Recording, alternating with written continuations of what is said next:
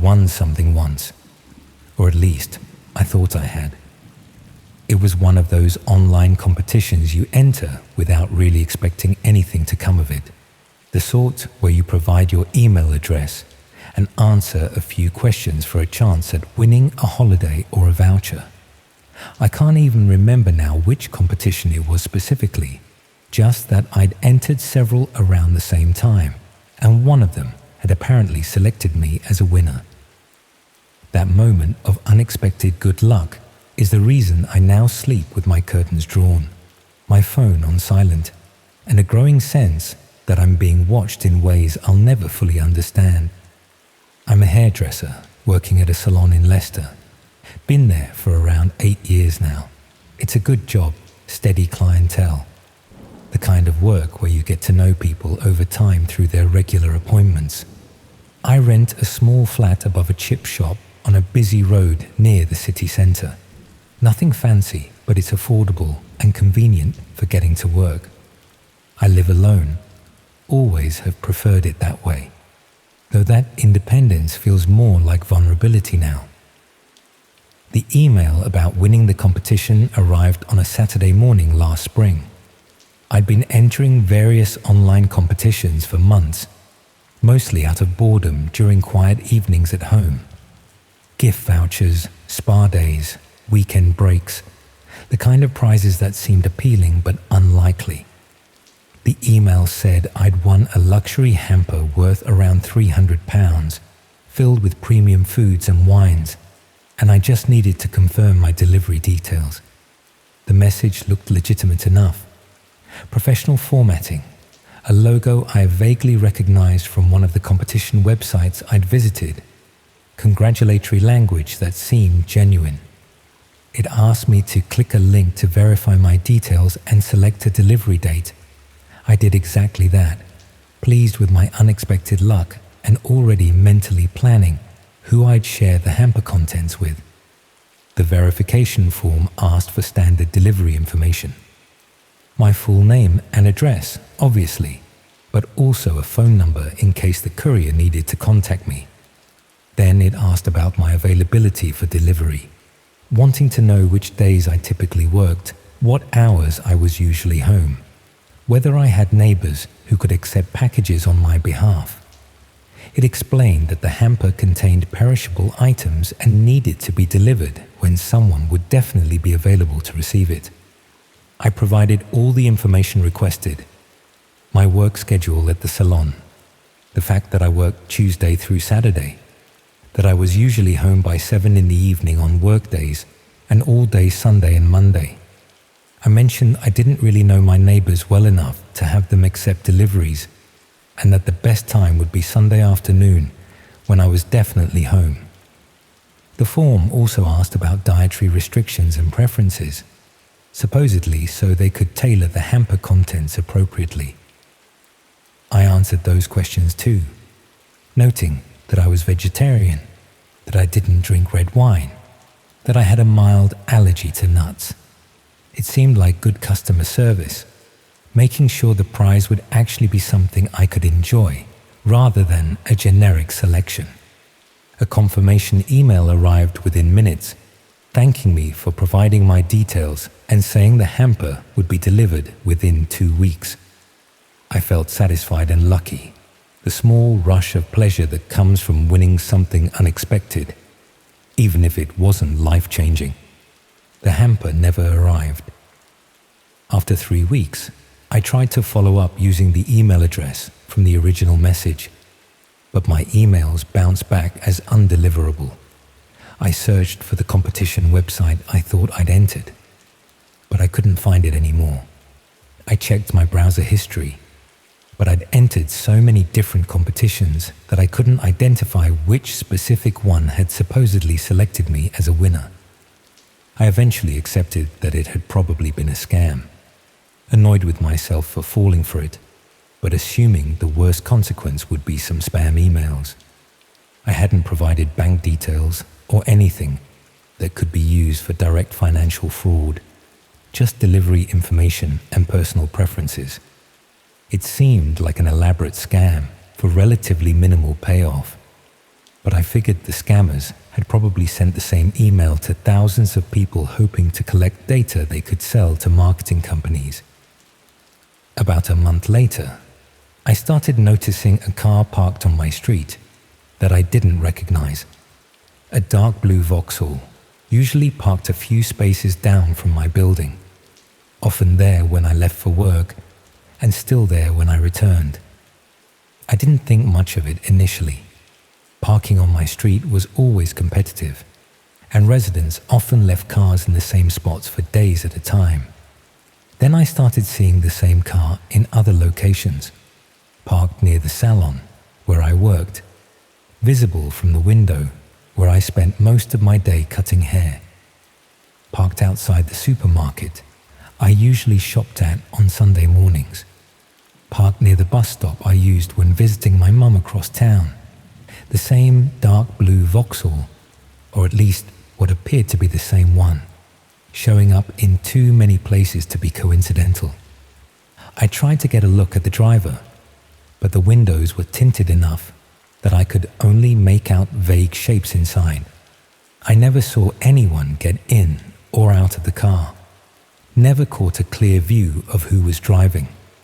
It was just there, persistently present in locations where I spent time, watching without ever doing anything overtly threatening. I reported it to the police, explaining that I believed someone was following me. They took a statement and said they'd increase patrols in my area, but they were honest about how difficult it was to act on these situations. Following someone wasn't itself illegal unless it crossed into harassment or stalking territory, and I didn't have evidence of threats or direct contact. They took down the registration number I'd managed to note, but when they checked it, the car was registered to a leasing company with multiple vehicles on their fleet. Tracing who was actually driving at any given time would be nearly impossible. The car eventually stopped appearing, or at least I stopped noticing it after a few weeks. I told myself I'd been paranoid, that it was probably someone who happened to live and work in similar areas to me, that the pattern I'd seen was just coincidence amplified by anxiety. Then other things started happening, small things at first, easy to dismiss individually, but forming a pattern that became harder to ignore.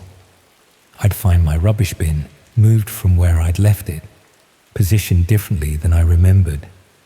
The position of my doormat would be slightly off, as though someone had lifted it and replaced it carelessly. Once I found a cigarette stub near my door, even though I didn't smoke and neither did any of my neighbors as far as I knew. Inside my flat, I'd noticed minor changes that could have been my own forgetfulness, but felt wrong. A kitchen cupboard left slightly ajar when I was certain I'd closed it. A book moved on my shelf, not dramatically, but enough that I noticed it wasn't where I'd last placed it. My bathroom window left unlatched when I always kept it locked. I started documenting these incidents, taking photos of how I left things so I could compare them when I returned. The documentation confirmed I wasn't imagining it. Things were being moved, adjusted, interfered with while I was out. Someone had access to my flat, entering and leaving without forcing locks or breaking windows, just subtle enough that each individual incident could be explained away as forgetfulness or accident. I had my locks changed, installed a chain on the door, checked all the windows obsessively before leaving. The disturbances continued. A drawer in my bedroom would be open slightly. A coat in my wardrobe would be hanging differently than I'd left it. My toothbrush would be in a different position on the sink. What made it more disturbing was that nothing was ever stolen or damaged. Whoever was entering my flat wasn't taking anything or leaving obvious evidence of their presence.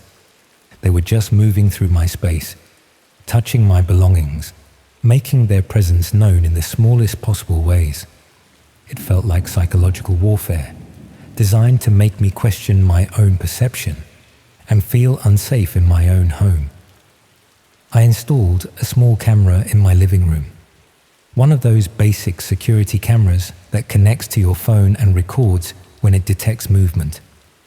The first few days showed nothing unusual. Just me moving around the flat going about my normal routine. Then on the fourth day, whilst I was at work, the camera captured someone entering my flat. The figure was dressed in dark clothes and wore a balaclava that completely obscured their face. They moved through my flat systematically, not looking for valuables to steal, but appearing to document everything. They opened drawers and cupboards, looked through papers on my desk, examined items on my shelves. They spent several minutes in my bedroom, going through my wardrobe and checking under my bed. The whole intrusion lasted about 40 minutes before they left as silently as they'd entered. Most disturbing was what they did at the end. They walked directly to where the camera was positioned, despite it being small and relatively well hidden. They stood there for several long seconds, staring directly into the lens, letting me know they were aware of being recorded and weren't concerned about it. Then they reached up and adjusted the camera angle slightly before leaving. A small violation that made it clear they could access my flat whenever they wanted, and there was nothing I could do to stop them. I took the footage to the police immediately. They treated it more seriously this time, with actual evidence of someone illegally entering my home. But the figure in the video was completely unidentifiable, and they'd been careful not to touch anything that might leave fingerprints. The police arranged for forensics to check my flat, but they found nothing useful. Whoever was entering knew how to avoid leaving evidence. A detective assigned to my case asked if I'd recently signed up for any online services or provided personal information to anyone I didn't know well. I mentioned the competition email from months earlier, though I didn't see how that could be connected. She asked if I still had the email, and when I showed it to her, her expression changed. She explained that these fake competition emails were being used to gather detailed information about people's routines and living situations. The questions about work schedules, availability times, living alone, dietary preferences, none of it was about delivering a hamper. It was intelligence gathering, creating profiles of potential targets who could be monitored and accessed. The detective showed me how to access a dark web marketplace where these profiles were being sold. My information was listed there, complete with everything I'd provided on that verification form, and additional details that had apparently been gathered through surveillance.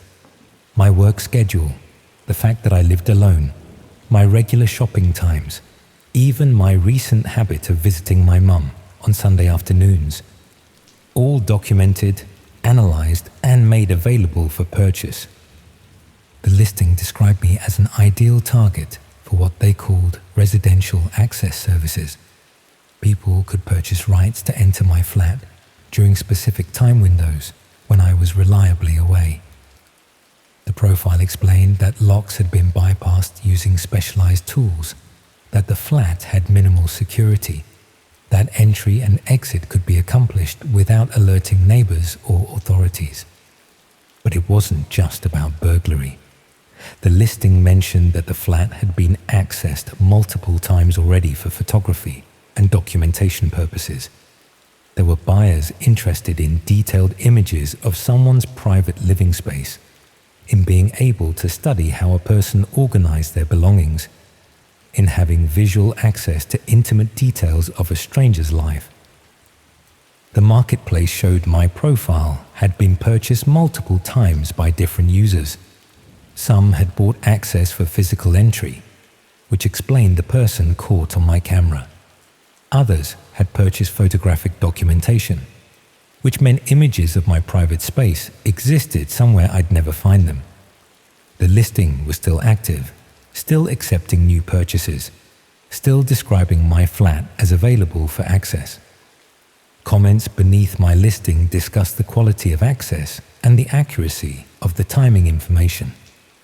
Previous buyers had left feedback rating their experience, mentioning that my routine was reliable and that entry was straightforward. One comment noted that I'd installed a camera which had been easily managed during their visit. Another comment discussed specific items in my bedroom, describing my belongings in detail that suggested they'd spent considerable time examining my personal space.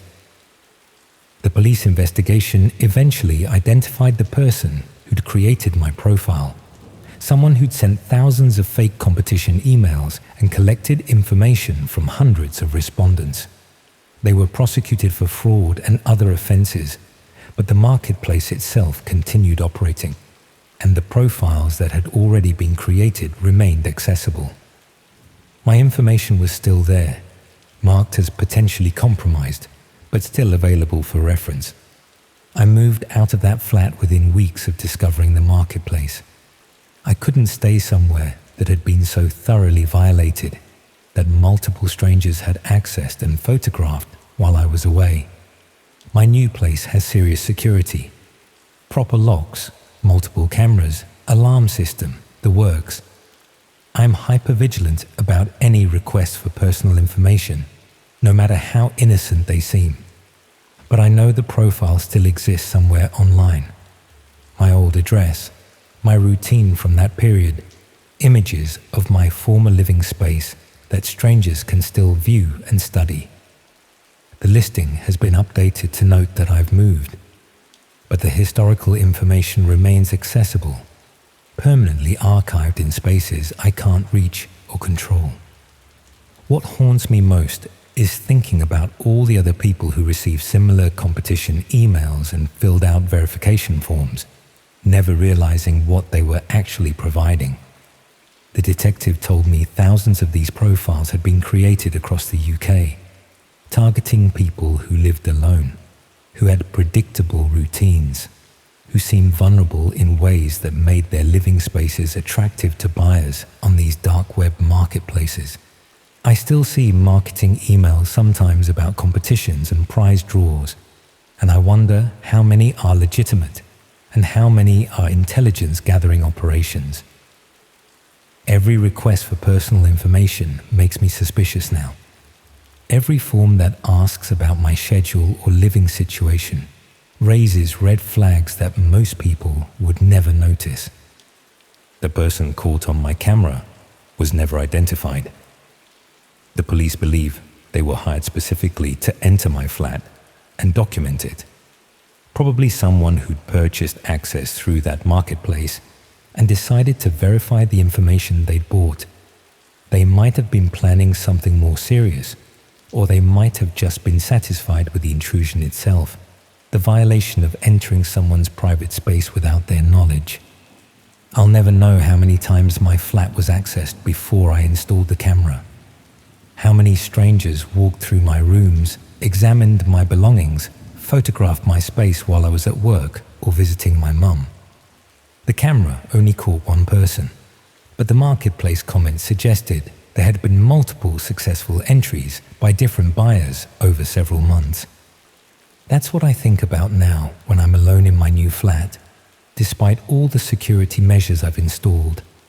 The knowledge that somewhere online, detailed information about my life is still available for purchase.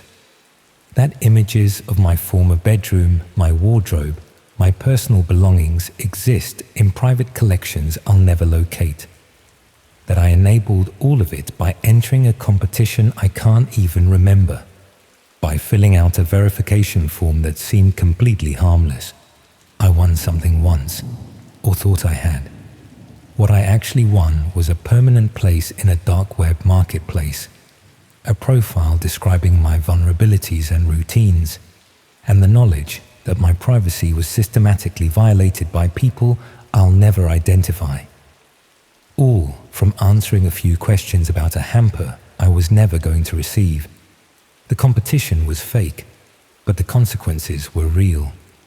That's what keeps me careful now, questioning everything, trusting nothing that seems too good to be true, because I learned the hard way that sometimes the cost of free entry is everything you thought was private, documented, and sold to strangers who view your life as a commodity worth purchasing.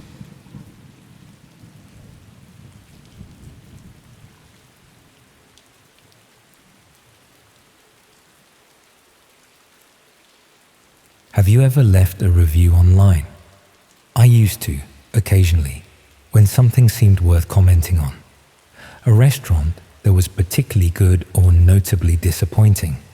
A shop that went above and beyond or completely failed to deliver. Nothing elaborate, just a few stars and a couple of sentences. The sort of casual feedback that takes 30 seconds to write and then you forget about it. Last year, I left one review that was slightly more critical than usual. Still perfectly reasonable, I thought. Just honest about a meal that hadn't lived up to expectations.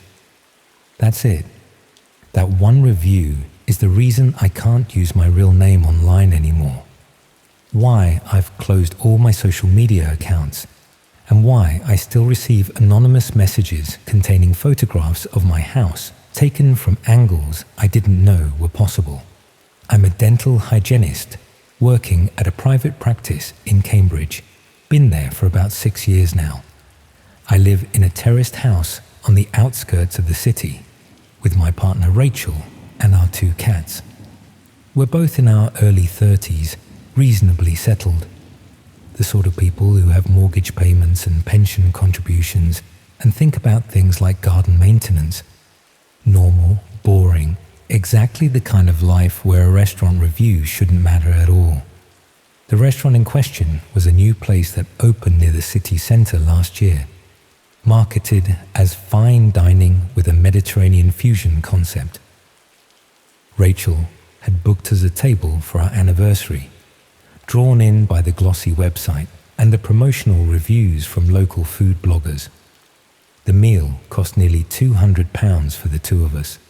Expensive by our standards, but supposedly worth it for a special occasion. The experience was disappointing from the start. We waited 40 minutes past our booking time to be seated. The food was mediocre at best. Nothing like the elaborate dishes shown in the website photos. My main course arrived barely warm, and when I mentioned it to the waiter, he shrugged and said the kitchen was busy. Rachel's meal had ingredients listed on the menu that simply weren't present on the plate. We left feeling we'd wasted money we couldn't really afford on an evening that was meant to be memorable for better reasons. A few days later, I wrote an honest review on one of the major restaurant review websites. I explained what we'd experienced, noting the long wait, the quality issues, the dismissive service. I wasn't cruel or personal about it, didn't name staff members or use inflammatory language. I just described what had happened and said I wouldn't recommend the restaurant based on our visit. I gave it 2 stars out of 5, which seemed fair given the price and the promises they'd made. The review was posted under my real name, which the platform required for verified reviews. I didn't think anything of it at the time. It was just a restaurant review, the sort of consumer feedback that businesses should expect when they charge premium prices and under-deliver. I'd left dozens of reviews over the years for various businesses, all under my real name, never having any issues. Within days, I started receiving messages. They came through various platforms, the review website itself, my Facebook account, my email address, even my LinkedIn profile, which I barely used. The messages all followed a similar pattern, accusing me of lying about my experience, suggesting I was trying to damage a small business unfairly, demanding I remove my review immediately. Some messages were more aggressive than others. A few contained thinly veiled threats about consequences if I didn't take the review down. Others tried a different approach, claiming the restaurant owner was a single mother struggling to build a business, and my review was personally devastating to her family. The tactics varied, but the goal was always the same. They wanted my review deleted. I initially assumed these messages were from the restaurant owner or staff members, upset about negative feedback. It's not uncommon for businesses to respond defensively to criticism, even if it's legitimate. I reported the more threatening messages to the platforms they came through and otherwise tried to ignore them. My review was honest, and I had no intention of removing it just because someone didn't like what I'd written. Then the messages started including personal information, details about where I worked, which dental practice employed me, what time my shift typically started. One message mentioned my partner by name and described the car she drove. Another referenced our house, giving the street name and mentioning the distinctive blue door we'd painted the previous summer. That's when I started feeling genuinely concerned. These weren't just angry business owners or defensive staff. Someone had researched me extensively, gathering information from various sources to create a detailed picture of my life. The messages made it clear this information wasn't just passively collected. It was intended to intimidate me, to make me feel watched and vulnerable. I reported everything to the police. They took a statement, but explained that unless someone made explicit threats or engaged in sustained harassment that met legal thresholds, there wasn't much they could do. Sending messages that mentioned publicly available information wasn't itself illegal, however unsettling it felt. They advised me to make my social media accounts private and be cautious about my online presence. I did exactly that, locking down all my accounts and removing as much personal information as I could find. I also noticed that my restaurant review had accumulated dozens of comments, all attacking my credibility and character. People I'd never heard of claimed I was a competitor trying to sabotage a legitimate business. Others said they'd seen me behaving badly at the restaurant and that I'd invented my complaints. The comments were clearly coordinated, all posted within a short time frame, all using similar language patterns. What I didn't understand was why a restaurant would go to such lengths over a single negative review. The place had other reviews, some positive and some critical like mine. It wasn't as though my one review could destroy their business, especially since other customers had mentioned similar experiences. The response seemed wildly disproportionate to the perceived offense. Rachel suggested I just delete the review to make the whole situation go away. Part of me wanted to, just to stop the messages and get back to normal life. But another part felt stubborn about not being bullied into removing honest feedback. We compromised by me contacting the review platform to explain what was happening and asking if they could hide my personal information while keeping the review active. The platform support team was sympathetic but limited in what they could do. They removed my last name from the review and disabled comments on it, but they couldn't completely anonymize it without violating their verification policies. They also mentioned that several other reviewers who'd criticized this particular restaurant had reported similar harassment, suggesting this was part of a pattern rather than an isolated incident. That information should have made me feel less alone, but instead it worried me more. If multiple people were being targeted like this, it suggested the restaurant had resources and systems in place for dealing with negative reviews that went far beyond normal business responses. It implied organization and deliberate strategy rather than just emotional reactions to criticism. About 3 weeks after the harassment started, I discovered my home address had been posted on the dark web. A colleague at work who had some technical knowledge helped me access the relevant sites after I explained what had been happening. She showed me how to navigate these hidden spaces, warning me that what I might find wouldn't be pleasant. My address was listed on a site that specialized in what they called reputation management services. The listing included my full name, home address, workplace, daily routine information, photos of my house and car, and detailed personal information about Rachel and me. It was presented as a dossier available for purchase, marketed to people interested in correcting what the site termed unjust online criticism of businesses. The listing made it clear what was being offered. For a fee, people could purchase access to comprehensive information about individuals who'd left negative reviews of certain businesses. The information could be used for various purposes, all of them designed to pressure reviewers into removing their criticism. The site didn't explicitly endorse harassment or violence, but the intended use was obvious from how the information was packaged and presented. My dossier had been purchased multiple times already. The site included a counter showing how many people had bought access to my information, and the number was in the 20s. 20 different people had paid money for detailed intelligence about my life, all because I'd left an honest review about a mediocre restaurant meal. But my information wasn't alone on the site. There were hundreds of similar dossiers, all targeting people who'd left negative reviews of various businesses across the UK. The site organized them by region and by the type of business reviewed, making it easy for restaurant owners or their representatives to find information about their critics. Some dossiers were more detailed than others, but they all included enough personal information to enable serious harassment or worse. The site also featured a messaging system where buyers could coordinate their activities.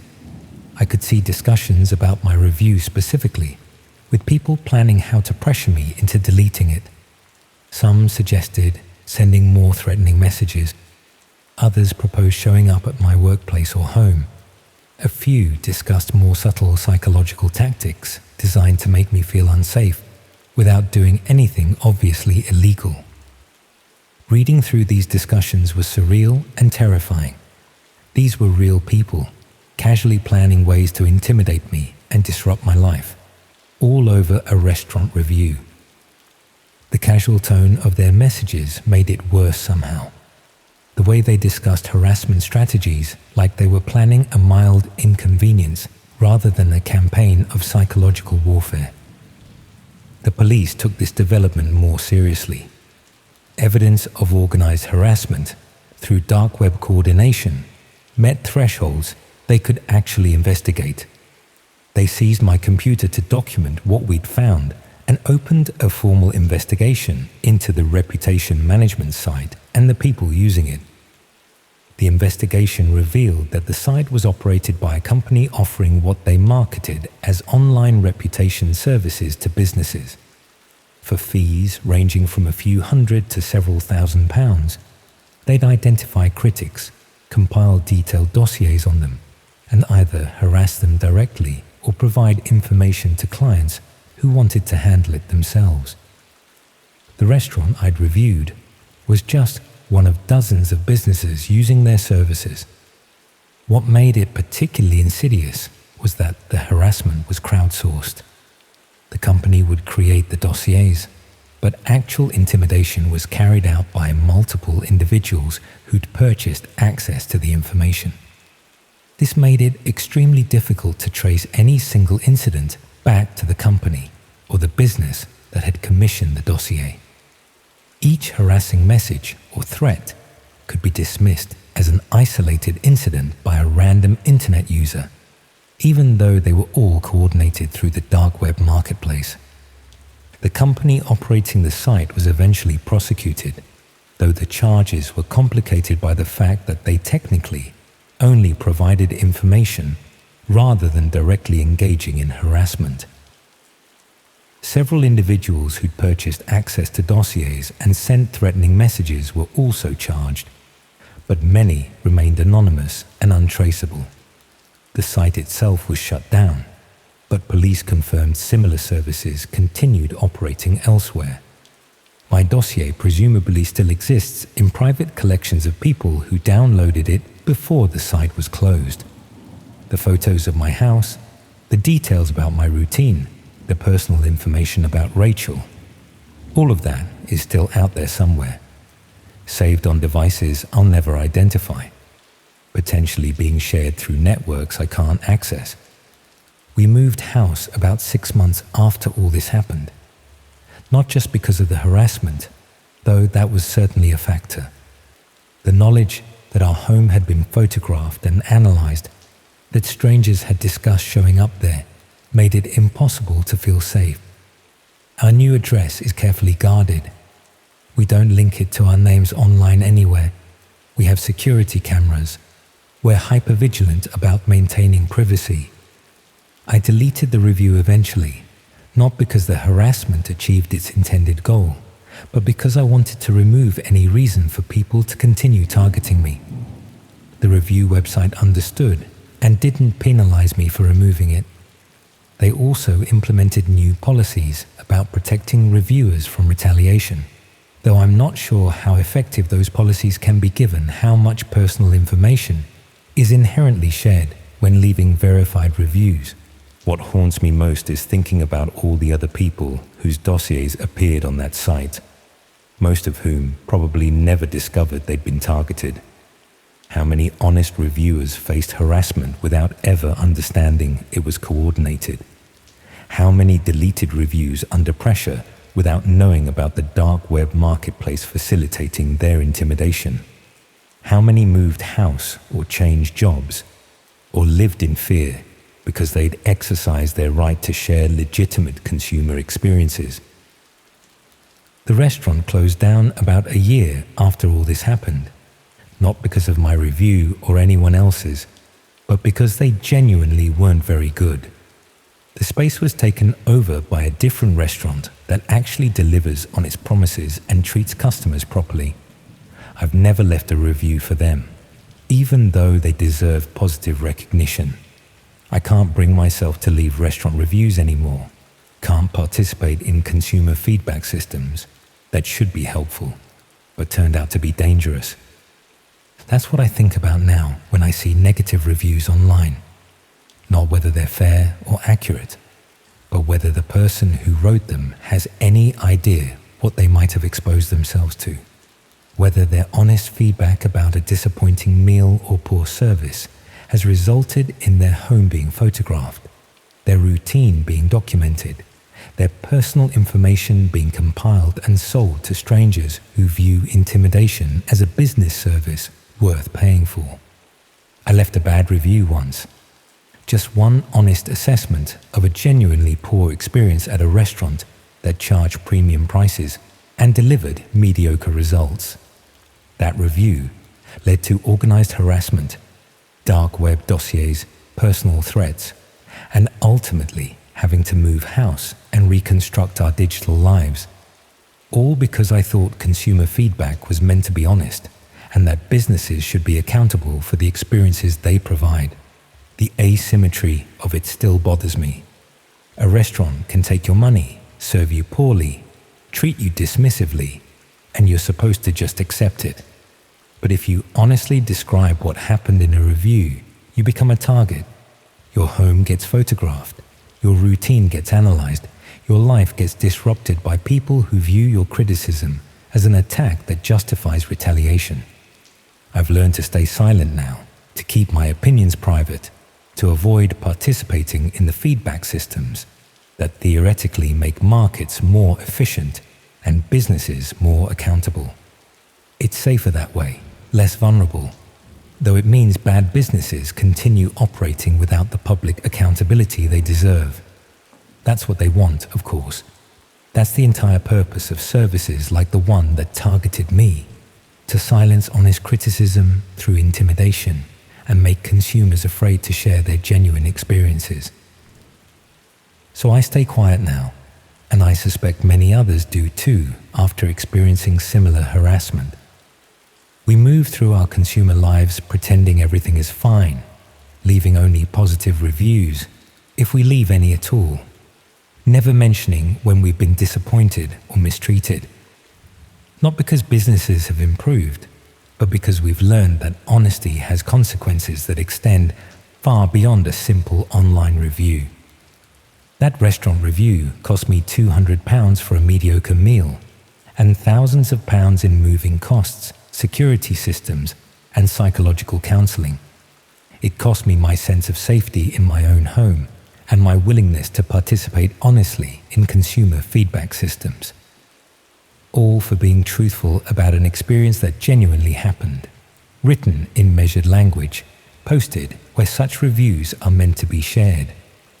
I left a bad review once, and I'll never make that mistake again.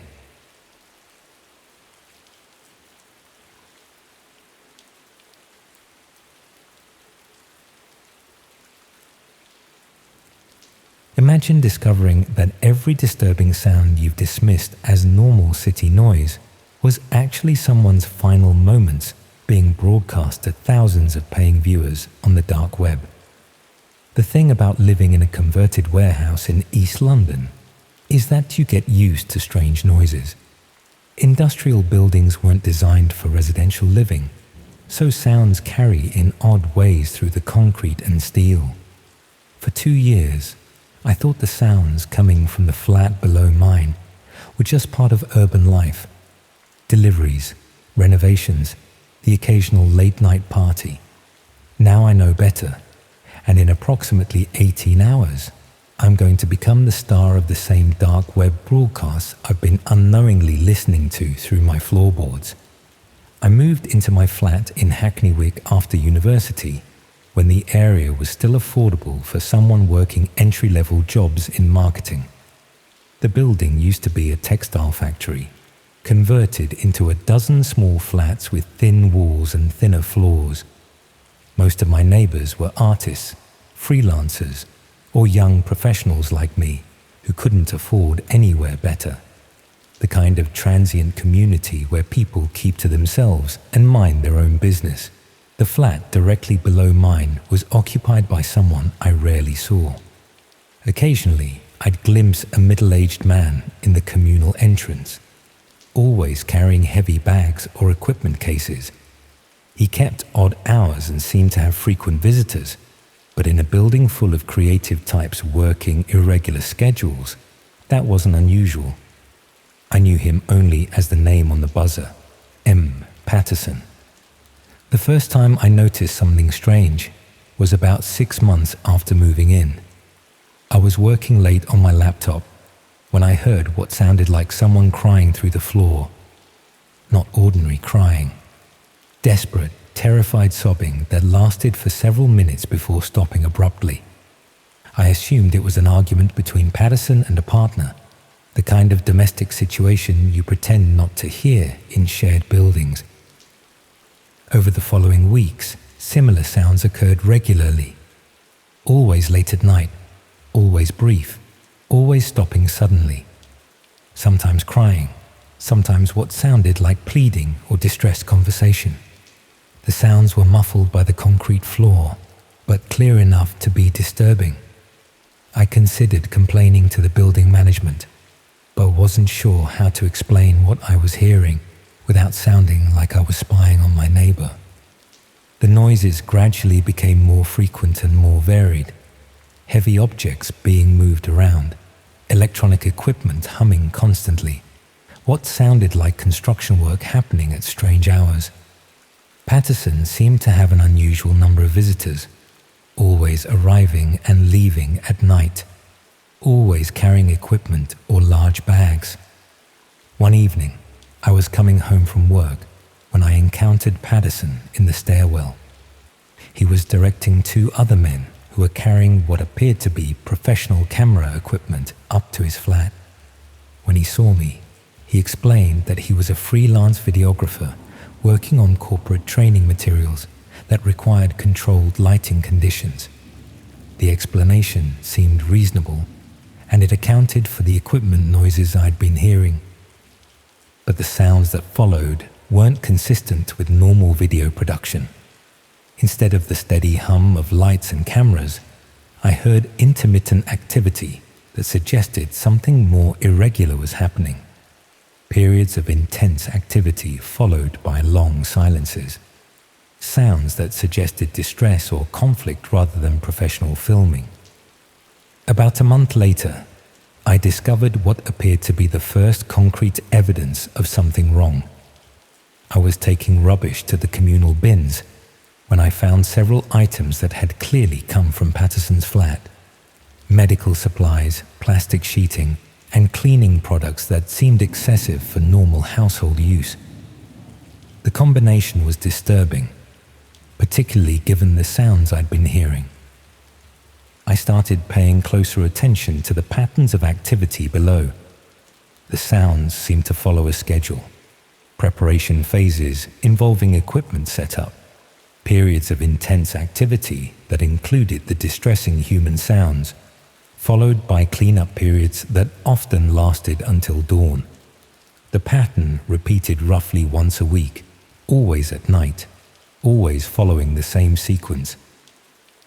One night, curiosity got the better of me. During what sounded like a preparation phase, I went down to the communal garden behind the building and looked up at Patterson's windows. They were covered with blackout material, but I could see the edges of bright lighting equipment around the frames. What disturbed me more was seeing cables running from his windows to a small satellite dish I hadn't noticed before. The next morning, I found Patterson in the communal entrance and casually asked about his video work. He was more forthcoming than I expected, explaining that he specialized in niche content for international clients. He mentioned working with subjects who required discretion and privacy, hence the soundproofing and security measures he'd installed. He also mentioned that his work required high-speed internet connections and specialized broadcasting equipment. When I asked about the satellite dish, Patterson explained that his clients demanded secure, encrypted transmission methods that standard internet connections couldn't provide. He said he used dark web protocols to ensure client confidentiality and protect the privacy of his subjects. The explanation sounded professional, but something about his manner suggested he was being deliberately vague. Over the following days, I researched dark web broadcasting and discovered information about red rooms, allegedly live-streamed torture or murder where viewers could pay to watch or influence events. Most sources insisted they were urban legends, but some suggested they might exist using sophisticated encryption and cryptocurrency payment systems to avoid detection. The timing coincided with an escalation in the sounds from Patterson's flat. The preparation phases became longer and more complex. The periods of distress became more intense and extended. The cleanup phases seemed to involve more thorough work, including what sounded like industrial cleaning equipment. I also noticed changes in the building's internet connectivity. During Patterson's active periods, the shared Wi-Fi became unreliable, suggesting he was using substantial bandwidth for upload activity. When I mentioned this to other residents, they confirmed experiencing similar issues, always at night, always coinciding with increased activity from Patterson's flat.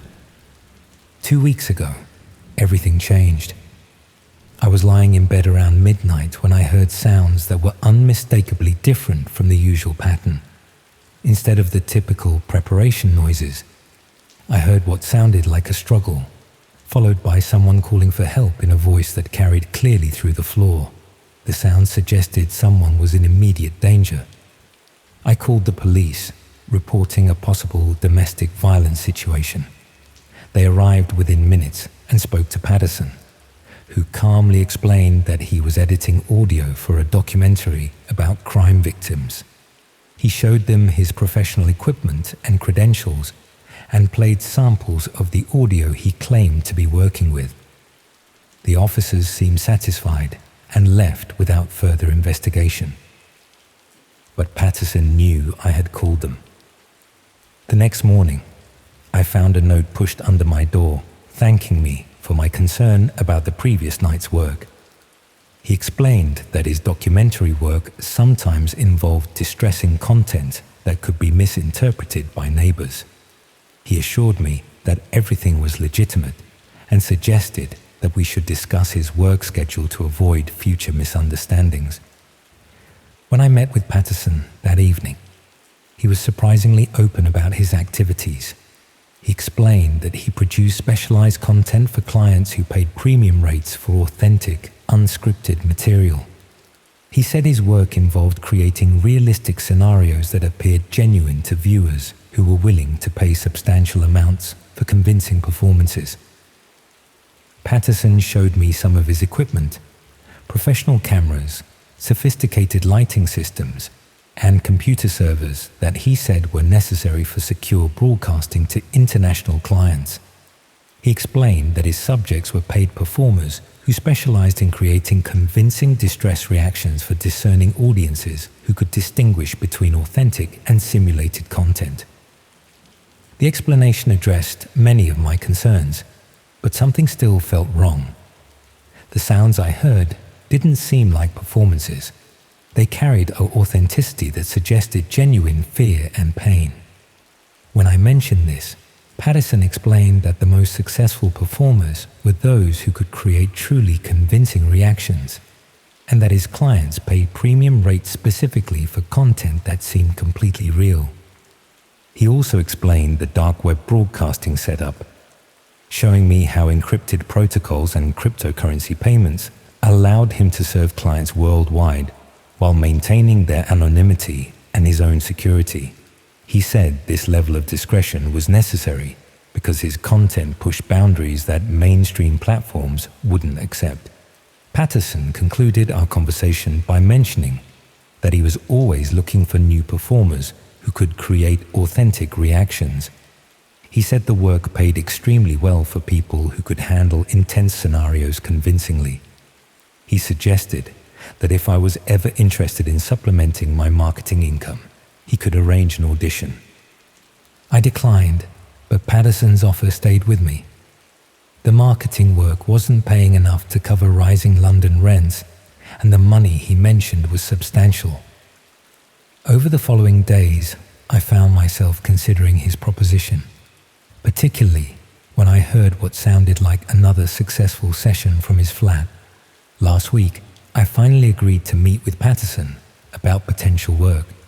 He explained that his current project involved creating content for a very specific audience that paid extraordinary amounts for authentic-seeming material. He said new performers typically started with minor roles to build comfort and confidence before progressing to more intensive scenarios. Patterson showed me the contracts his performers signed, which included substantial payment terms, confidentiality clauses, and detailed consent agreements. Everything appeared professional and legitimate. He explained that the intense reactions I'd been hearing were the result of method acting techniques that helped performers create convincing distress responses. He offered me what he called a trial role, a simple scenario that would pay enough to cover several months of rent. The work would involve a few hours of filming, following a script designed to create authentic-seeming reactions for his discerning clientele. He assured me that everything was performance, that safety protocols were in place, and that I could withdraw at any time if I became uncomfortable. I agreed to the trial, scheduled for tomorrow night. Patterson explained that the session would be broadcast to his regular audience, who had been informed about the new performer and were particularly interested in authentic reactions from first-time participants. He said the audience engagement was part of what made his content valuable. Viewers felt they were witnessing genuine experiences rather than obvious performances. But yesterday, I made a discovery that changed everything. While Patterson was out, I managed to access the building's Wi-Fi router and examine the network traffic from his flat. The data streams were massive, far larger than normal video files, and were being transmitted to multiple dark web addresses simultaneously. More disturbing was what I found when I managed to access one of these addresses through a Tor browser. Instead of the professional performance content Patterson had described, I found myself looking at what was clearly a red room operation. Live streams of genuine torture and murder, with chat functions allowing viewers to request specific actions through cryptocurrency payments. The archives showed dozens of previous broadcasts, all apparently filmed in Patterson's flat, all featuring people who displayed genuine terror and pain rather than convincing acting. These weren't performances, they were real victims, and I had been listening to their final moments through my floorboards for months. I realized that Patterson's offer wasn't for acting work. Tomorrow night's trial role was scheduled to be my final performance, broadcast live to thousands of dark web viewers who were expecting to watch someone die in the flat below mine. I've been hiding in a hotel since making this discovery, but Patterson keeps finding ways to contact me. Messages on social media, emails to accounts he shouldn't know about, even notes left at my workplace, all reminding me about tomorrow's commitment and explaining that his audience has been told to expect a new performer with authentic reactions. This morning, I found a package at my hotel room containing a tablet computer. When I turned it on, it showed a live feed of my empty flat, apparently filmed from Patterson's unit below. Text on the screen explained that the audience was already gathering for tomorrow's broadcast and that my non-appearance would disappoint viewers who had paid premium rates for the session. The message also included details about my daily routines, my workplace, my family's addresses, information that made it clear they had been monitoring me far longer than I realized. The final line explained that tomorrow's broadcast would happen regardless of my cooperation. The only question was whether I would be conscious for it. I'm writing this from another hotel, but I know they'll find me again. Patterson's operation is too sophisticated, too well-resourced, too experienced at managing unwilling participants. I've heard too many of their victims through my floorboards to believe I can escape the same fate. Tomorrow night, thousands of people on the dark web will watch a live stream from the flat below mine. They've paid in cryptocurrency to see authentic reactions from someone who doesn't know what's really happening until it's too late. They've been promised genuine terror and pain rather than acted performances. The most horrifying realization is that I've been living above a dark web red room for over a year, listening to people die while assuming they were just neighbors arguing or filming amateur videos. I've been an unwitting witness to dozens of murders, dismissing genuine cries for help as domestic disputes or creative projects. How many other people might be living above or next to similar operations? How many strange noises do we ignore because we don't want to get involved? How many victims have called for help through thin walls and floors, only to have neighbors assume it's just part of urban living? The dark web has made it possible for these operations to exist anywhere, hidden in plain sight, broadcasting horror to paying audiences, while neighbors remain oblivious to what's happening around them. The technology makes it easy to hide, to pay anonymously, to consume murder as entertainment. I should have trusted my instincts about those sounds, should have called police sooner, should have investigated more thoroughly instead of minding my own business, should have realized that genuine distress sounds different from acting or arguments. But it's too late for should-haves now. Tomorrow night, I'll probably become another voice crying through floorboards that someone else will dismiss as just neighborhood noise. Whether I show up willingly or they come to collect me, tomorrow's broadcast will feature the neighbor who lived upstairs and listened to all the previous victims without understanding what he was hearing. And somewhere above us, another neighbor will probably assume my screams are just someone having a bad night.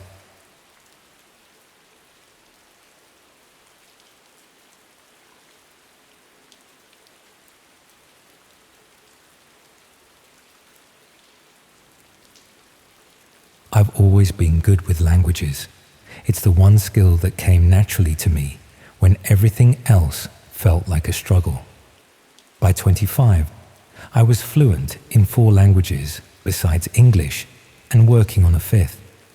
People assumed I'd become a teacher or join the diplomatic service, but translation work paid better and let me work from home in my small flat in Oxford.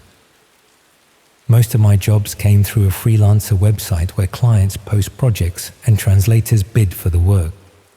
It's competitive, but I'd built a solid reputation for accuracy and discretion, particularly with technical or specialized content.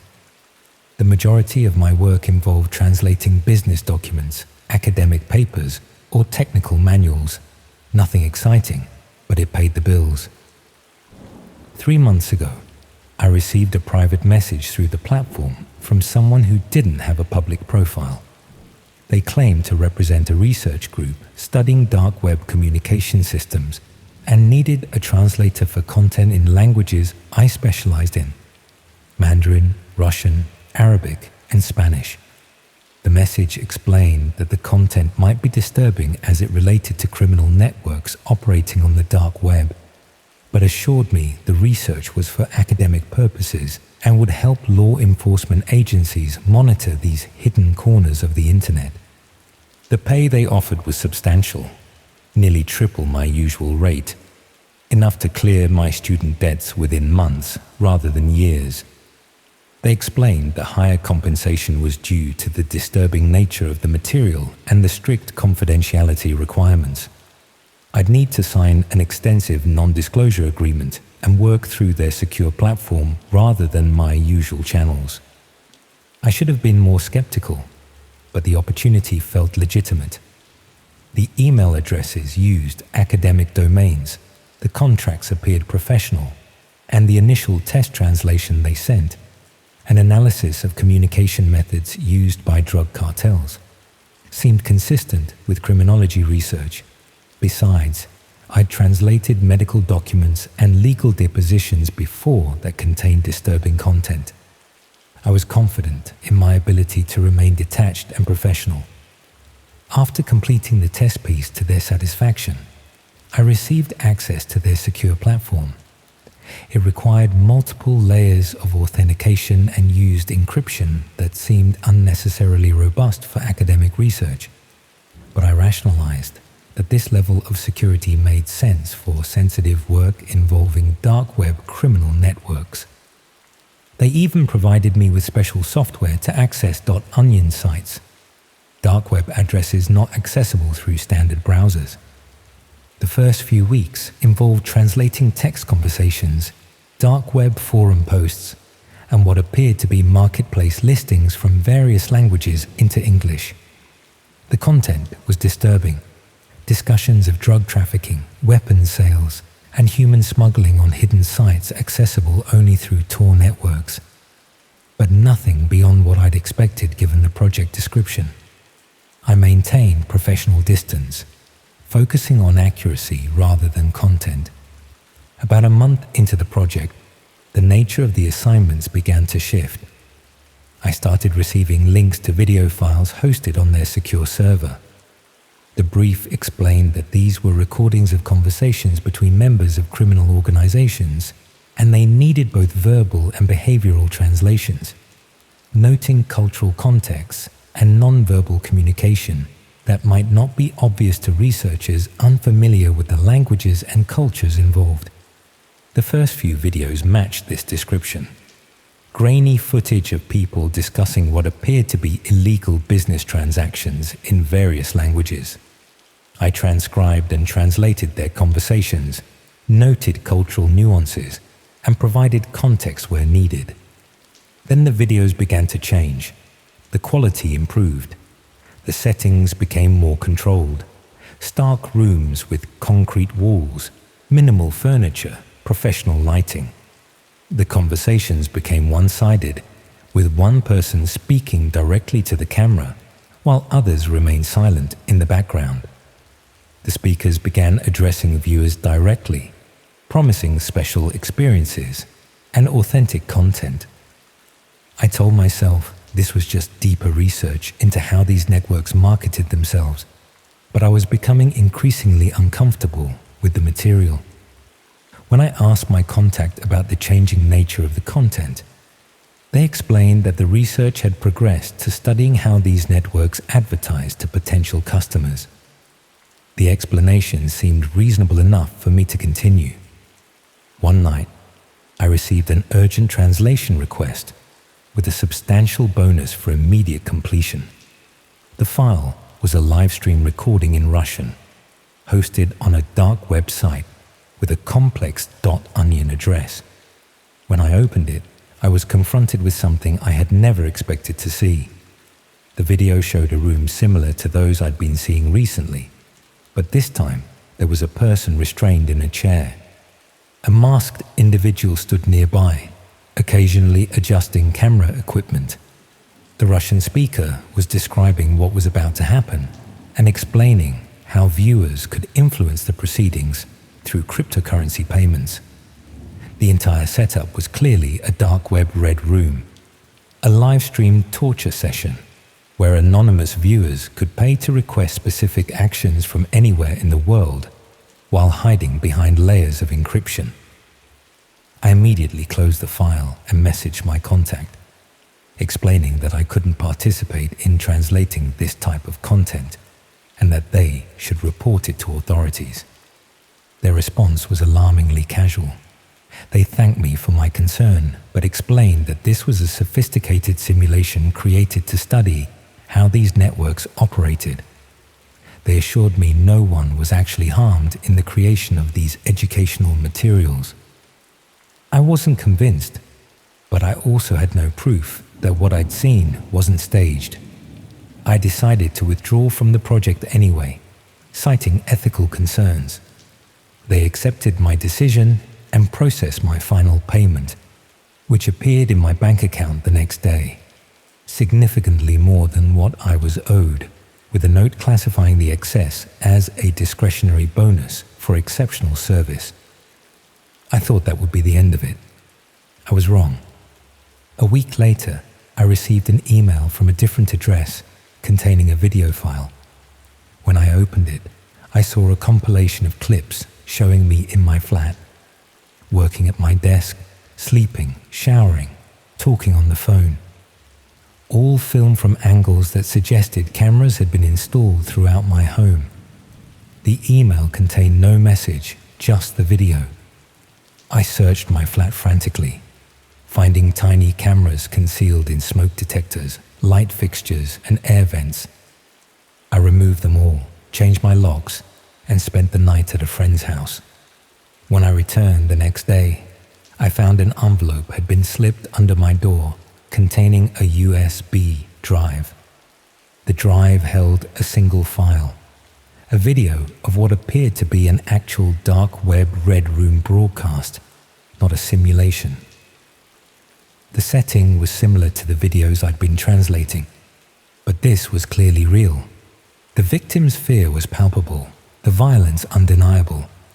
At the end of the video, text appeared in all 5 languages I spoke, stating that I was now complicit in their operation and that my translations had helped them expand their dark web audience to new markets across multiple language barriers. I went to the police immediately. I showed them the cameras I'd found, explained the work I'd been doing, and described the threatening video. They took the report seriously and sent an officer to check my flat for additional surveillance equipment. They found nothing beyond what I'd already discovered, but advised me to stay elsewhere while they investigated. Their investigation revealed that the academic domains used in the emails were spoofed.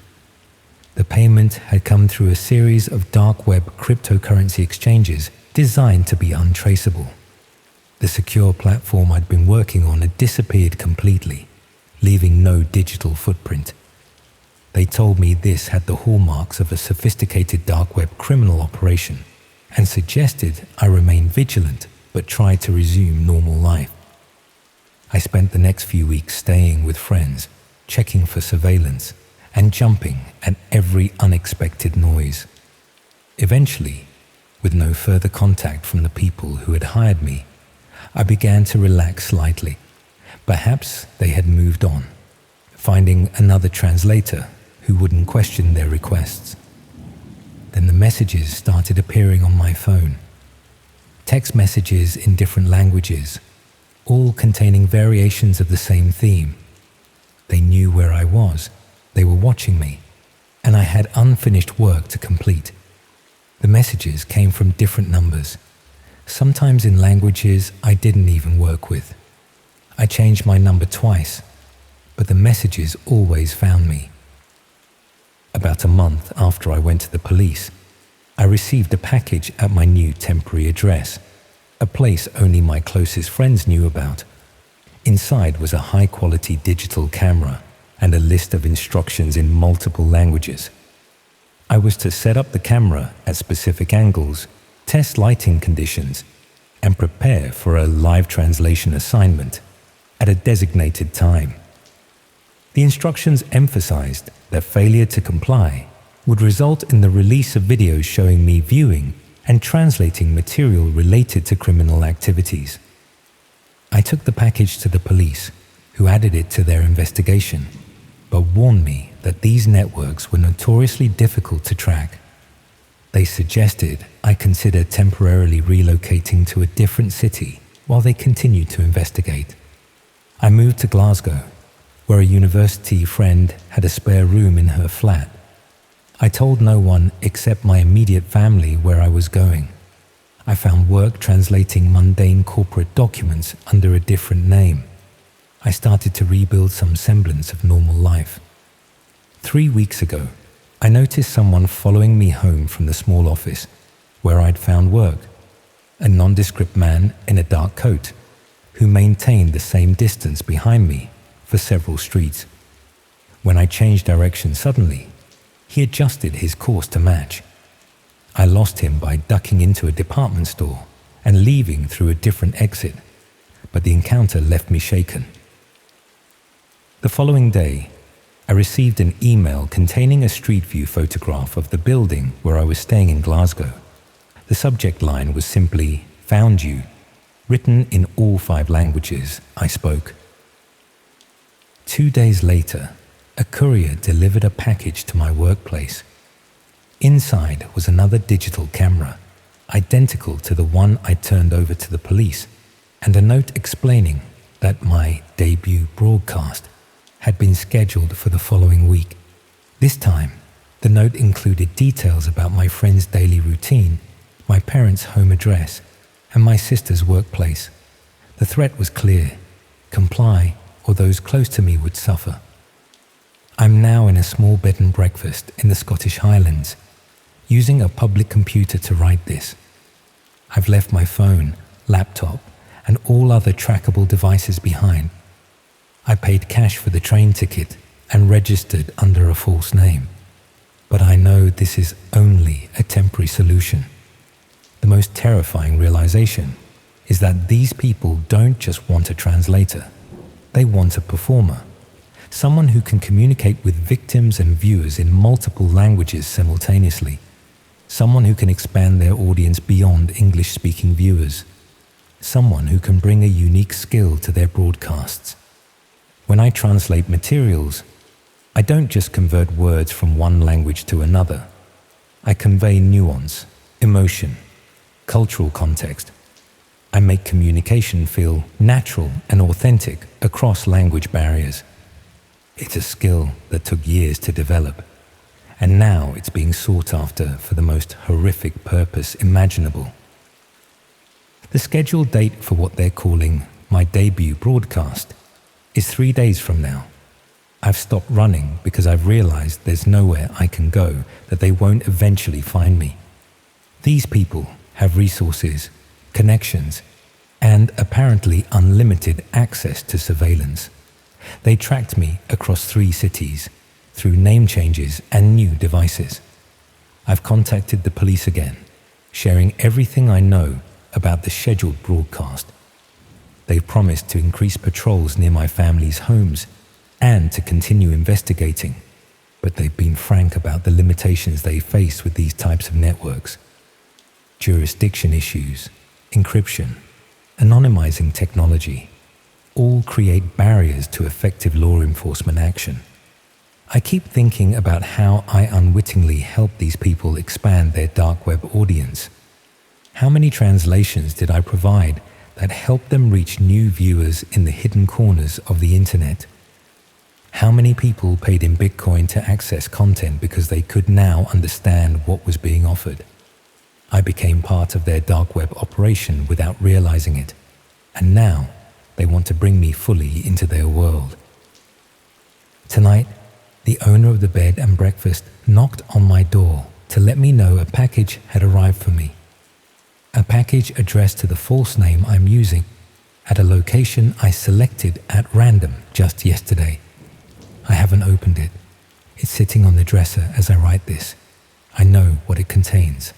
Another camera, another set of instructions, another reminder that they can find me anywhere. The broadcast is scheduled for Saturday night. I'm running out of options and places to hide.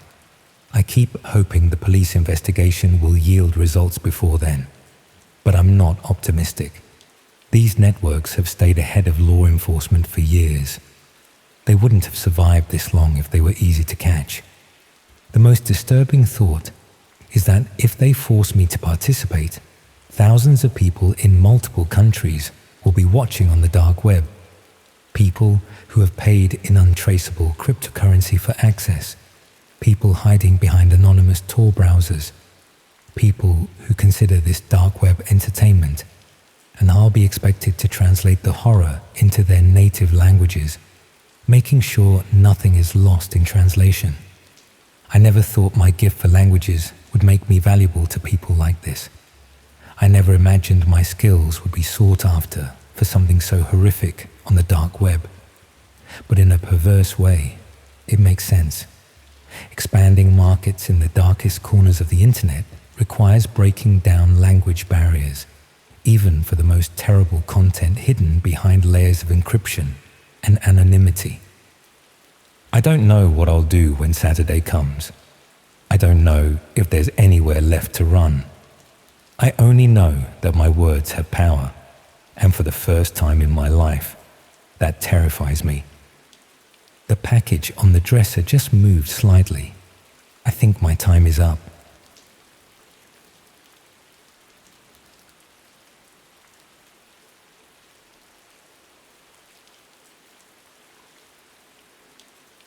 People always ask how someone like me ended up in this situation. I suppose it's fair to wonder how a university cleaner from Brighton could stumble onto something so dark that thousands of people are now eagerly waiting to watch me suffer. The answer is embarrassingly simple. I thought I was being helpful. It was about 4 months ago when I first heard about live streaming. My daughter had moved to Leeds for university, and we'd been struggling to stay in touch. She suggested we try some new platform where she could show me around her campus and I could give her virtual tours of home. I'm not great with technology, but I wanted to connect with her, so I signed up.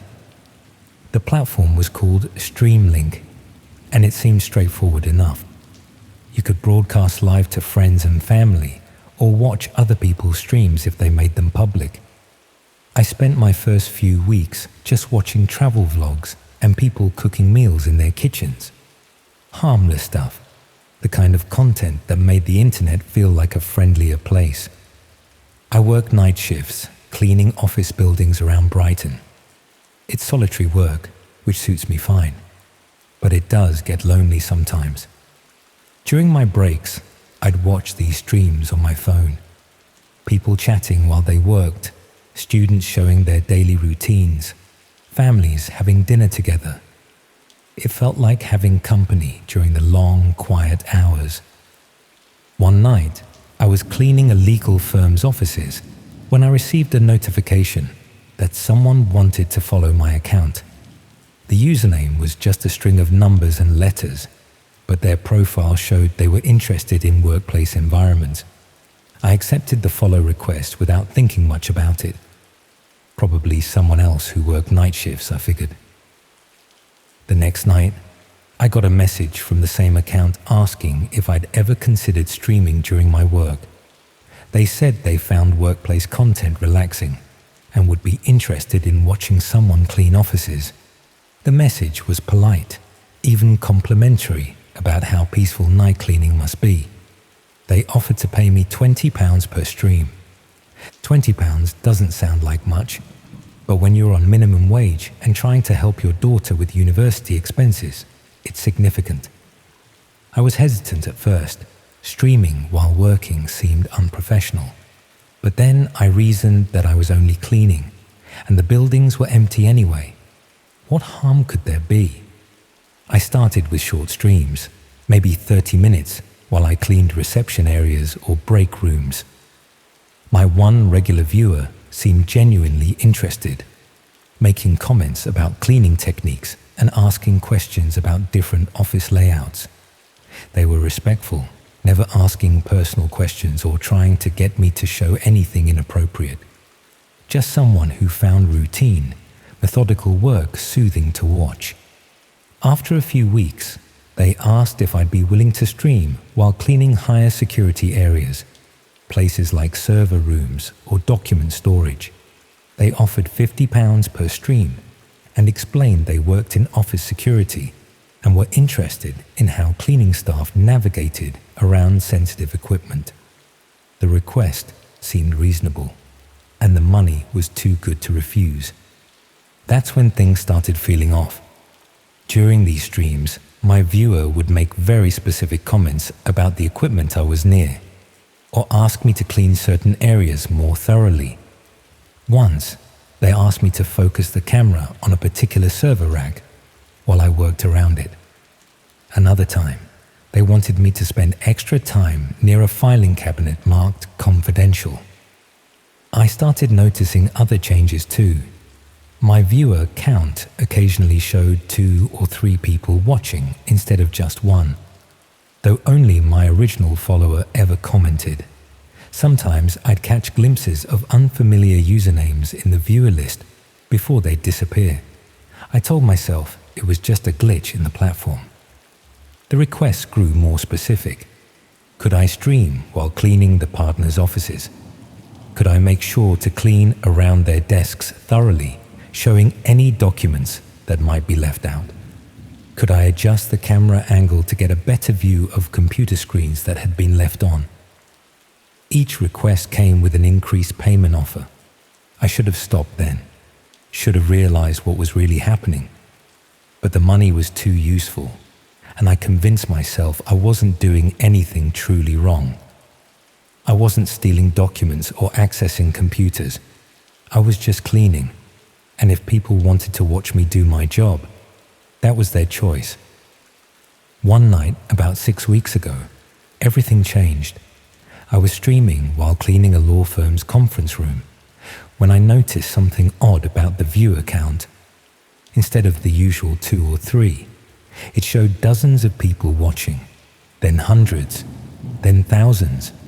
The chat, which had always been just my one regular viewer making polite comments, exploded with activity. Messages were flying by too fast to read, but I caught fragments, coordinates, building layouts, security schedules. Someone was discussing the best times to enter the building. Another was sharing information about alarm systems. That's when I understood what my streams had really been used for. I wasn't providing relaxing content for lonely night shift workers. I was unknowingly conducting reconnaissance for criminals. Every office layout I'd shown, every security camera I'd inadvertently revealed, every keypad code I'd accidentally captured while unlocking doors, it had all been recorded and analyzed. I ended the stream immediately and tried to delete my account, but the platform wouldn't let me. Every time I attempted to log in, I received error messages. When I tried to create a new account to see what was happening, I found that my streams had been archived and were still available to view. My cleaning routes through multiple office buildings had been documented in detail.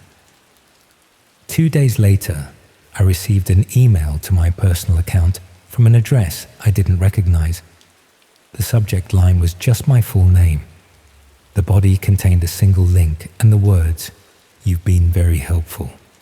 Now it's time to give back to the community. The link led to a different website, not Streamlink, but something darker. The page showed what appeared to be a live feed from an empty room. Concrete walls, industrial lighting, a drain in the floor.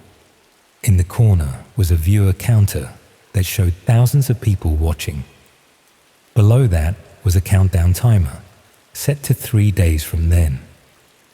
I closed the browser and tried to pretend I'd never seen it. But over the next day, I kept receiving messages, text messages to my phone, which I'd never given to anyone associated with the platform. Emails to addresses I'd only used for personal things. Social media accounts I thought were private suddenly had friend requests from users with random number usernames. The messages all carried the same theme. I'd provided valuable services, and now I needed to fulfill my part of a larger agreement, an agreement I'd never knowingly made. They referenced specific details from my streams, which office building I was in on, which nights, what time I usually took my breaks, even what I typically ate for my midnight meal. I went to the police, but explaining the situation made me sound paranoid or potentially complicit in whatever crimes were being planned. A middle-aged cleaner claiming he'd accidentally helped criminals through innocent live streams. They took a report, but clearly thought I was either confused or trying to cover up involvement in something illegal.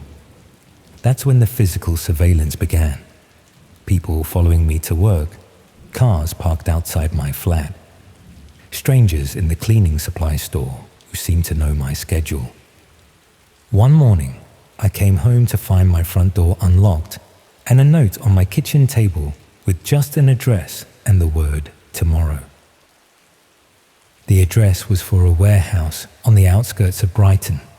I didn't go, obviously. Instead, I packed what I could carry and left town.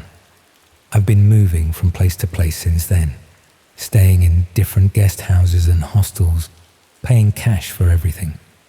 But they keep finding me. Hotel staff who recognize me despite using different names. Other guests who seem to know my routines. Maintenance workers who ask unusual questions about the buildings I'm staying in. Sometimes I'll return to my room to find that someone has been through my belongings, though nothing is ever taken. Yesterday, I found a small package in my backpack that I definitely didn't put there. Inside was a mobile phone, already switched on. The screen showed a familiar interface, Streamlink, with a notification that I had thousands of followers waiting for my next broadcast. There was also a countdown timer, showing less than 2 days remaining. I'm writing this from an internet cafe in a town whose name I won't mention. The mobile phone is still with me because I'm afraid to throw it away. Every time I look at it, the follower count has increased. The comments section is active with messages I can't understand, references to locations, schedules, preparation. This morning, the phone rang. When I answered, there was no voice on the other end, just the sound of a streaming platform notification. Then text appeared on the screen. Final stream begins in 36 hours. Location details to follow. Failure to participate will result in consequences for family members. I haven't spoken to my daughter in Leeds for 3 weeks. I've been too afraid to contact her, worried that doing so might draw attention to her. But this morning, I received a photo message on the mysterious phone. It showed her walking to lectures, clearly taken without her knowledge. She looked tired and stressed, probably worried about not hearing from me. The most terrifying realization is that this was always the plan. The initial approach, the gradual increase in payment, the specific requests for certain areas. It was all designed to gather information while slowly drawing me deeper into something I couldn't escape from. They'd studied my financial situation, my relationship with my daughter, my work schedule. They knew exactly how to manipulate me. I keep thinking about how many other people might be involved in similar schemes without realizing it. Delivery drivers streaming their routes, security guards showing empty buildings at night, maintenance workers broadcasting from inside restricted areas, all thinking they're earning a bit of extra money through harmless content creation, not realizing they're providing reconnaissance for something much darker. The phone just vibrated with another notification. The stream is scheduled to begin tomorrow evening at a location that will be sent to me 6 hours beforehand. The viewer count now shows tens of thousands of people waiting, people who have been watching my every move for months, learning my routines, studying my vulnerabilities. I don't know what kind of stream they expect me to participate in, but given what I've learned about the platform's true purpose, I doubt it's anything I'd survive. The empty room with the concrete walls and the drain in the floor keeps appearing in my nightmares. I'm going to try to disappear again after posting this. Maybe if I can stay hidden long enough, they'll lose interest. Maybe they'll find another target. Maybe my daughter will be safe if I just vanish completely. But I'm not optimistic. They've proven they can track me anywhere, through any means. They have resources I can't understand and reach I can't escape. And they have something that makes escape impossible: leverage over the people I care about. If you ever get approached to start streaming your work, no matter how innocent it seems, please think carefully about what you might inadvertently be revealing. The people watching might not be who they claim to be. The request might seem reasonable at first, but lead somewhere much darker. The countdown on the phone now shows less than 30 hours. I need to move again, but I'm running out of places to hide, and running out of hope that I can somehow break free from this nightmare I accidentally created. One innocent stream led to this. One decision to earn a bit of extra money has put me and my daughter in danger. All because I wanted to help someone who claimed to find workplace cleaning relaxing to watch. The viewer count keeps growing. They're all waiting for tomorrow's final stream, waiting to see what happens to the helpful cleaner who showed them exactly how to break into the buildings where he worked. I should never have accepted that first follow request.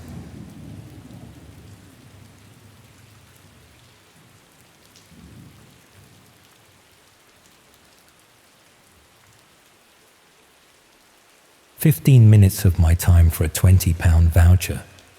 It's the sort of thing you do on a slow afternoon without thinking twice.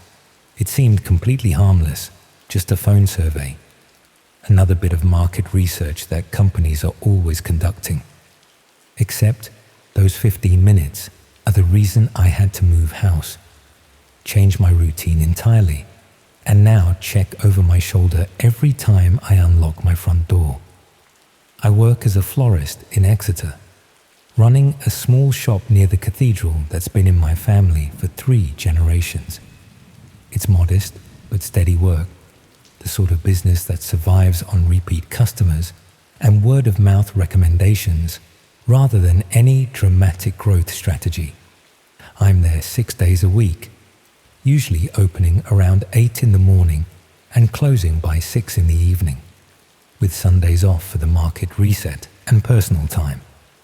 About 2 years ago, I received a phone call at the shop from someone conducting what they described as a lifestyle survey for a consumer research company. The caller was professional and polite, explaining they were gathering data about shopping habits and daily routines to help businesses better understand their customers. The survey would take roughly 15 minutes, and I'd receive a £20 Amazon voucher for participating. I've always been somewhat skeptical of these types of calls, but this one seemed legitimate. The caller knew I owned a retail business, which suggested they'd done at least some research rather than cold calling randomly. They mentioned the name of a research firm I vaguely recognized from seeing referenced in business articles. It was a quiet Tuesday afternoon with no customers in the shop, so I agreed to participate. The question started normally enough. What time did I typically open the shop? When was my busiest period during the day? What days was I closed? Did I work alone or have employees? Standard information that any market research company might collect about small business operations. Then the questions became more specific. What time did I usually leave home in the morning?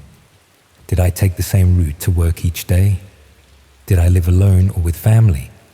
What kind of security measures did I have at home? The caller explained these questions were about understanding work-life balance and security concerns for small business owners, which sounded reasonable enough at the time. I answered honestly, not really thinking about why a consumer research firm would need to know that I left home around 7:40 each morning, that I lived alone in a terraced house about 2 miles from the shop, that I had a fairly basic alarm system but no cameras, that I usually took Wednesdays slightly easier because foot traffic was lower midweek. The caller asked about my evening routine as well. What time did I typically get home? Did I go out during evenings or mostly stay in? Did I have neighbors who were usually around? Were there particular nights when I was reliably away from home? I mentioned that I went to a book club every other Thursday evening and usually did my weekly shop on Tuesday evenings after work. The survey concluded with questions about my holiday patterns. How often did I close the shop for holidays? Did I tend to go away during specific seasons? Who looked after my home when I was away? I explained that I typically closed for a week in August and a few days around Christmas, that I didn't usually travel far, and that my sister who lived nearby would check on my house when I was away. The whole conversation lasted around 20 minutes, and the caller thanked me professionally before ending the call. Within a few days, I received an email with a code for the promised Amazon voucher, which further confirmed the survey's legitimacy in my mind. I spent it on some gardening supplies and didn't think about the call again. Several months later, my house was broken into on a Thursday evening whilst I was at book club. The burglars took electronics, jewelry, and some cash I'd kept in a drawer. But they'd been careful and methodical. No forced entry that I could see initially, no mess or vandalism, just specific valuable items removed efficiently. The police suggested they'd picked the lock, which apparently wasn't difficult with the older style lock I had on my back door. The timing seemed like unfortunate coincidence. Thursday evenings when I was reliably away from home. A quiet residential street where people minded their own business. No security cameras to capture anyone entering or leaving. The police took a statement and gave me a crime reference number, but they were honest about the low likelihood of recovering my belongings or identifying who was responsible. I upgraded my security after that, installing better locks and a camera system that covered the front and back of the house. I felt violated, but tried to move on, telling myself it was random bad luck rather than anything targeted. Then it happened again, 4 months later, this time on a Tuesday evening whilst I was doing my weekly shop. Different items taken, same methodical approach, same lack of forced entry. The burglars had somehow bypassed my new alarm system, though the security company couldn't explain how. The cameras showed nothing because they'd been disabled before anyone appeared in frame, suggesting the intruders knew exactly where they were positioned. That's when I started to feel something was specifically wrong, rather than just unlucky. 2 break-ins within a few months, both occurring during times when I was reliably away from home. Both executed with enough knowledge of my property to avoid security measures. The police agreed it seemed targeted, but couldn't identify any obvious connection or suspect. I mentioned the incidents to several other shop owners in the area during a local business association meeting. 3 of them had experienced similar break-ins over the past year, all perfectly timed to occur when they were away from home. One woman's house had been burgled during her weekly choir practice. Another man's flat was broken into every Tuesday evening when he visited his mother in a care home. A third person had been burgled twice during his regular golf afternoons. What connected us all, we eventually realized, was that we'd each received similar phone calls about lifestyle surveys. Different callers, slightly different company names, but the same general pattern of questions about our daily routines, security measures, and when we were reliably away from home. We'd all received the promised vouchers afterwards, which had convinced us the surveys were legitimate. One of the business owners, a woman who ran a bookshop, was more technically minded than the rest of us. She suggested we try to find information about the research companies that had supposedly conducted these surveys. None of us could remember the exact names, but we had rough recollections and in some cases email addresses from the voucher codes we'd received. Every single company name we could recall came up empty when we searched online. No websites, no business registrations, no references in any professional marketing or research directories. The email addresses used to send the vouchers were from free email services, not professional company domains. We'd all been scammed, systematically questioned about our routines and security by people whose only purpose was gathering information for burglaries.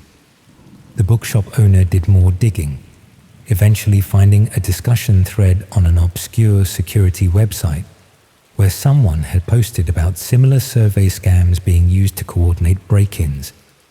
The thread mentioned that the information collected from these calls was being compiled and sold on the dark web, creating detailed profiles of potential burglary targets complete with their routines, security measures, and optimal times for break-ins.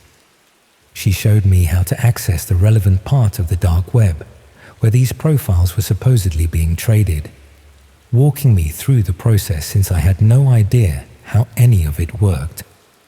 It took some time to find the right marketplace, but eventually we located a section specifically dedicated to what they called residential access information.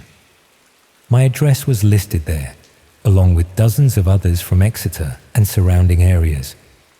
The listing included everything I'd told that survey caller: my morning departure time, my Thursday evening book club, my Tuesday shopping trips, the location of my shop and typical working hours, details about my alarm system and the positions of my cameras, information about when I took holidays and who checked on my house when I was away. The profile had been updated since my initial survey call. Someone had added notes about the security upgrades I'd made after the first burglary, details about my new locks and camera positions, observations about which neighbors were usually home during certain hours. They'd been watching my house, documenting changes, keeping the information current to maintain its value to potential buyers. The listings included pricing structures based on the quality and detail of information provided. My profile was marked as premium because it contained verified information about security systems and regularly updated observations about my routine. The price for accessing my full profile was around £50, cheap enough to be impulse purchase for someone planning a burglary, but expensive enough to generate significant income when multiplied across hundreds of similar listings. Comments beneath my listing discussed the reliability of the information and the ease of access to my property. Previous buyers had left feedback like reviews on any commercial marketplace, rating how accurate the timing information was and whether the security details matched what they'd encountered.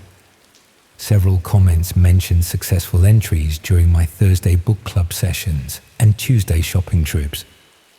I felt physically sick reading through it all, understanding that my home had been treated as a product, my routine analyzed and packaged for sale to criminals, who viewed breaking into houses as a straightforward business transaction.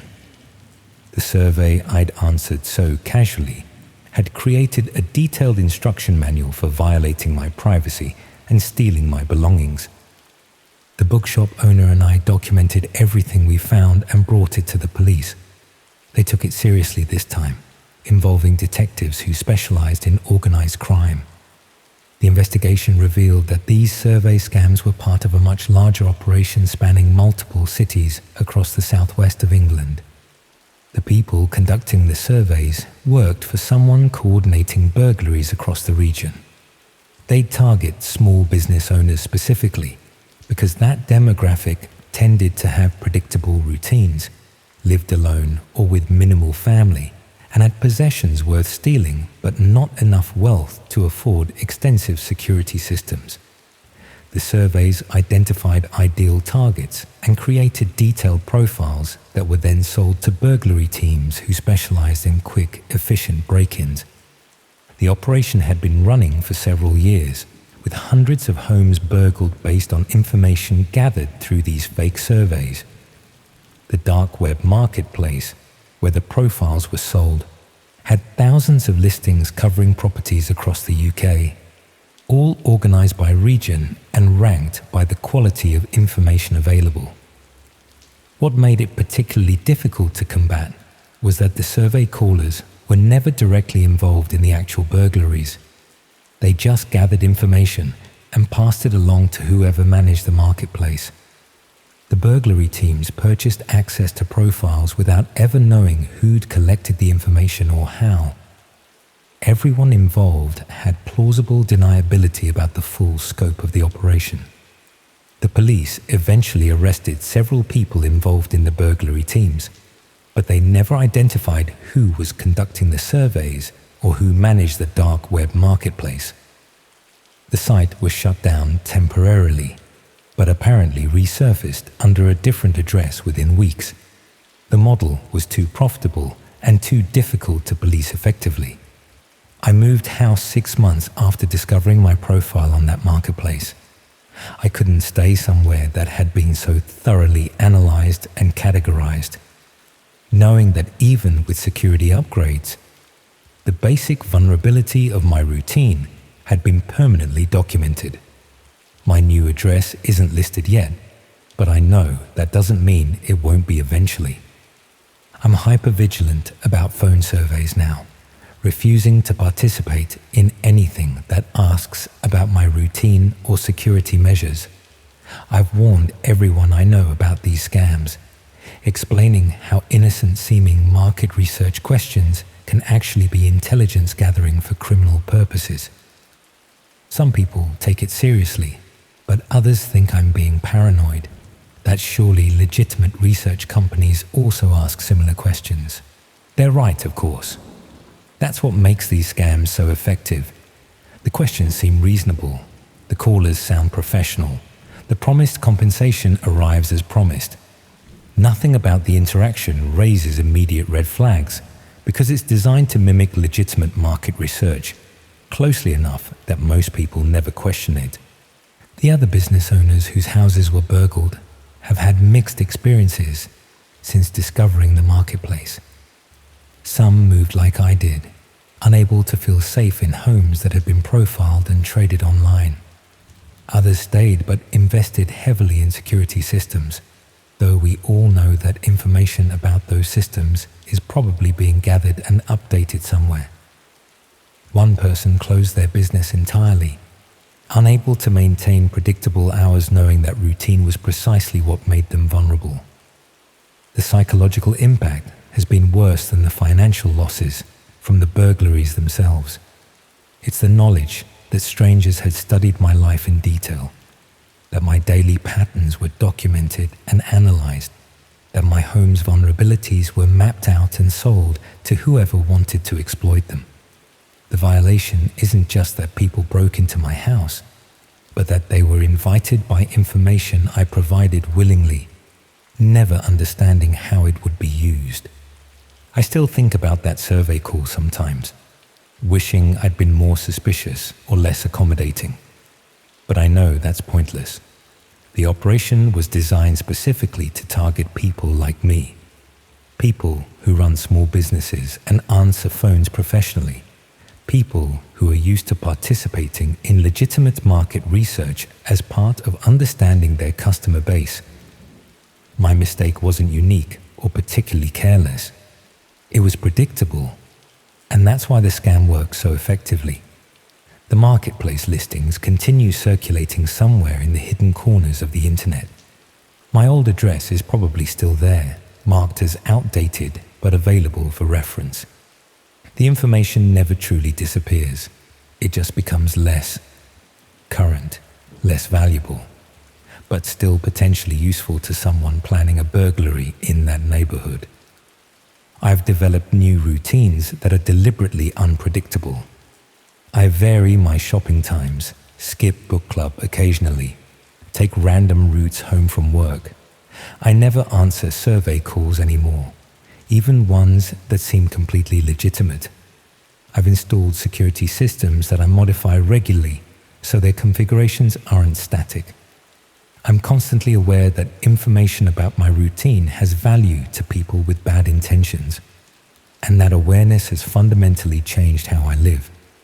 The worst part is knowing how many other people are being surveyed right now, answering seemingly innocent questions about their daily patterns, providing detailed information about when they're home and when they're vulnerable. The operation I fell victim to was shut down, but others like it continue operating because the model is so effective and so difficult to trace. Every time I hear about a burglary in the area, I wonder if it was coordinated using information from another fake survey. Every time someone mentions participating in market research, I want to warn them about what those questions might really be gathering, but I also know that sounding too paranoid undermines the message that most people won't believe these sophisticated scams exist until they experience them personally. That's the reality I live with now. Not the dramatic trauma of a violent crime, but the persistent unease of knowing my personal information was weaponized against me, that my willingness to be helpful was exploited by people who understood exactly which questions to ask and how to make them seem legitimate. The knowledge that somewhere online, detailed instructions for violating my former home are still available for purchase, and that similar instructions for countless other homes continue being compiled and traded by people I'll never identify. I answered a survey about my daily routine, and that single decision led to break-ins, violation, fear, and ultimately having to leave my home. That's what keeps me cautious now. What makes me question every request for information, no matter how innocent it seems. Because I've learned that the most effective violations are the ones you invite yourself, never realizing what you're actually providing until it's far too late to take it back.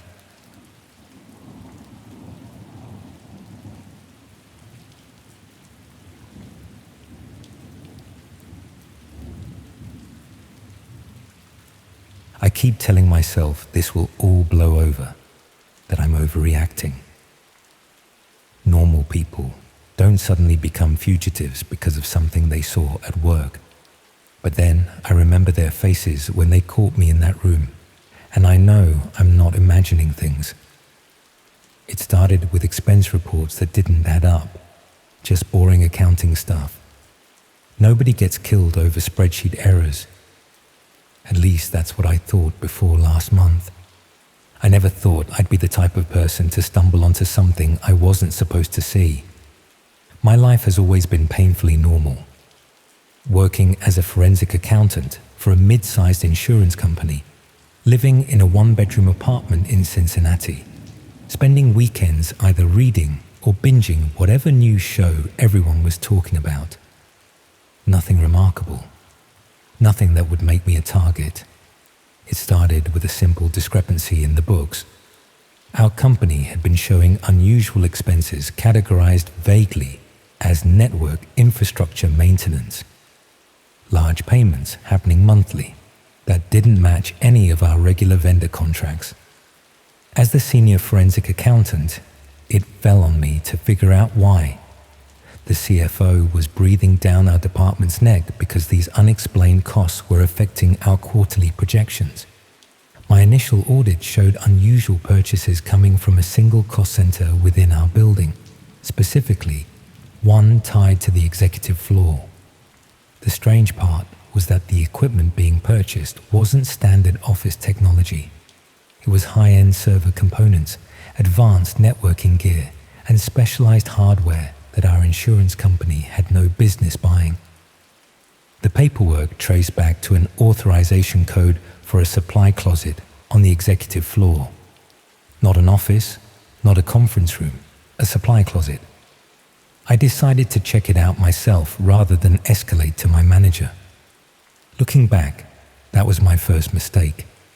Getting access to the executive floor after hours required a security badge with special permissions.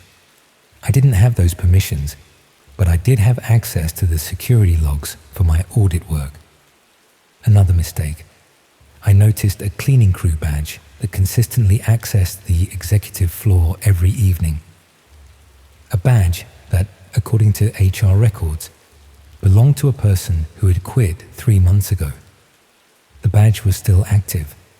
I borrowed it from the security office, claiming I needed to check its access history for my audit. Just temporarily, I told myself. Just to solve the financial discrepancy. I wasn't planning to snoop around or anything.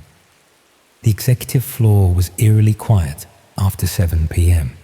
The cleaning crew had already come and gone, leaving behind the faint smell of industrial cleaner and the soft hum of air conditioning. I followed the purchasing records and traced the equipment deliveries to the supply closet at the end of the hallway. The door was unmarked and locked with a keypad, not standard for a supply closet. I hadn't expected that. I stood there for a moment, contemplating whether I should turn back. But curiosity got the better of me. From my audit work, I had access to the company's vendor payment systems. I checked recent maintenance records for that floor and found the contractor who had installed the keypad. Their invoice included the default access code that had been programmed initially. Another ethical line crossed. The closet was dark when I entered, smelling of dust and electronics rather than cleaning supplies. When I flipped the light switch, I found not mops and paper towels, but a small server setup, a powerful custom-built machine connected directly to our network backbone. It had multiple hard drives attached to it, a high-end graphics card, and several cameras connected via USB. This wasn't company equipment. Someone had installed their own private server in a hidden location. I should have walked away then, should have reported it and let security handle it. Instead, I examined the equipment, thinking I'd just check what kind of operation was running that required such expensive gear. Professional curiosity, I told myself. The server had a spreadsheet with login credentials saved right on the desktop. Whoever set it up probably never expected anyone to physically access it. Within minutes, I was looking through their files. What I found was a sophisticated streaming setup with automated scheduling software that activated every night. It was configured to connect to an encrypted address, a dark website. I recognized enough about cybersecurity from our company's compliance training to know this wasn't good, but I didn't immediately connect the dots to what I was looking at. The server contained archived video files, each labeled with dates going back months. Against my better judgment, I opened one from the previous week. The video showed a room I recognized, our company's soundproofed wellness room that had been installed during the pandemic for employees who needed a quiet space. Only in the video, it didn't look like a wellness room anymore. The furniture had been rearranged, and plastic sheeting covered the floor and walls. A person lay strapped to a table in the center, clearly terrified but unable to move or speak due to restraints and a gag. A figure in a dark mask stood over them, methodically arranging what looked like medical instruments on a small tray. I shut the video off before I saw what happened next. My hands were shaking so badly I could barely use the mouse. This was a red room, one of those dark web myth horror stories where people paid to watch torture or worse. Except it wasn't a myth, and it was happening in my building, on my company's dime. My mind raced through implications.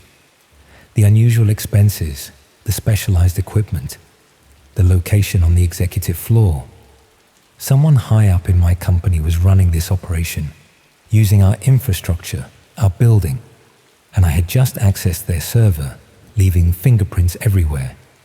I disconnected from the server, closed the closet door, and tried to appear normal as I walked to the elevator, my heart pounding so loudly I was sure anyone could hear it. I drove home in a daze, constantly checking my rearview mirror, certain I was being followed. That night, I couldn't sleep. I paced my apartment, debating what to do.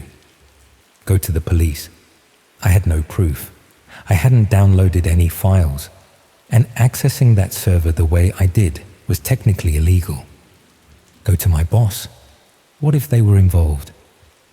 The server was on the executive floor after all.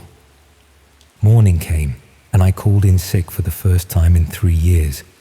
I spent the day researching, trying to figure out how these red room operations worked. The more I learned, the worse it got. These weren't just random victims. They were carefully selected, often people without close family or connections, people who wouldn't be missed immediately. My company processed insurance claims. We had access to detailed information about people's lives, their family situations, their medical histories. As a forensic accountant, I had seen patterns in our life insurance claim denials, single people, immigrants, people estranged from their families, all with policies that had lapsed just before their mysterious disappearances. I decided to gather evidence properly.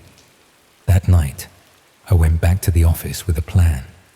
I brought a portable drive and planned to copy just enough evidence to take to the FBI, then wipe my prints from the server room. It would be risky, but I couldn't live with myself if I did nothing. The executive floor was dark again when I arrived. I made my way to the closet, used the code, and slipped inside. But as soon as I touched the server, I knew something was wrong. It was cool to the touch, powered down. Someone knew it had been discovered. As I turned to leave, the door opened. My boss stood there, looking unsurprised to see me.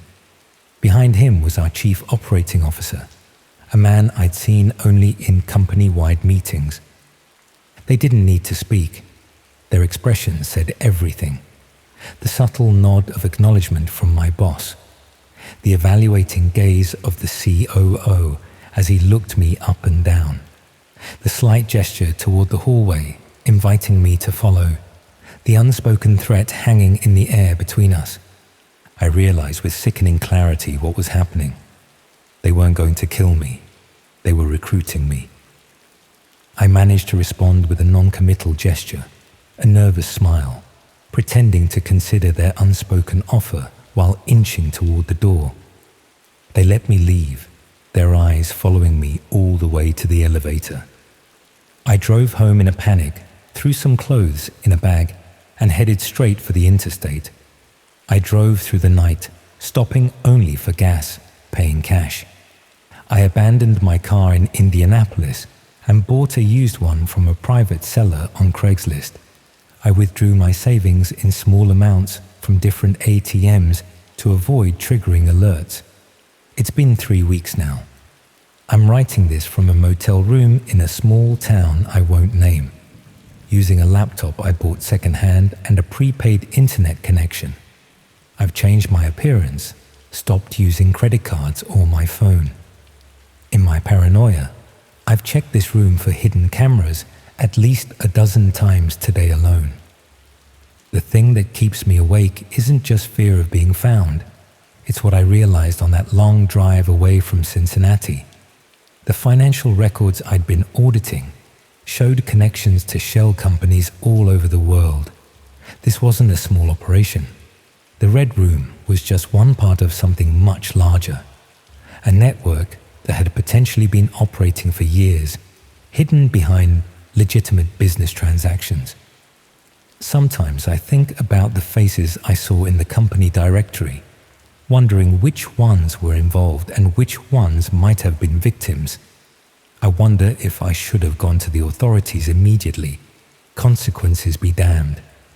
But then I remember the casual confidence of my boss and the COO. How unworried they seemed about my discovery. These weren't people afraid of getting caught. Yesterday, I noticed a car I didn't recognize parked across from my motel. It was there all day, and when I woke up this morning, it was gone. But there was a different, unfamiliar car in its place. It could be nothing, just travelers passing through. But I don't think so. My options are narrowing. I've considered going to the FBI, but I have no evidence, and I accessed that server illegally. I've thought about reaching out to journalists, but how do I know which ones I can trust? Everyone has an online presence now, connections that can be traced, leveraged. The owner of this motel knocked on my door an hour ago. His face was neutral, but his eyes were nervous. Someone had called asking about a person matching my description. A concerned relative looking for their missing cousin, he said. I shook my head, thanked him for letting me know. He nodded and left without another word. I'm checking out tonight anyway. As I pack my few belongings, I keep thinking about balance sheets, how it all started with a simple financial discrepancy, money flowing where it shouldn't.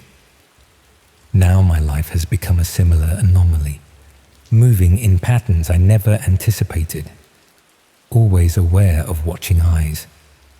If you're reading this, it means I've decided to upload my story somewhere public, maybe as insurance, maybe as a warning. I don't know if it will make a difference. All I know is that the world has hidden depths I never imagined, running parallel to our everyday lives, separated by nothing more than a door we're not supposed to open. I opened that door, and now I can never close it again.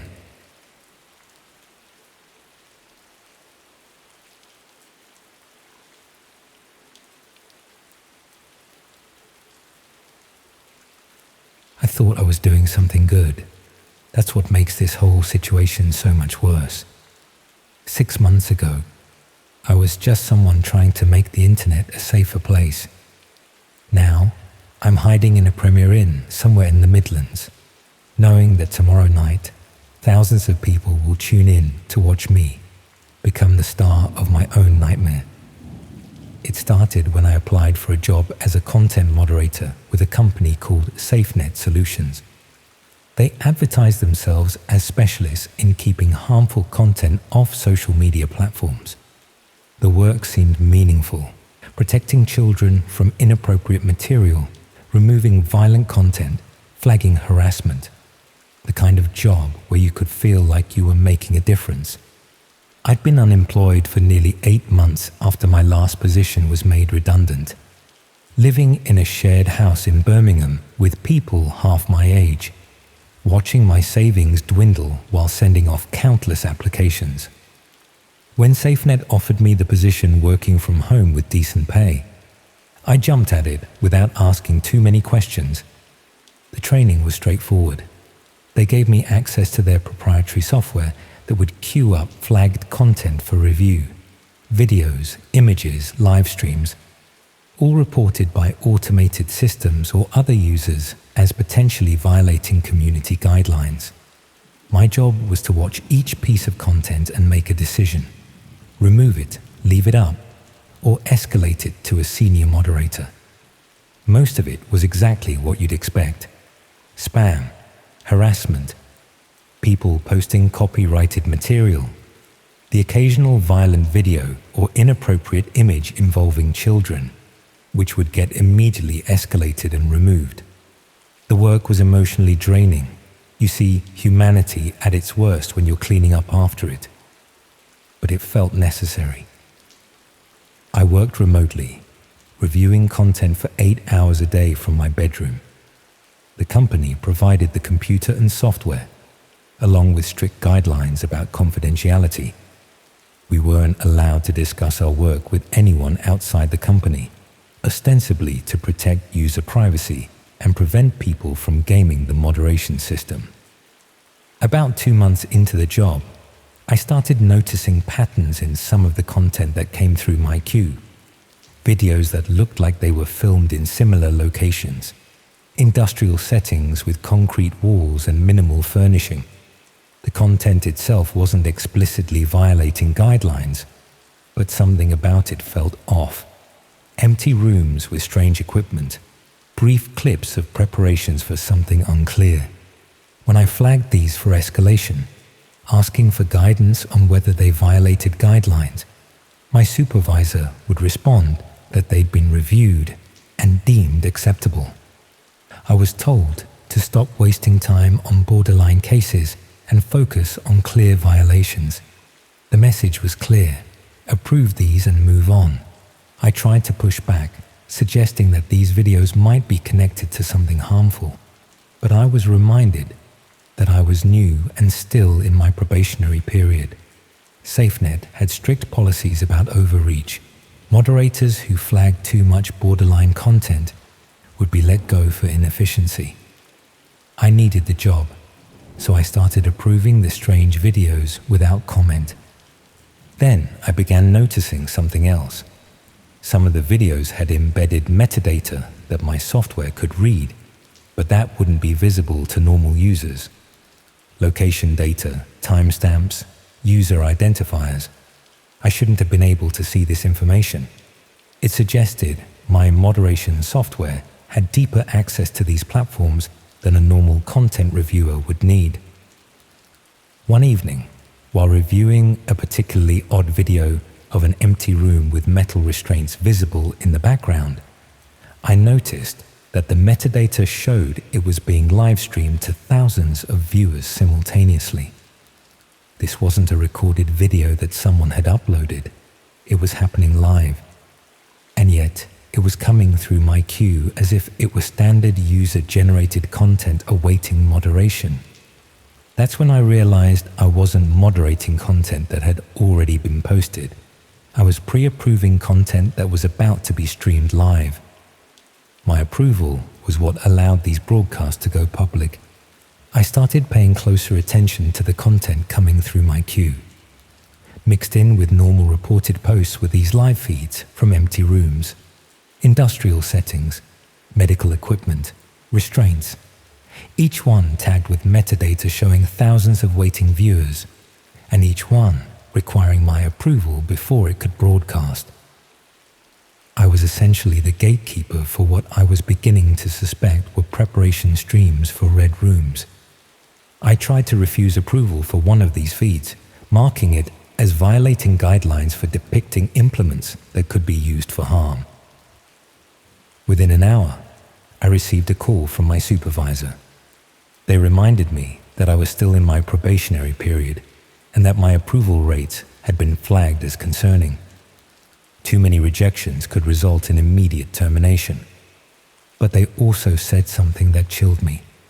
They mentioned that they had my address, my banking details, my emergency contacts, standard information for any employer, of course. But the way they referenced it felt like a veiled threat, like they wanted me to know how easy it would be to find me if I became a problem. I kept approving the feeds. What choice did I have? I needed the work, and I convinced myself that maybe I was wrong about what I was seeing. Maybe these were just art projects or horror film sets. Maybe the viewer counts were inflated. Maybe I was letting the stress of the job make me paranoid. 3 weeks ago, everything changed. A new type of content started coming through my queue. Not just empty rooms anymore, but rooms with people in them. People who looked unconscious or restrained. People who weren't acting. People who looked genuinely terrified when they were conscious. The metadata on these streams showed view accounts in the tens of thousands, chat functions that were active with comments I couldn't read, but that seemed to be taking requests or making suggestions. Payment information showing cryptocurrency transactions happening in real time. I couldn't approve them. I just couldn't. I started marking them all as violations, knowing it would flag my performance, but unable to live with myself if I didn't. For 3 days, I rejected every single one of these streams that came through my queue. On the 4th day, I received another package at my house. I hadn't ordered anything, and there was no delivery note. Inside was a tablet computer that automatically connected to a network when I turned it on. The screen showed a live feed of my own bedroom, taken from the camera on the work computer SafeNet had provided. I was looking at myself looking at the tablet. A message appeared on the tablet screen. You've been very thorough in your moderating work. Time for a performance review. Below it was a link to another stream, one showing an empty room with a metal table in the center. In the corner of the screen was a viewer counter, already showing thousands of people waiting, and a countdown timer set for 2 weeks from that day. I packed immediately and left Birmingham that night. I've been moving around England since then, staying in different hotels, buying train tickets with cash, avoiding CCTV when possible. But they keep finding me. Notes left in hotel rooms, messages sent to new phone numbers I've bought, photos of me taken in public places that get sent to whatever device I'm using. The most disturbing realization is that SafeNet Solutions isn't what I thought it was. It's not a company fighting against harmful content. It's a company facilitating it. They use legitimate content moderation as cover for something much darker. The majority of moderators probably are genuine, reviewing normal social media posts. But some of us, selected for particular reasons, were unknowingly gatekeeping for red room broadcasts. I think about how many streams I approved over those 4 months. How many people were harmed because I clicked approve on their preparatory footage. How many victims suffered because I was too concerned about keeping my job to ask harder questions about what I was really moderating. Last week, I tried going to the police in 3 different cities. The evidence I have is circumstantial. Screenshots, metadata, the tablet they sent me. But when I tried to describe the situation, it sounds like the paranoid delusions of someone who spent too much time looking at disturbing content. They take reports, but I can tell they think I'm either lying or having a mental health crisis. The countdown on the tablet now shows less than 2 days remaining. The viewer count has grown to tens of thousands. I've started receiving more specific messages about when and where I need to be. An address in Liverpool, a time, consequences for my family if I don't comply. And they've proven they know exactly where my sister lives, where my elderly parents shop, which route my niece takes to school. I've come to understand that the entire system is designed to implicate people who work for them. Every piece of content I approved created a digital trail connecting me to these broadcasts. Every rejection I made after discovering the truth could be used as evidence that I knew what was happening, but participated anyway. I'm not just a target now. I'm a liability who knows too much about their operation. The most terrifying part is realizing how vast this network must be. How many other content moderation companies might be fronts for similar operations. How many people think they're doing honest work cleaning up the internet when they're actually facilitating its darkest corners? I keep wondering if any of my colleagues at SafeNet knew what we were really doing. Were some of them complicit from the beginning? Were others like me, gradually drawn into something they didn't understand until it was too late? Or am I the only one who stumbled across this particular stream of content? The tablet just chimed with a new notification. The message is simple. Final preparations complete. Transport details being sent to your current location. I'm in a service station cafe somewhere between Leicester and Nottingham, trying to disappear into the crowd, but somehow they still know exactly where I am. I'm going to post this and then ditch the tablet somewhere. Maybe throw it in a bin, maybe leave it on the train. I don't know if it will make any difference. I don't know if anyone will believe this account, or if they'll dismiss it as the ramblings of someone who's lost touch with reality. But if you're working in content moderation, especially for smaller companies or remote positions, pay attention to what you're really approving. Ask questions about the metadata you can access. Notice patterns in the content. And if something feels wrong, trust that instinct even if it cost you the job. I thought I was making the internet safer. Instead, I was helping to make it infinitely more dangerous for the most vulnerable people. Every approval was another step toward this moment, when I become the content instead of the moderator. The countdown shows approximately 30 hours remaining. Thousands of people are waiting to watch what happens next. And somewhere in Liverpool, a room is being prepared for tomorrow night's broadcast. I should have asked more questions from the beginning. Should have trusted my instincts about those first strange videos.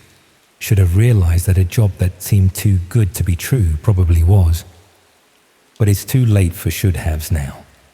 The only thing left is to run and hope that somehow I can break free from a system I helped maintain, without ever understanding what it really was. The irony isn't lost on me. I spent months deciding what content was safe for public consumption. Now thousands of people are waiting to consume content featuring me. The moderator has become the moderated.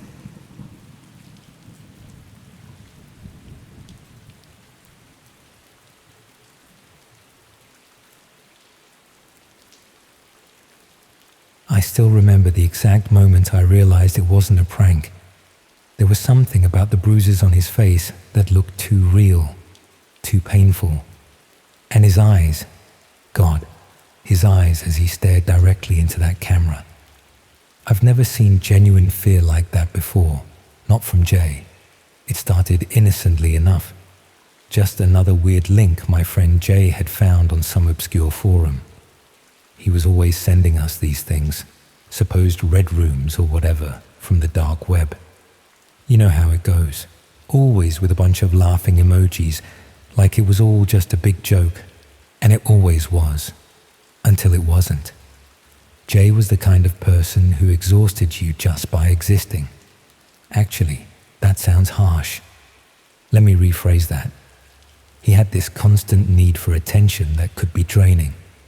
He was always staging these elaborate pranks, fake ghost encounters on video calls, prank calls to forum moderators that he'd record, and once he even created this whole fictional stalker just to get karma on Reddit. The guy lived for reactions, any reaction. I usually just went along with it. Never fully believed his stunts, but I'd play along because, well, he was my friend. Sometimes his pranks crossed lines.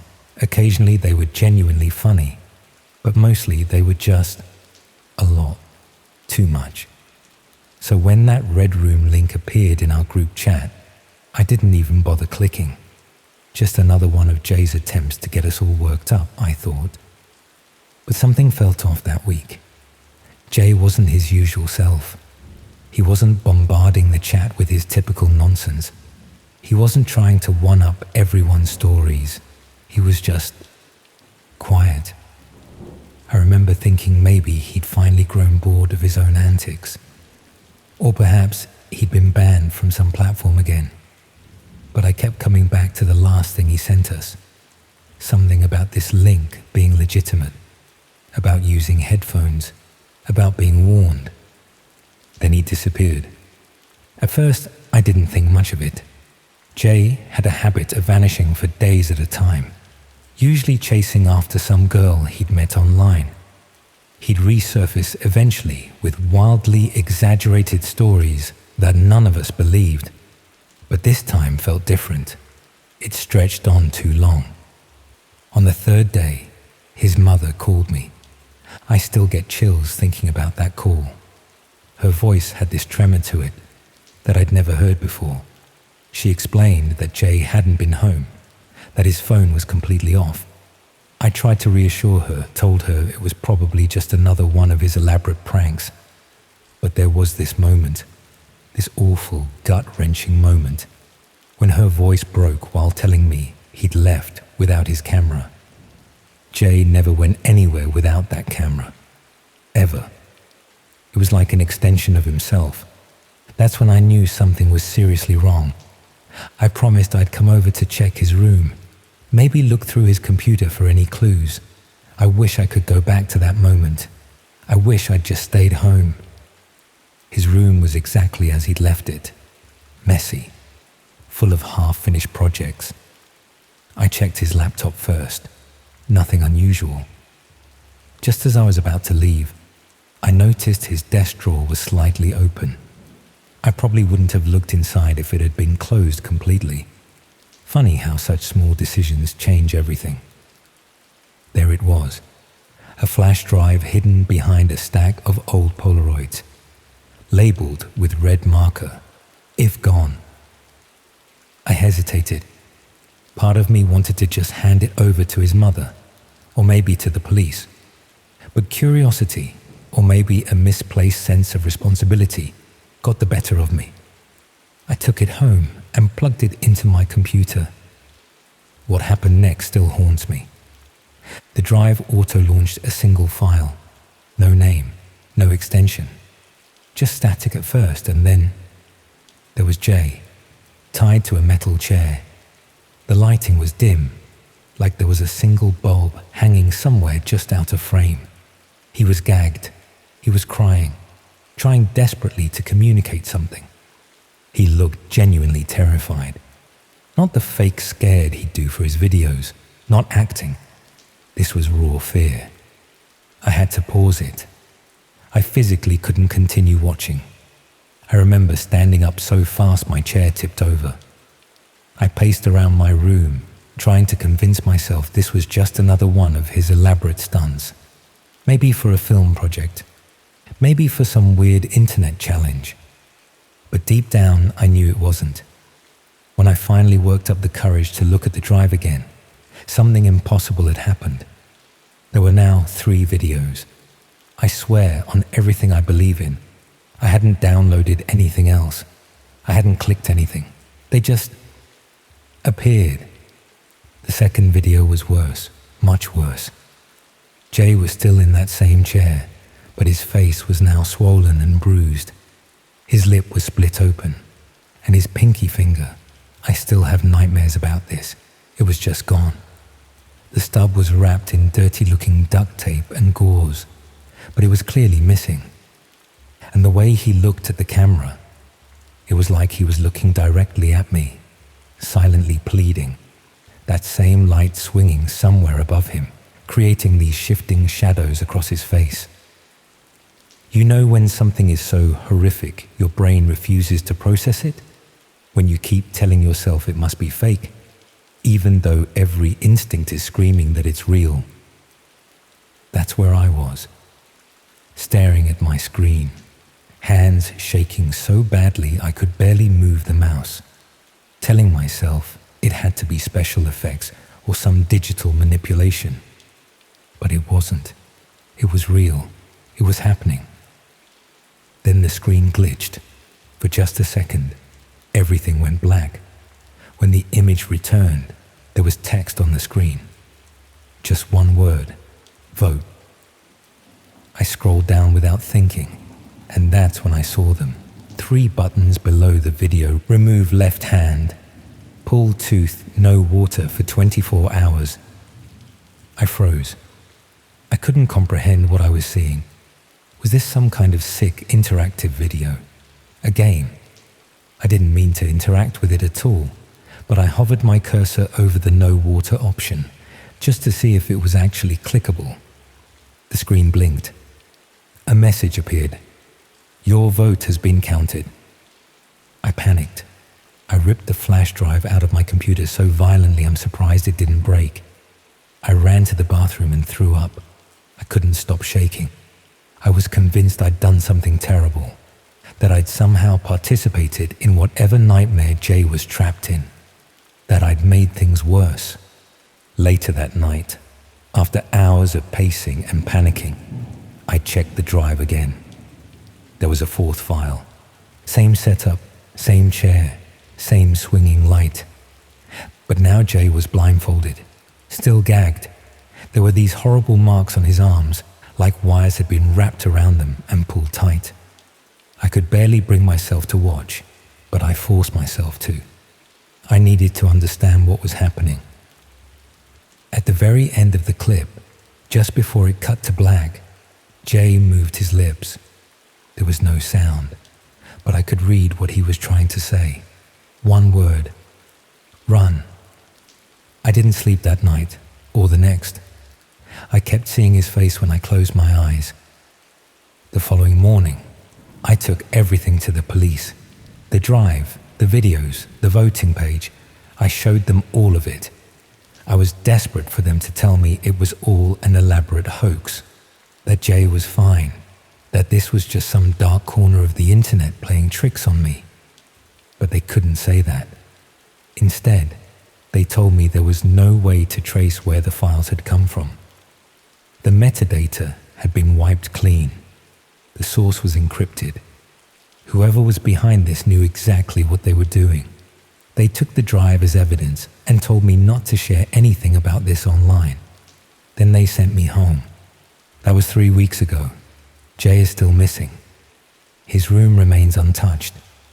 His camera still sits on his desk where he left it. His mother calls me every day, asking if I've heard anything new. I never know what to tell her. I've deleted our group chat, blocked everyone else who was in it. I don't even open my browser without a VPN now. I've become paranoid about everything digital. Every link, every file, every innocent-looking attachment. Sometimes I dream about that swinging light bulb, that dull, rhythmic sway casting moving shadows. I can hear it even when I'm awake, that faint, creaking sound.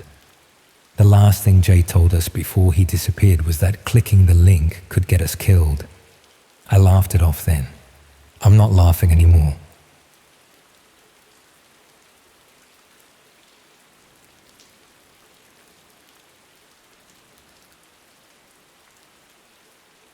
It started with boredom, really. That's the thing about night shifts. They stretch on endlessly, especially when you're the only one there. 4 years working as a network security specialist for a mid-sized tech firm in London, and I still hadn't adjusted to the isolation. The office building near empty, just me and the occasional security guard making their rounds. The job itself wasn't difficult. Monitor systems, patch vulnerabilities, document any unusual traffic. By 2 a.m., I typically finished the actual work, leaving hours to fill before my shift ended. Most nights I'd read tech blogs or work on side projects.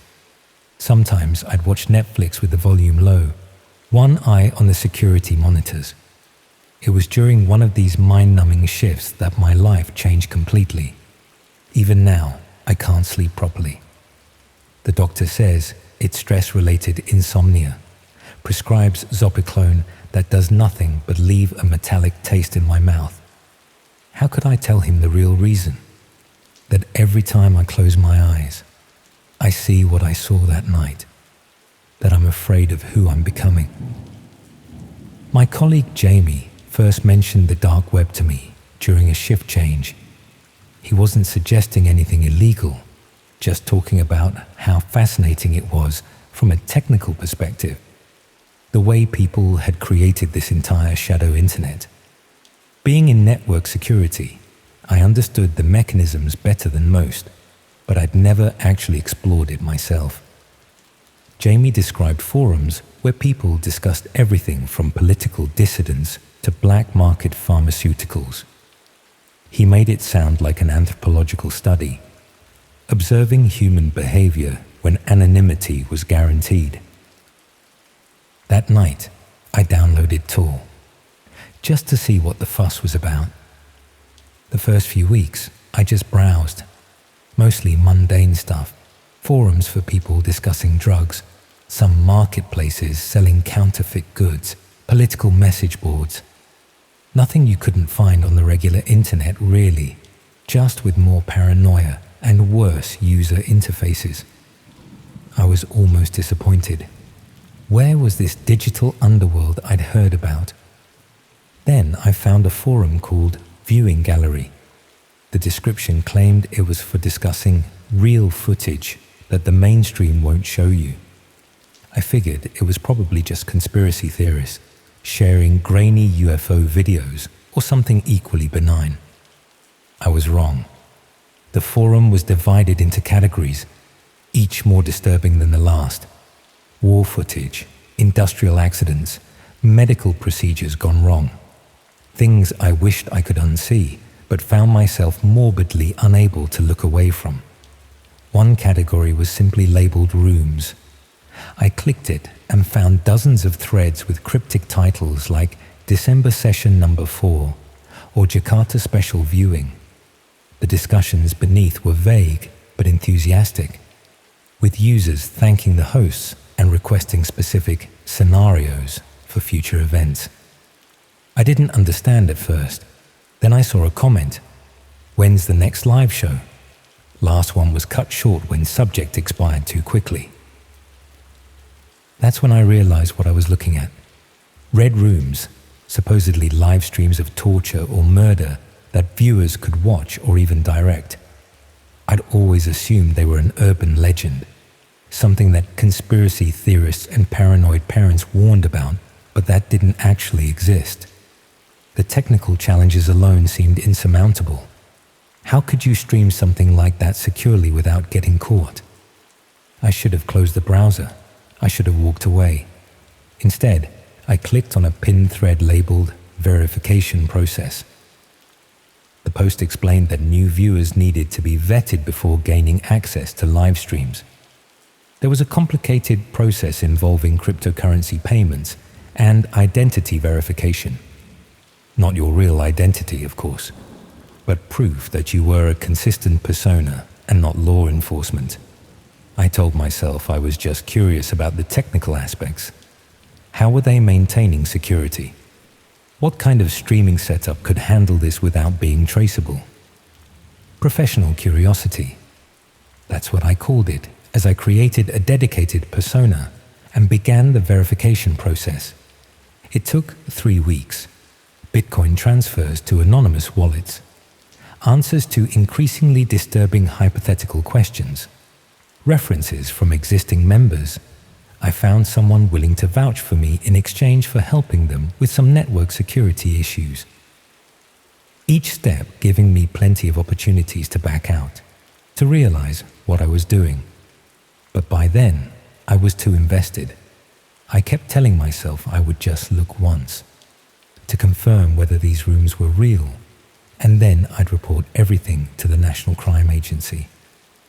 The first live stream I gained access to was scheduled for 3 a.m. on a Tuesday.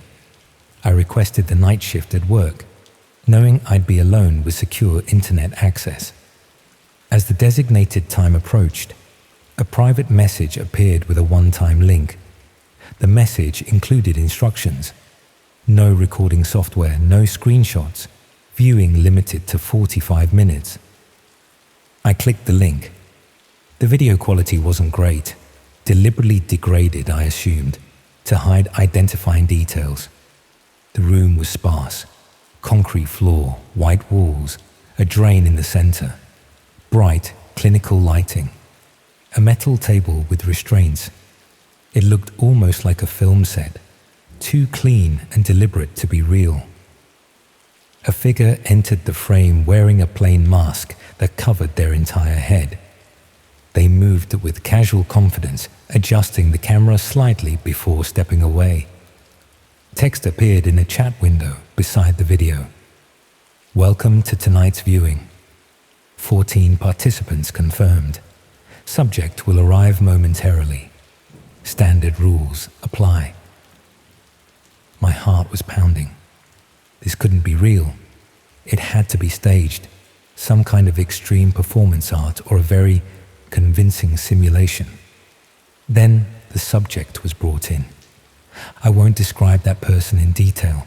I can't. Even now, months later, I can barely bring myself to acknowledge what I saw, what I watched, what I didn't stop. The host addressed the camera occasionally, responding to requests in the chat. I didn't type anything. I couldn't move. I just stared, telling myself this elaborate hoax would reveal itself any moment.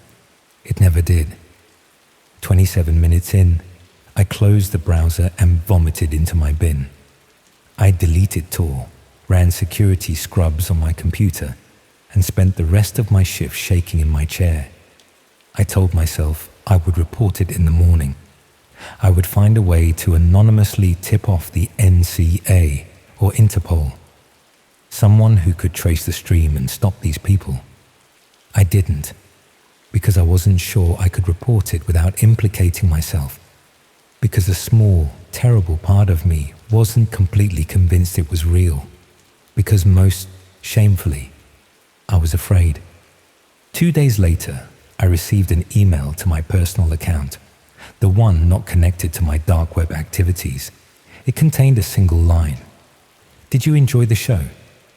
Your attendance was noted.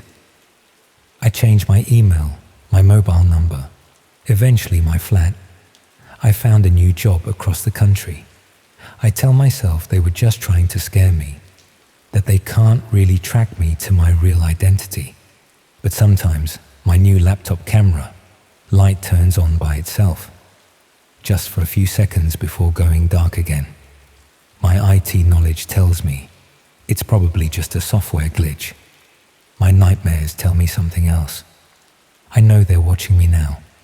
I've become the subject in a different kind of room. Sometimes, late at night, I think I hear breathing on the other end of my phone line. Or I'll catch a glimpse of someone with a familiar way of moving, standing too still at the edge of a crowd. I've installed security cameras, extra locks, a VPN. I sleep with a cricket bat beside my bed. None of it helps, because I know what I did. I know what I saw and didn't stop. I know what's out there now, hiding in plain sight behind proxy servers and encrypted connections. Here's the thing about the dark web that no one tells you. Once you've really seen it, it never stops seeing you. I've written this as a warning, though I doubt it will make a difference. Curiosity is too powerful. That's why those rooms exist in the first place, because there will always be people who want to see, who need to witness the worst things humans can do to each other. I understand now that the viewers are as much a part of those rooms as the people wearing masks. Last week, I received a small package at my new address, the one no one is supposed to know. Inside was a plain white mask and a note with an IP address, an invitation. They're offering me a different seat this time, a promotion of sorts. I threw the mask away, burned the note, but I know the choice isn't really gone. It sits with me in my flat each night as I check and recheck the logs. It follows me to work, to Tesco, everywhere I go. The worst part isn't the fear. It's the tiny voice in the back of my mind, the one that wonders what it would be like on the other side of the camera. The voice that's been there all along, perhaps, just waiting for permission to speak. I've started locking my kitchen knives in a safe. I catch myself researching remote locations, properties with cellars, soundproofing materials. I close the browser each time, horrified at myself, but the searches become more frequent, more detailed. When my neighbor played his music too loudly last week, I found myself thinking not about asking him to turn it down, but about how no one would hear anything from his flat if the music was always that loud. I stood outside his door for 30 minutes before walking away, trembling and sick with myself. I don't know if what I saw that night changed me or revealed something that was always there. I don't know if I'm being hunted or recruited or both. I'm writing this now because I need someone to know, to understand what these places do to a person. The forums call it the viewer effect. The theory is that watching changes your brain chemistry permanently. I think it's simpler than that. I think watching makes you complicit. It makes you one of them. And once you're one of them, there's no going back to who you were before. Yesterday, I found myself in Curry's examining camera equipment, high-definition models with excellent low-light performance. The shop assistant asked what I was planning to film. I didn't have an answer. I left without buying anything, but I know I'll go back, or find another shop, or order online using one of the anonymous payment methods I learned about. The mask I threw away. Sometimes I think I see it out of the corner of my eye, sitting on my bedside table or kitchen worktop. When I look directly, it's gone. But I know it's here, waiting.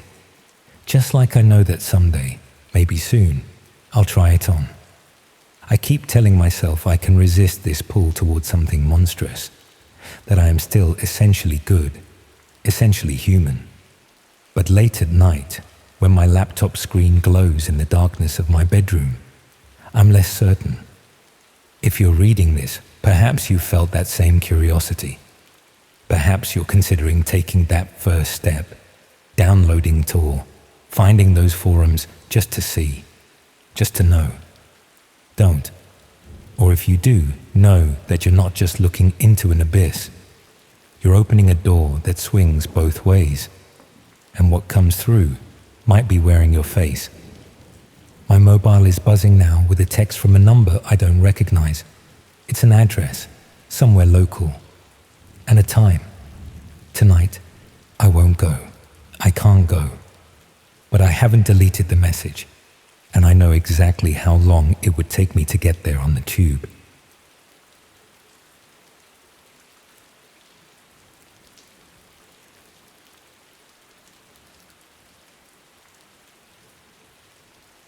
I used to think some people just changed, that it was a normal part of growing up. People drift, get bitter, harden. That was how I explained what happened to her for a long time. I told myself she just became someone else, that it wasn't personal. It took me years to admit it wasn't normal at all. Her name was Ava. We were best friends growing up, same street, same school, same everything. There wasn't a single sleepover or birthday party where she wasn't there. For years, we were like our own little orbit. She was smart and weird in a good way. The kind of kid who made up stories during lunch and drew creepy comics in the margins of her notebooks. I liked that about her. She made boring things feel alive. Then she disappeared. It was the summer after graduation. No big send-off, no party. One day she was there, the next she wasn't.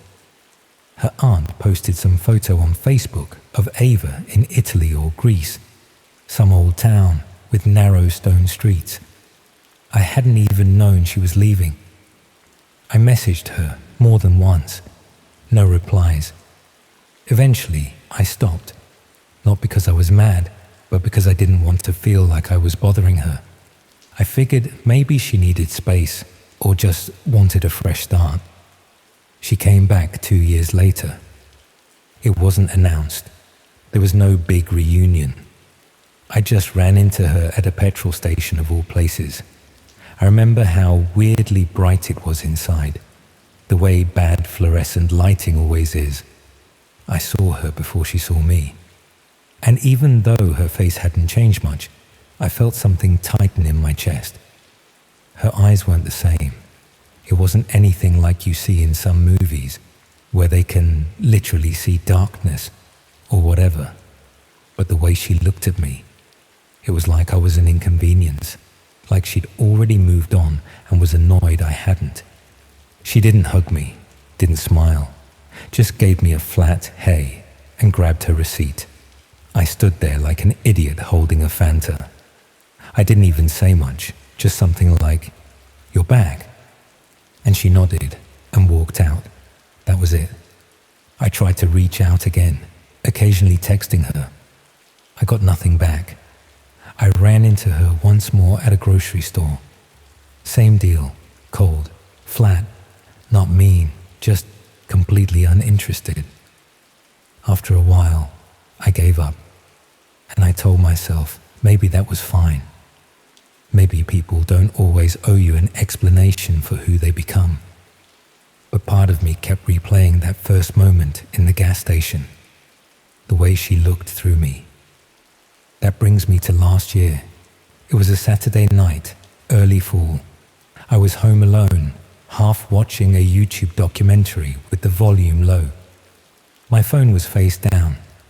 I remember the exact buzz it made, that long one, the kind you get with messages from people not in your contacts.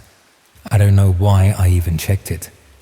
It was from Ava, or at least from her number. There wasn't a message, just a link, no context, no greeting. Just a string of random characters and a .onion address buried in the middle. I stared at it for probably a full minute. I didn't even breathe. My first thought was that it was a scam or malware. But some part of me, the old part that still remembered how close we were, told me she sent it on purpose, that there was a reason. I used an old laptop, booted it into Tails. I'd played with Tor before years ago, but never for anything like this. My hands were clammy the whole time. I told myself if anything looked shady, I'd kill the power immediately. The page took almost a full minute to load. When it finally did, it was just a black screen with a timer. 0248, just under 3 minutes.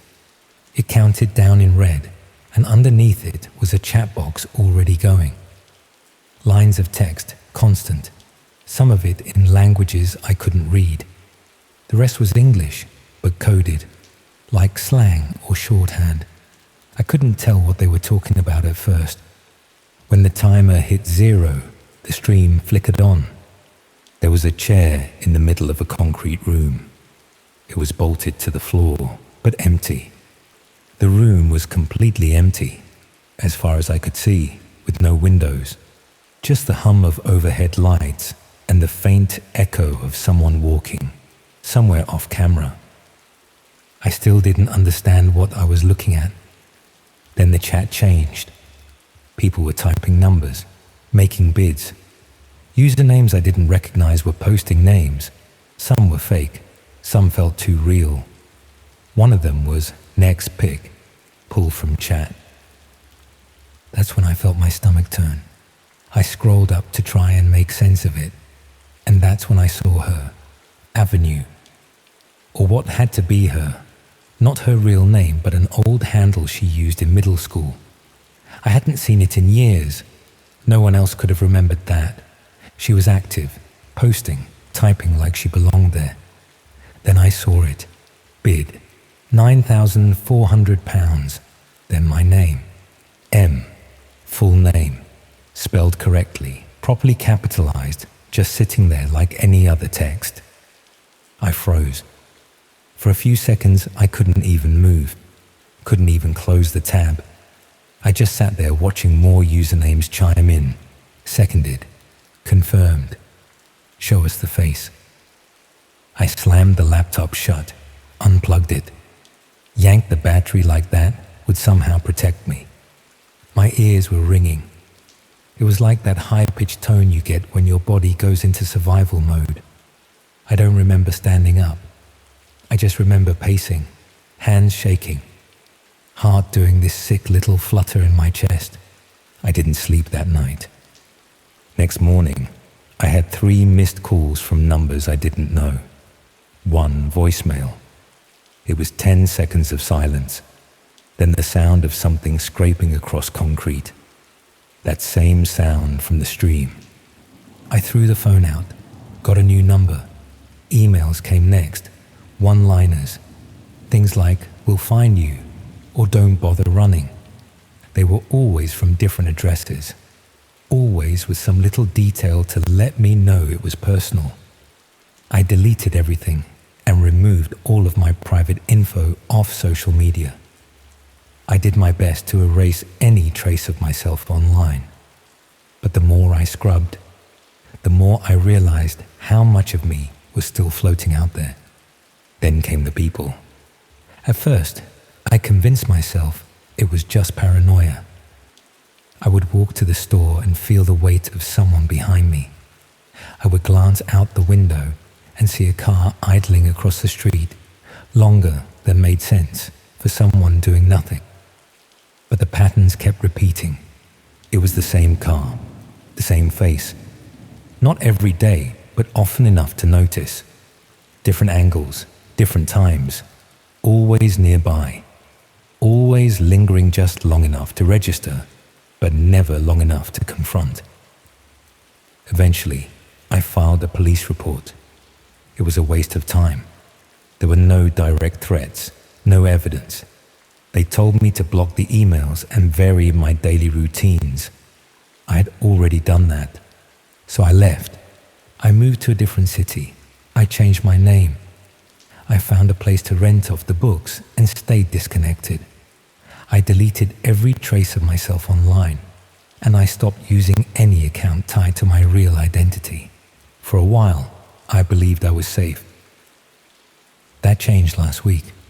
Someone slid an envelope under my apartment door. Inside was a single photograph.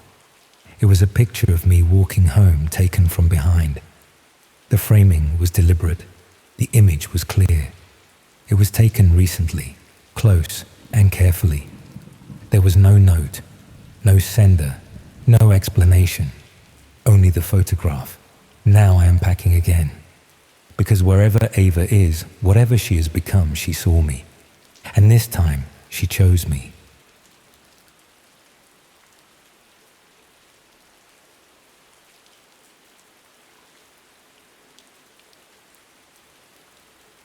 I never meant to find it. That's important to understand.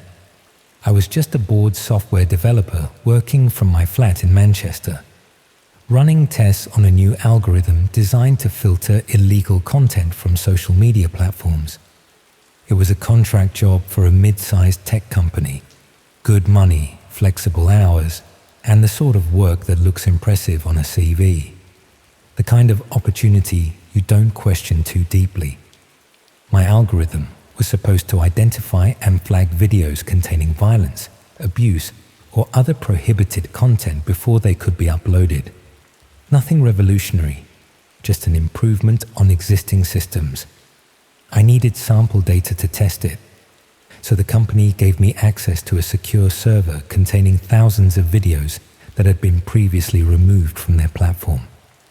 Most were exactly what you'd expect: fights, animal cruelty, dangerous stunts gone wrong. The algorithm handled these easily, assigning risk scores with over 95% accuracy compared to human moderators. But there were outliers, videos that humans had flagged, but my system missed entirely. These were the ones I needed to focus on to improve the detection rates. One particular video kept slipping through. The file name was just a string of numbers and letters, and according to the metadata, 6 different human moderators had flagged it for immediate removal, each citing different reasons. When I finally reviewed it myself, I was confused. It showed an empty room with white walls, a concrete floor, and a single metal chair in the center. Nothing happened for nearly 3 minutes. No people, no movement. Just static footage of an empty room. The video quality was poor, with occasional digital artifacts, compression issues most likely. I ran it through the algorithm again with different parameters, but it consistently received a low-risk score. I noted this as an anomaly and moved on to other samples. But that night, Lying in bed, I kept thinking about it. Why had 6 moderators independently flagged an empty room? What were they seeing that both I and my algorithm had missed? The next morning, I downloaded the video file and examined it more carefully. The metadata contained an unusual string in the creator field, what looked like an onion address, the kind used on Tor networks. Out of professional curiosity, I accessed Tor through a secure virtual machine and entered the address. It led to a black screen with a simple login form and a counter displaying 4,291. As I watched, the number increased to 4,292. The site offered no explanation of what this counter represented. No context, no identifying information. Just a login form and that steadily increasing number. I closed the browser and returned to my work. I had deadlines to meet, and mysterious websites weren't relevant to improving my algorithm. I modified the code to better detect empty rooms with strange metadata and moved on to other test cases. 3 days later, I received an email from an address consisting of random characters. The subject line was the same string of numbers and letters as the video file name. The body contained only a username and password, followed by the words, "Observer access granted." I should have deleted it immediately, should have reported it to the company's security team. Instead, I saved the information and continued working as if nothing had happened. That night, after a few glasses of wine, I reopened my secure virtual machine, accessed the .onion address, and entered the credentials. The site loaded to show the same empty room from the video, but now as a live feed. The counter in the corner showed 7,843. A chat window occupied the right side of the screen, messages scrolling by too quickly to read properly. From what I could gather, users were discussing preparations for something called an event. Some were placing what appeared to be bets using cryptocurrency. In the bottom left corner was a countdown timer. 47 hours, 12 minutes, and 36 seconds. Just under 3 days. I watched for about 20 minutes. Nothing changed in the room. The chat continued with discussions I couldn't fully follow, filled with abbreviations and terminology I didn't recognize. I logged out, shut down the virtual machine, and tried to forget about it. The next day, I received another email from a different random address. This one contained only a postcode, my postcode, and the message, confirmation required for observer status. I immediately strengthened all my security settings, changed passwords, and ran multiple malware scans. Everything came back clean. I convinced myself it was just a coincidence or a scare tactic used by whatever strange corner of the internet I'd stumbled into. Still, I deleted the virtual machine and resolved to focus solely on my work. That evening, my doorbell rang. When I checked through the peephole, no one was there. But on the ground was a small package wrapped in brown paper with no postage or shipping labels. Inside was a cheap mobile phone, switched off, with a handwritten note containing just a time, 2000 hours. Against my better judgment, I turned on the phone at the specified time. It immediately connected to a network I didn't recognize and opened to a video feed. The same room, the same angle, but now the chair was occupied. A person sat there, head covered by a black hood, hands secured behind their back. The counter now showed 12,574 and was increasing rapidly. The chat window was moving so fast it was just a blur of text. The countdown timer read 0031 minutes 8 seconds, 31 minutes. I wanted to turn it off, to throw the phone away, but I couldn't look away. I told myself I needed to know what this was. what I had inadvertently become involved with. At exactly 20:30, a figure entered the frame wearing a featureless white mask and surgical gloves. They carried a small tray of implements I couldn't clearly identify. The masked figure approached the bound person and held up what looked like a scalpel to the camera. The chat suddenly slowed, and a message appeared in red. Bidding begins. Choose location. I switched off the phone, my hands shaking uncontrollably. I understood now what I had found, what the algorithm had failed to detect, what those 6 human moderators had recognized from experience. The empty room wasn't just an empty room. It was a stage being set. I spent the night researching red rooms, supposedly live-stream torture or murder that viewers could pay to watch or even direct. Most credible sources insisted they were urban myths, technically impossible to stream securely. But what if the conventional wisdom was wrong? What if someone had found a way to make it work? I needed to report this to the authorities, but I had a problem. I had accessed the site. I had watched. My digital fingerprints were all over this, and I had no way to prove I had stumbled onto it innocently.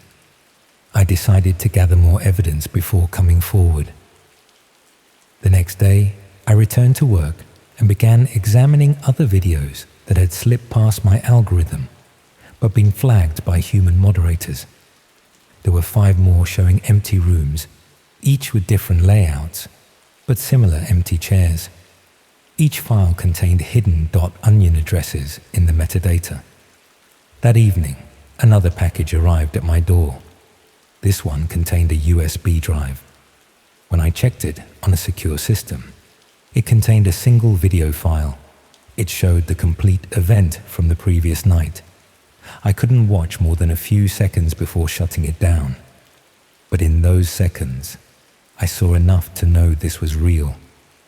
These weren't actors. This wasn't simulated.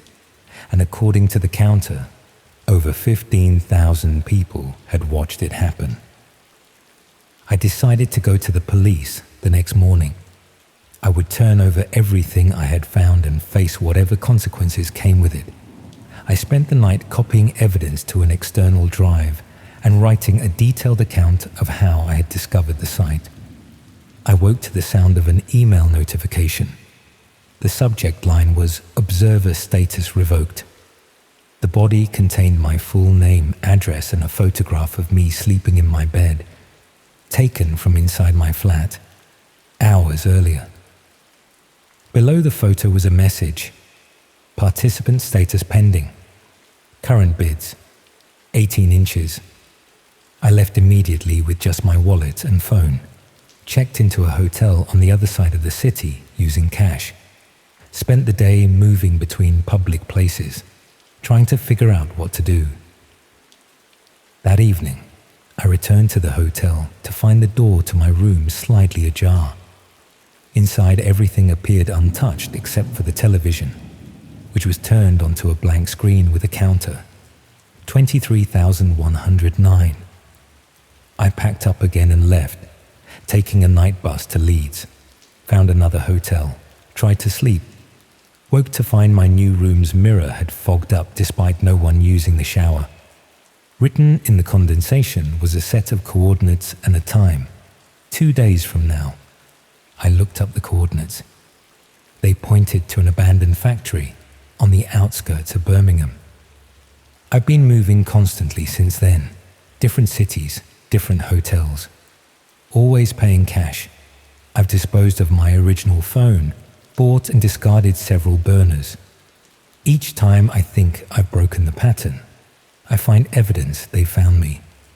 A note slipped under a door, a message written on a receipt, a counter displayed on a digital screen as I walk past. The most terrifying part is not knowing how they keep finding me, or who they even are. Is it one person, a group? Is it the thousands of observers, some percentage of whom are actively tracking me? I've examined my clothing for tracking devices, checked for implants under my skin, Scanned for rogue wireless signals. Nothing. 3 hours ago, I received a text on my newest phone, one that no one should have the number for. Final preparations underway. Broadcast begins 2100. Viewer count 41,863. I'm writing this in a library in Glasgow using a public computer. I've been on trains, buses and taxis continuously for the past 48 hours. I haven't slept, barely eaten. I'm running out of cash, options and places to hide. I've come to a terrible realization. What I discovered wasn't just a red room. It was an entire ecosystem built around them. My algorithm wasn't failing to detect prohibited content. It was being trained to deliberately ignore it. The company that hired me wasn't trying to remove this content. They were developing sophisticated methods to hide it in plain sight.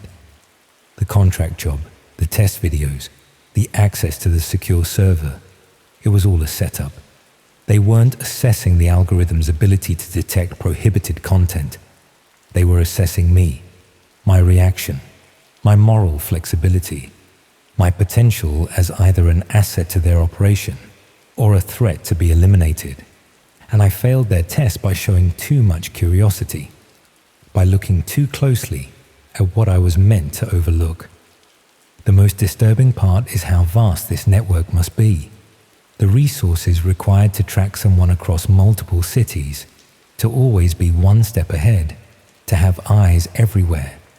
It suggests organization and reach that goes beyond what any ordinary criminal enterprise should be capable of. I wonder how many other programmers, content moderators, and data analysts have been pulled into this system. How many recognized what I failed to see and chose to look the other way? How many became observers rather than raising alarms? How many are watching now? I have less than 6 hours until the scheduled broadcast. The counter likely shows over 50,000 by now. 50,000 people waiting to watch what happens to me. I've considered turning myself in to the police, but what if some of them are connected to this network? The level of coordination I've witnessed suggests infiltration of normal systems. Who can I trust? I keep thinking about those other empty rooms I found in the test videos. How many people have sat in those chairs? How many more will follow? And was I selected randomly? Or is there something specific about me that made them choose me as the next subject? I don't know if anyone will believe this account. It sounds paranoid, even to me as I write it. But I know what I've seen. I know what's hunting me. I'm going to post this and then head to the train station. I have a plan to get to a remote village in the Scottish Highlands where a former colleague has a holiday cottage. No internet, no mobile service. Maybe if I can stay off the grid long enough, they'll select another target, move on to someone else. That's the final horror of this system. The knowledge that my only hope for survival may be that someone else takes my place in that chair, that the observer's attention shifts to another victim, that the algorithm selects a new participant. The idea makes me sick, but I'm out of alternatives. If you're reading this and you work in content moderation, data filtering, or AI development, pay attention to what your systems are being trained to ignore. Look closer at the empty rooms. Ask questions about the files everyone seems to overlook. And if you ever receive an email offering observer status, delete it immediately. Don't let curiosity lead you where it led me. The broadcast is scheduled for 2100 hours tonight. I have no intention of being in front of a camera. But as I've learned over these past terrible days, my intentions may no longer matter.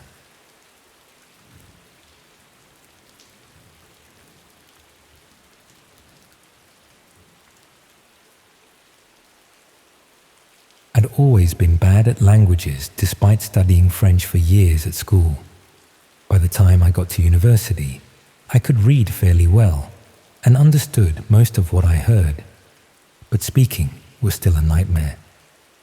That horrible combination of knowing exactly what you want to say, but being too self-conscious about pronunciation and grammar to actually get the words out. My course required a year abroad, which meant I needed to be conversational in French by the following September or risk failing my degree entirely. The University Language Center offered conversation classes, but they were always oversubscribed and moved too slowly for someone who needed intensive practice. Private tutoring was expensive, and most of the French students I knew were more interested in practicing their English than helping struggling Brits with pronunciation. That's when someone mentioned online language exchange platforms where you could practice conversation with native speakers for free. The concept was simple. You'd spend half your session helping someone practice English, and they'd spend the other half helping you with French. Mutual benefit without the cost of formal tutoring. I found several platforms that offered this kind of language exchange, most of them operating through standard video calling software with simple matching systems based on your language learning goals and availability. The more established sites had thousands of users and sophisticated systems for matching people with compatible learning objectives. But the platform I eventually chose specialized in what they called intensive language immersion for students who needed rapid improvement. They claimed to use advanced matching algorithms that paired learners with native speakers who had specific expertise in helping people overcome particular language barriers. The registration process was more detailed than I'd expected for a language learning platform. Beyond basic information about my French ability and learning goals, they wanted comprehensive details about my background, daily routine, and personal circumstances. They explained that this information helped them match people with compatible schedules and similar life experiences. The level of personal detail they requested was extensive. Where I lived, what I studied, my family background, even information about my social activities and hobbies. When I questioned why this was necessary for language learning, they explained that successful conversation practice required understanding cultural context and shared experiences that could serve as discussion topics.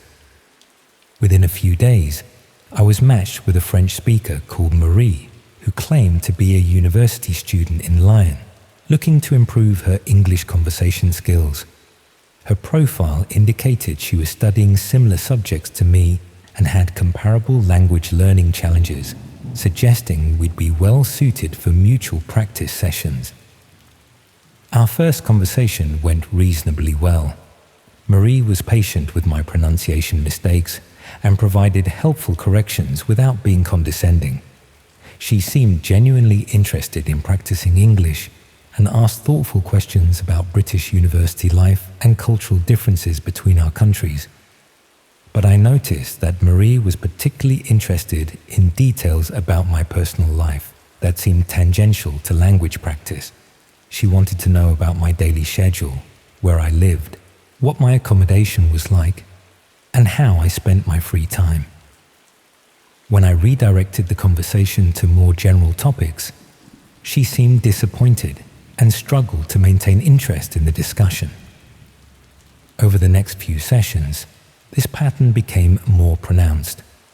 Marie would ask increasingly specific questions about my routine, my living situation, and my personal relationships.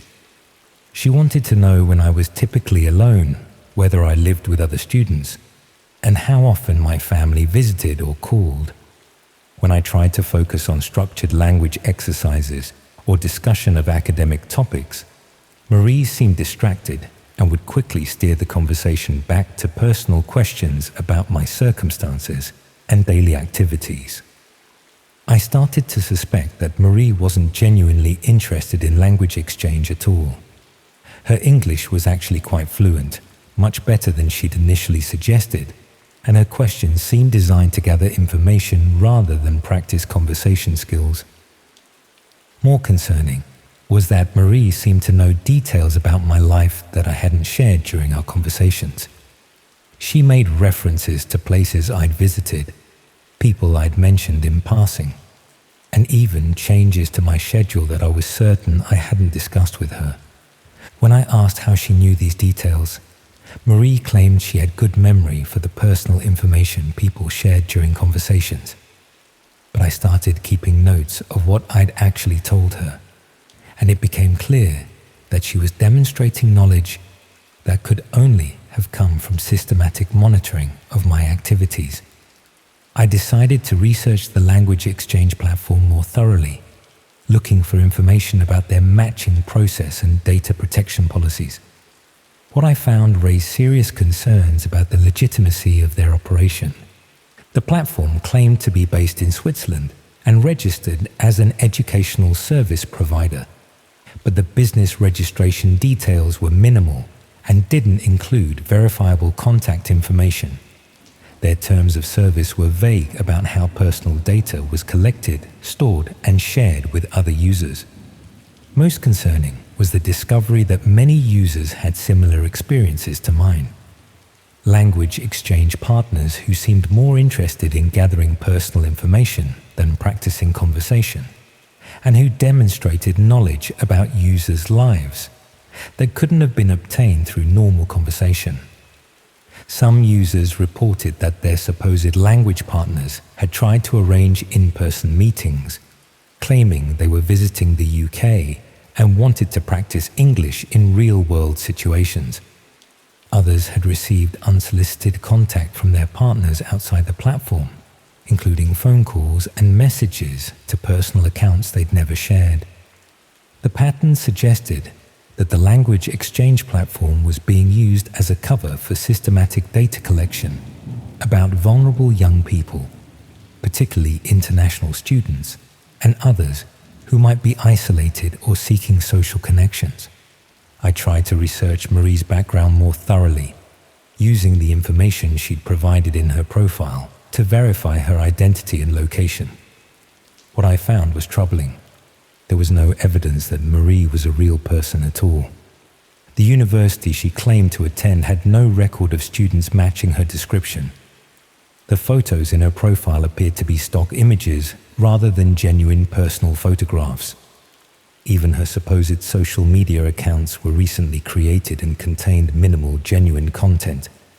Marie was a completely fabricated identity, created specifically to interact with language learners and gather information about their personal circumstances. I realized that I'd been providing detailed information about my life, routine, and vulnerability to someone whose identity and motives were completely unknown to me. But ending contact with Marie wasn't straightforward. When I stopped scheduling conversation sessions, she began contacting me through other channels, claiming concern about my language learning progress and offering alternative ways to continue our practice sessions. She suggested meeting in person when she visited the UK, or continuing conversations through private messaging apps that would provide better audio quality than the platform's built-in system. When I declined these suggestions, she seemed genuinely distressed and insisted that abandoning our language exchange would significantly harm both of our learning objectives.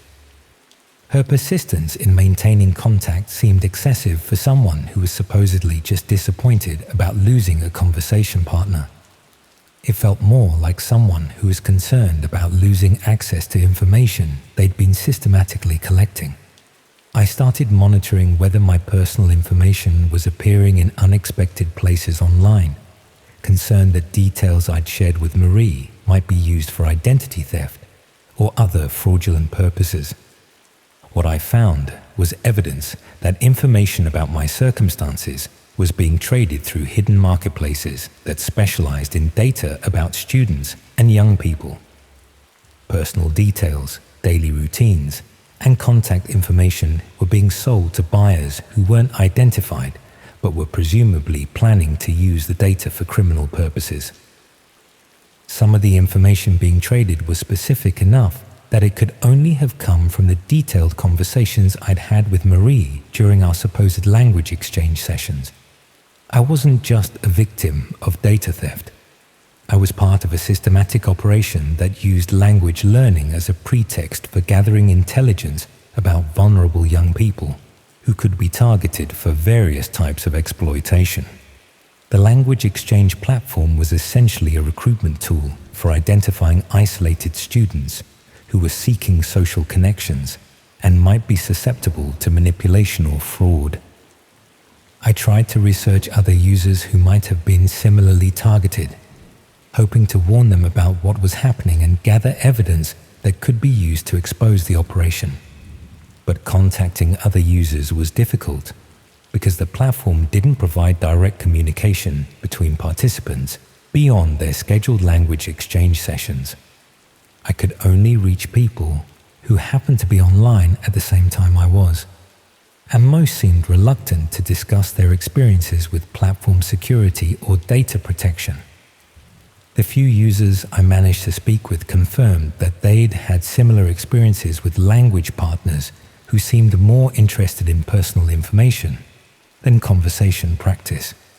But most hadn't realized the full scope of what was happening and were shocked to learn that their personal details might be traded through criminal marketplaces.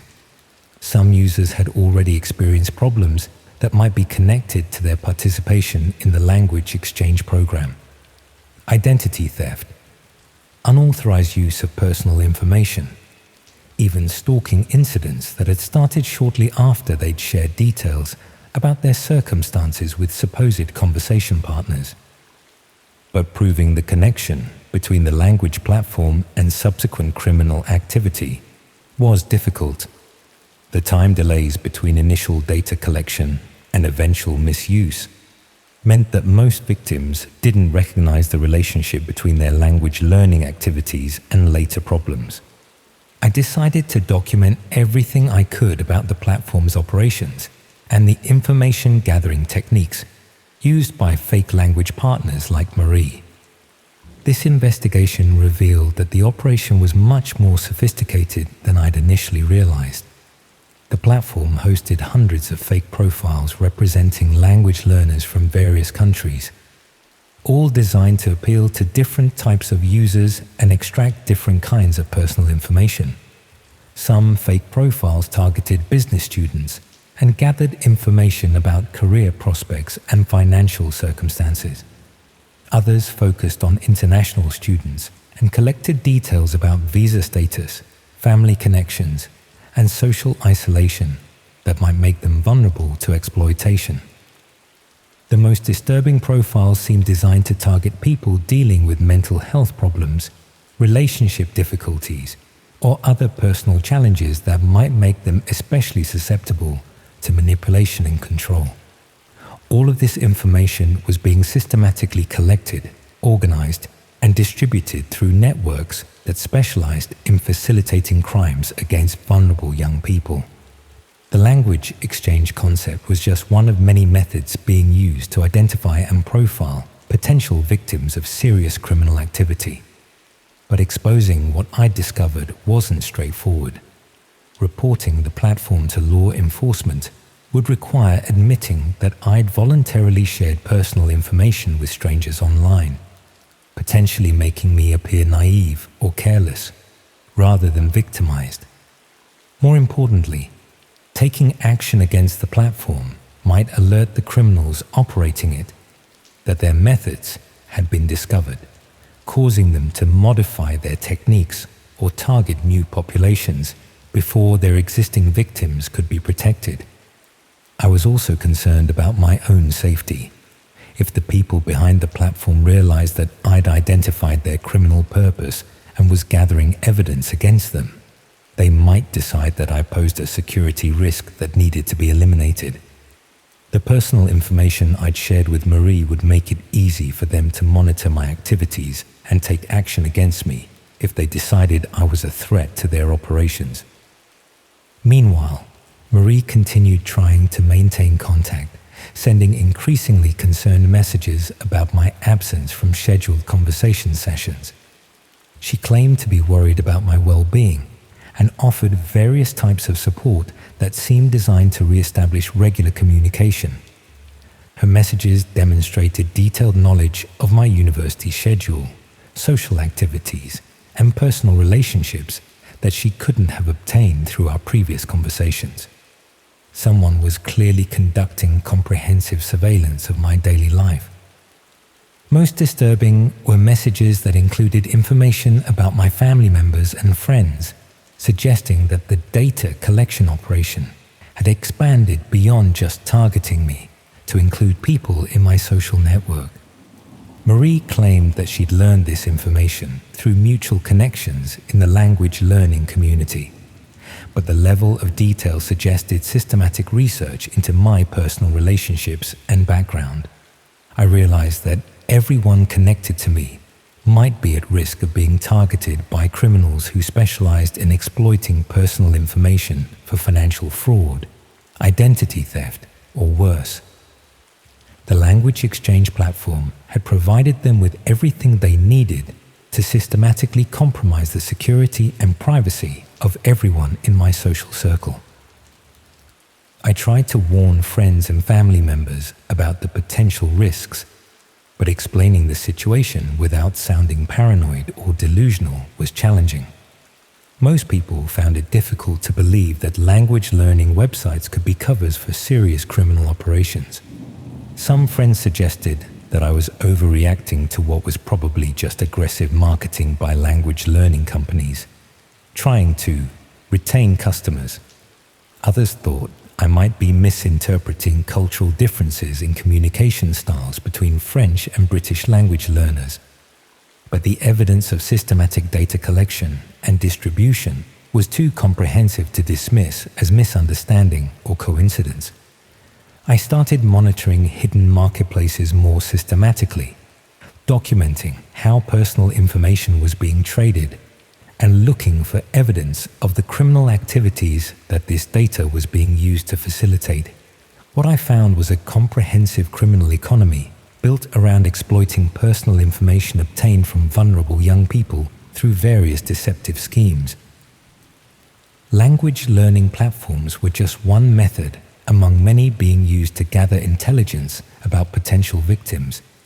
Similar operations used fake dating profiles, fraudulent employment opportunities, bogus charity work, and various other pretexts to establish relationships with isolated or vulnerable individuals. All of these schemes shared the same basic methodology: identify people who were seeking social connections or opportunities, establish trust through seemingly legitimate interactions, then systematically extract personal information that could be used for criminal purposes.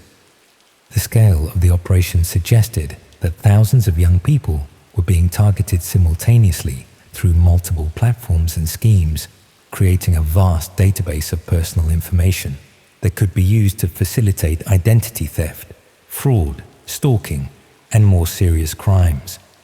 But most victims never realized they were being targeted because the initial contact seemed legitimate, and the eventual misuse of their information was delayed and difficult to trace back to the original data collection.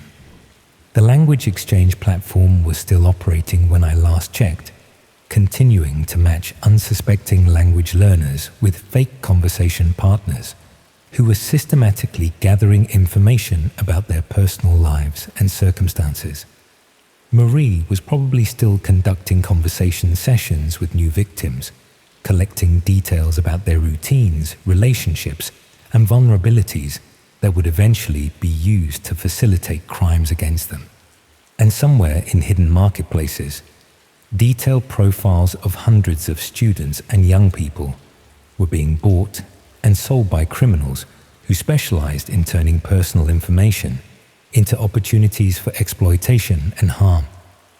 The conversation practice I thought would help me improve my French had instead made me part of a criminal network that systematically targeted vulnerable people for some of the most serious crimes imaginable. But the most terrifying part was knowing that I'd voluntarily provided most of the information that put me at risk, thinking I was just having friendly conversations with someone who shared my interest in language learning. The people operating these schemes understood exactly how to exploit normal human desires for social connection and self-improvement, turning our most positive impulses into vulnerabilities that could be systematically exploited for criminal gain.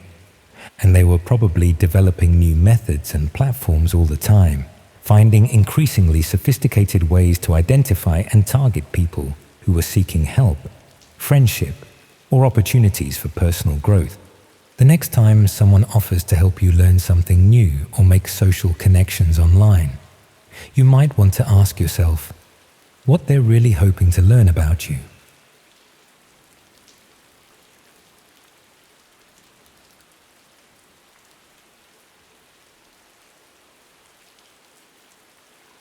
The thing about working night shifts at McDonald's is that you become invisible. People look through you, not at you. They see the uniform, not the person. For 3 years, I was grateful for that invisibility. Now I'd give anything to truly disappear as tens of thousands of strangers count down the hours until they watch me die. It all began with a customer who kept coming in during my 3 a.m. shifts at the Tottenham Court Road branch. Always ordered the same thing, a black coffee and small fries. Always sat in the corner with his laptop. Always left exactly 1 hour later. Most night workers follow patterns, so I didn't think much of it until the night he forgot his USB drive on the table. I should have turned it in to lost property. Should have left it at the register for him to collect next time. But curiosity has always been my downfall. 6 months ago, I was just a McDonald's worker pulling night shifts in central London. Nothing special about me. Just another face on the night tube. Another overpriced flat shared with 3 others in Hackney. Another Sunday morning sleeping until 2 p.m. The kind of forgettable existence that feels safe precisely because no one's paying attention. I've always been interested in computers, not in any professional way, but as an escape from the monotony of fast food work. I'd spend my days off exploring the internet, learning basic coding, playing with old laptops I'd fix up from charity shops. I ran a small Instagram account reviewing budget tech for working class people. A few hundred followers, nothing special. That night, after my shift ended, I took the USB drive home. It looked ordinary, black plastic, no brand name. I told myself I was just checking for contact information so I could return it. The drive contained several folders with mundane labels like work projects and personal. But there was one oddly named folder, just a string of numbers and letters. Inside was a single video file. When I played it, the screen remained black for several seconds before showing what appeared to be a dimly lit room.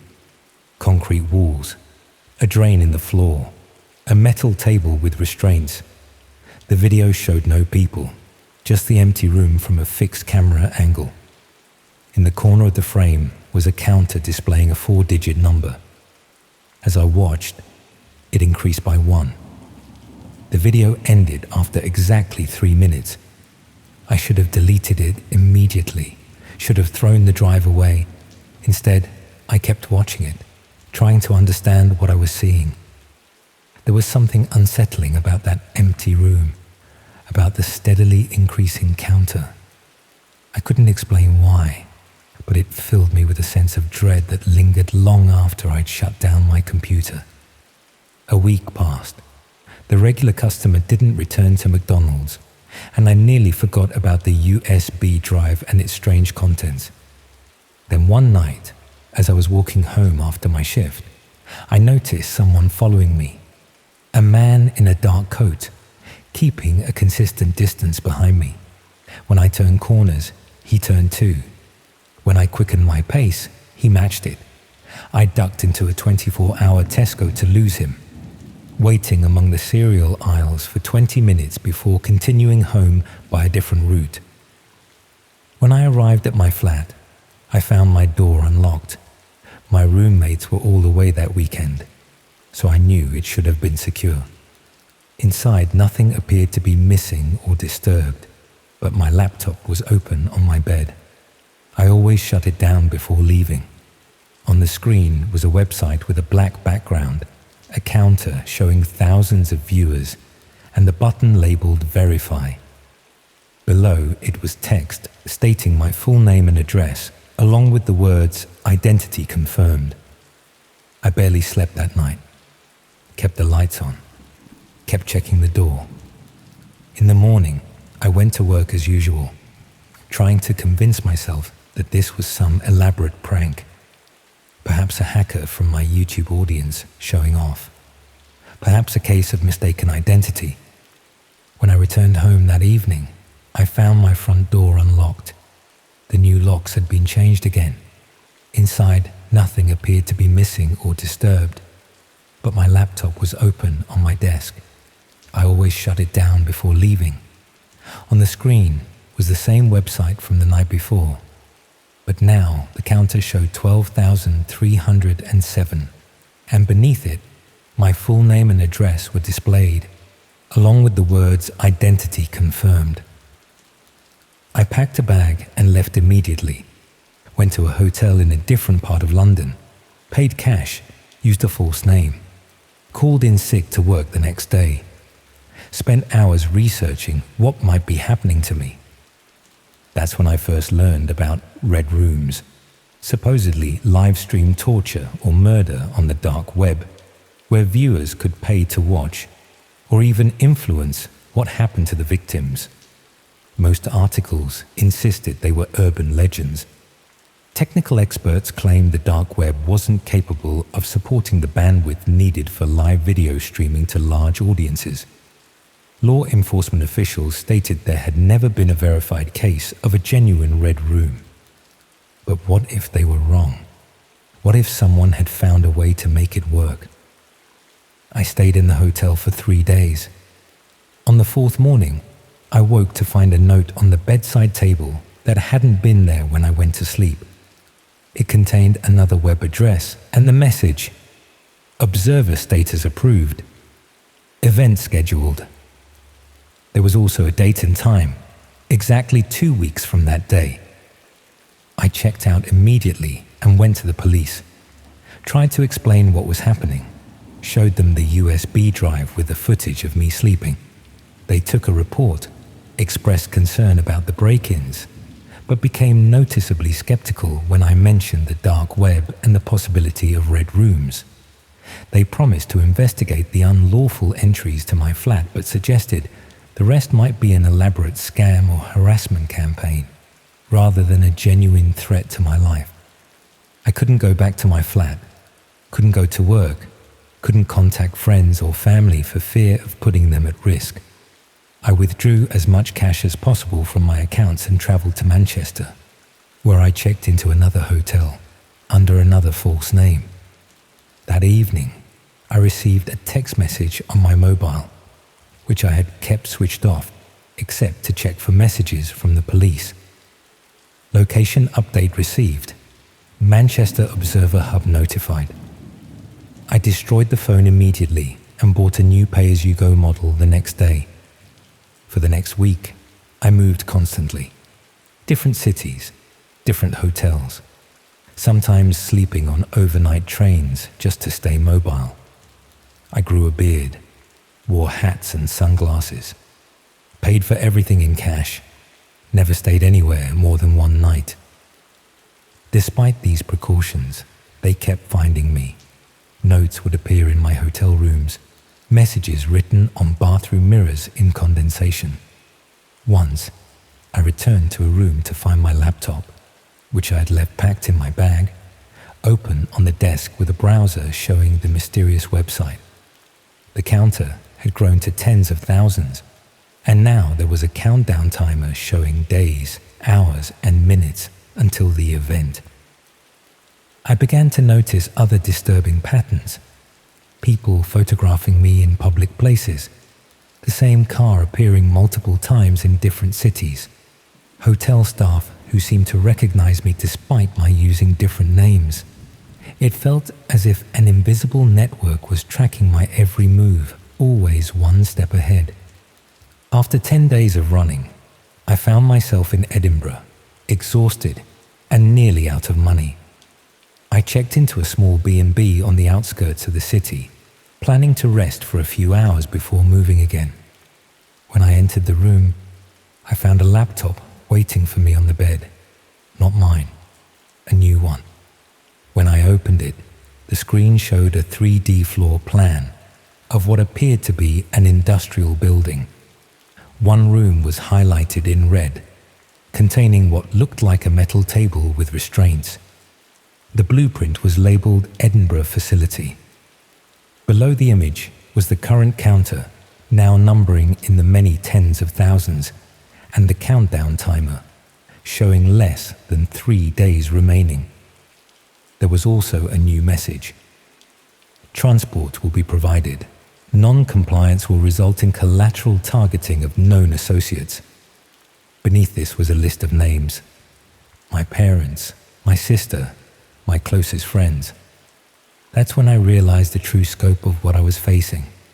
This wasn't one person stalking me. This wasn't even a small group. This was an organized network with resources, reach, and apparently unlimited access to information about me and everyone I cared about. I considered ending my own life to deny them their event, but the threat against my family stopped me. Without knowing the extent of this network, I couldn't be sure they wouldn't follow through regardless. Instead, I formulated a plan. I would go to the police again, this time with the new laptop as evidence. I would insist on protective custody, not just for me, but for my family.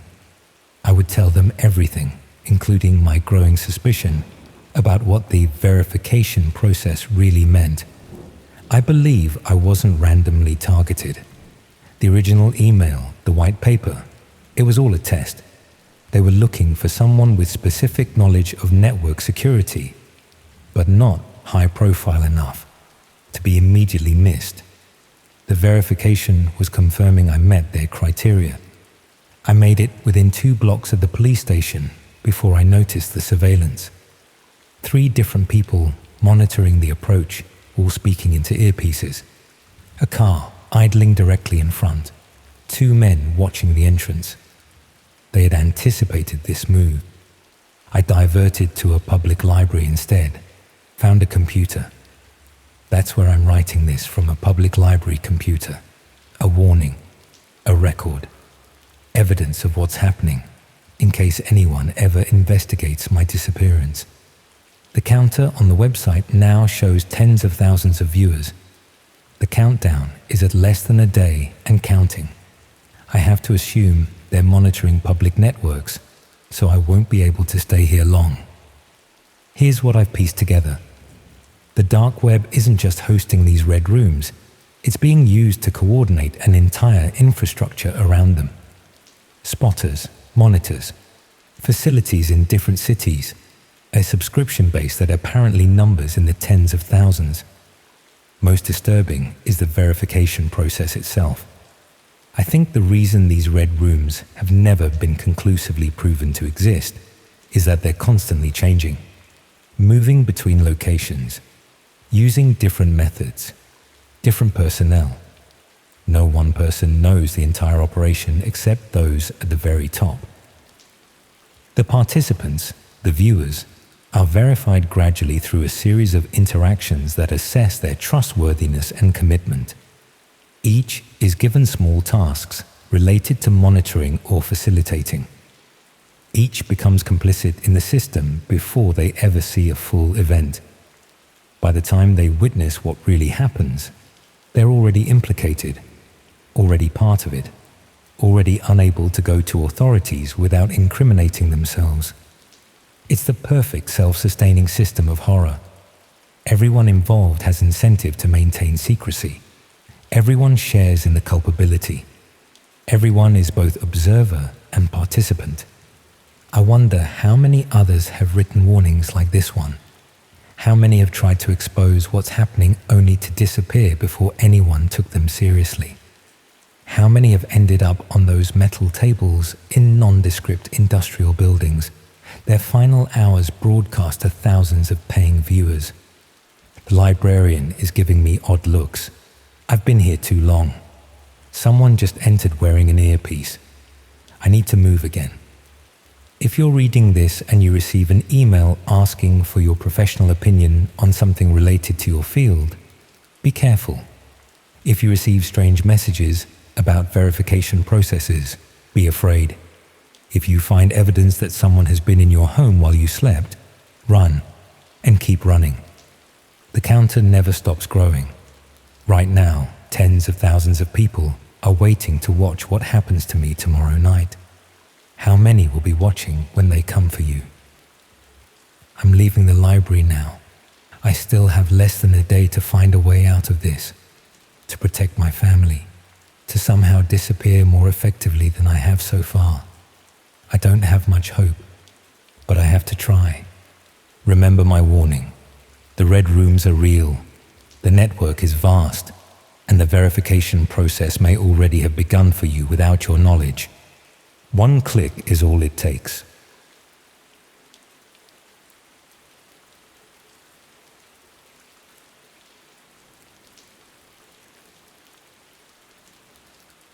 It was a Friday when I first read about it.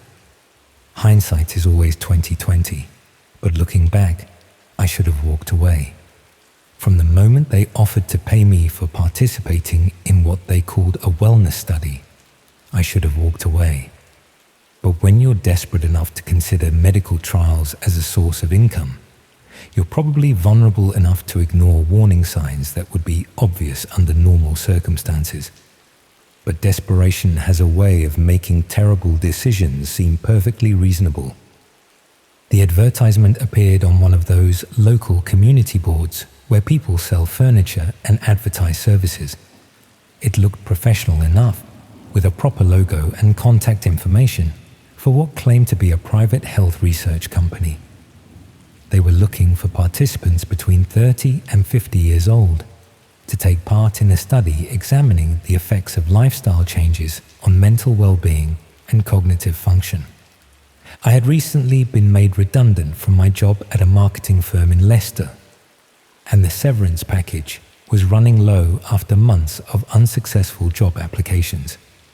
The study offered decent compensation for what seemed like minimal effort, involving regular health assessments and lifestyle monitoring over a period of several weeks. The initial screening process was thorough and professional. They conducted comprehensive medical and psychological evaluations, asking detailed questions about my health history, family background, and current life circumstances. The researchers seemed particularly interested in my stress levels, social support systems, and coping mechanisms for dealing with difficult situations. They explained that the study was investigating how environmental and social factors affect mental health outcomes in people experiencing significant life transitions. As someone who had recently lost their job and was struggling with financial insecurity, I apparently fit their target demographic perfectly. The compensation was substantial enough to cover my rent and basic expenses for the duration of the study, which was scheduled to last approximately 3 months. They explained that participants would receive regular health monitoring, including blood tests, cognitive assessments, and psychological evaluations, along with personalized recommendations for lifestyle improvements. What made the study particularly appealing was that most of the participation could be completed from home. They provided participants with various monitoring devices and applications that would track sleep patterns, physical activity, and other health indicators. We were also given access to online resources, including guided meditation programs, nutritional planning tools, and stress management techniques. The first few weeks of participation were exactly as advertised. I received regular check-ins from the research team, underwent periodic health assessments, and followed personalized wellness plans that seemed genuinely beneficial for my physical and mental health. The monitoring devices provided interesting insights into my daily routines and health patterns. The online resources they provided were surprisingly comprehensive and effective. The meditation programs helped me manage the anxiety associated with unemployment, and the nutritional guidance helped me maintain better eating habits despite my reduced income. I actually felt healthier and more mentally balanced than I had in months. However, around the 4th week of the study, the researchers began requesting additional information that seemed to go beyond what would be necessary for a wellness study. They wanted detailed reports about my daily activities, social interactions, and emotional responses to various situations throughout each day. They explained that understanding the complete context of participants' lives was essential for interpreting the health data they were collecting. Environmental factors, social relationships, and daily stresses all played crucial roles in determining how wellness interventions would be most effective for different individuals. The reporting requirements gradually became more intensive and invasive.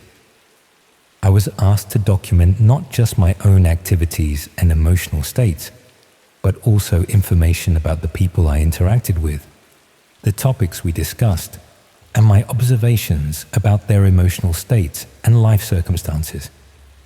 When I questioned why the study needed such detailed information about my social interactions, the researchers explained that social support systems were crucial factors in mental health outcomes. Understanding the quality and nature of my relationships would help them develop more effective wellness interventions for people in similar circumstances. This seemed like a reasonable explanation for legitimate health research, but the specific questions they asked about my social interactions felt increasingly intrusive. They wanted to know about private conversations, personal details that friends and family had shared with me, and my assessments of other people's psychological states and vulnerabilities. Around the 6th week of the study, the researchers began providing me with specific guidance about how to conduct these social interactions. They suggested conversation topics that would be useful to explore with different people, and they provided questions that might help me gather more detailed information about others' personal circumstances and emotional states. They explained that part of the wellness intervention involved learning better communication skills and developing deeper social connections. The guided conversation techniques they were teaching would help me build stronger relationships while also providing valuable research data about social interaction patterns. The conversation techniques were surprisingly effective at encouraging people to share personal information and emotional vulnerabilities. Friends and family members began opening up to me about problems and concerns they had never discussed before, often providing intimate details about their relationships, finances, and personal struggles. The researchers seemed particularly interested in this information about my social network. They requested detailed reports about what I'd learned about each person's circumstances, their psychological vulnerabilities, and their responses to different types of emotional support or advice. When I realized that I was essentially being trained to gather detailed psychological intelligence about my friends and family, I became deeply uncomfortable with the direction the study was taking. The wellness research had evolved into something that felt more like social surveillance than health monitoring. I tried to discuss these concerns with the research team, but they reminded me that I had signed comprehensive consent forms that covered various aspects of social and environmental health research. They assured me that all information would be kept strictly confidential and used only for legitimate research purposes. They also pointed out that I had been receiving significant health benefits from the study participation, including medical monitoring and wellness interventions that would have cost thousands of pounds if purchased privately. The social interaction components were simply part of a holistic approach to health research that recognized the importance of relationships in overall well-being. Around the 8th week of the study, The researchers began requesting that I use the conversation techniques and relationship building skills I had learned to gather information about people outside my immediate social circle. They wanted me to engage with neighbors, acquaintances, and even strangers to practice the communication methods and document the results. They explained that developing social confidence and communication skills was an important component of mental health improvement. Learning to connect with a broader range of people would help me build a more robust social support system, which was crucial for long-term psychological resilience. This expansion of the social research beyond my existing relationships felt like a significant escalation in the invasiveness of the study. I was being asked to systematically gather personal information about people who had no knowledge that they were being studied, or that their private communications were being documented and reported. When I tried to refuse this expansion of my research responsibilities, the team pointed out that I had been participating in the study for nearly 2 months and had received substantial compensation and health benefits. The social interaction research was an integral part of the wellness program, and withdrawing from this component would compromise the validity of all the health data they had been collecting. They also mentioned that the psychological and social information I had already provided about my friends and family represented a significant investment in understanding my complete social environment. This information would be valuable for developing personalized health interventions, but it also meant that I had detailed knowledge of other people's private circumstances that required careful handling. The researchers began demonstrating knowledge of my personal activities and relationships that extended far beyond what I had reported to them through the official study protocols. They made references to conversations I had had, places I had visited, and people I had interacted with that suggested they were monitoring my activities through means other than the devices and reports I was providing. This surveillance became more obvious over the following days, with clear indications that my communications and movements were being tracked and analyzed. The monitoring devices they had provided for the health study apparently had capabilities that extended far beyond tracking sleep patterns and physical activity. I realized that the wellness study had been used to establish comprehensive surveillance of my personal life and social relationships. The health monitoring devices had been used to track my location and activities, while the social interaction training had been used to recruit me as an intelligence gatherer targeting my own friends and family. The medical assessments and wellness interventions had been genuine, but they were also tools for establishing trust and dependency that would ensure my continued cooperation with surveillance activities that had nothing to do with health research. The compensation I had received was payment for providing detailed intelligence about vulnerable people in my social network. When I attempted to withdraw from the study entirely, the researchers pointed out that I had gained access to advanced communication and psychological assessment techniques that were valuable and potentially sensitive. They also reminded me that I possessed detailed personal information about other study participants and research methods that required careful protection.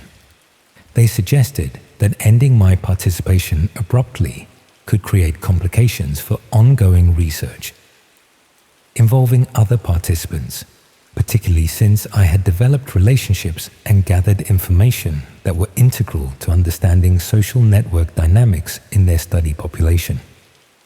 The surveillance of my activities continued after I tried to end my participation in the study. The researchers maintained contact through various channels, occasionally sending references to my current activities to demonstrate that their monitoring capabilities remained active and comprehensive. I tried reporting my concerns to the medical ethics authorities, but discovered that explaining the situation was extremely difficult. The health research had been conducted according to apparently legitimate protocols.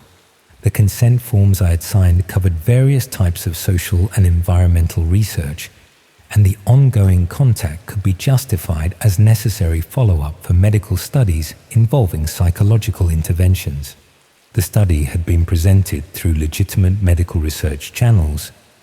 The compensation had been processed through proper financial systems, and the health assessments had been conducted by qualified medical professionals. Proving that the underlying purpose was systematic surveillance rather than wellness research would have been nearly impossible.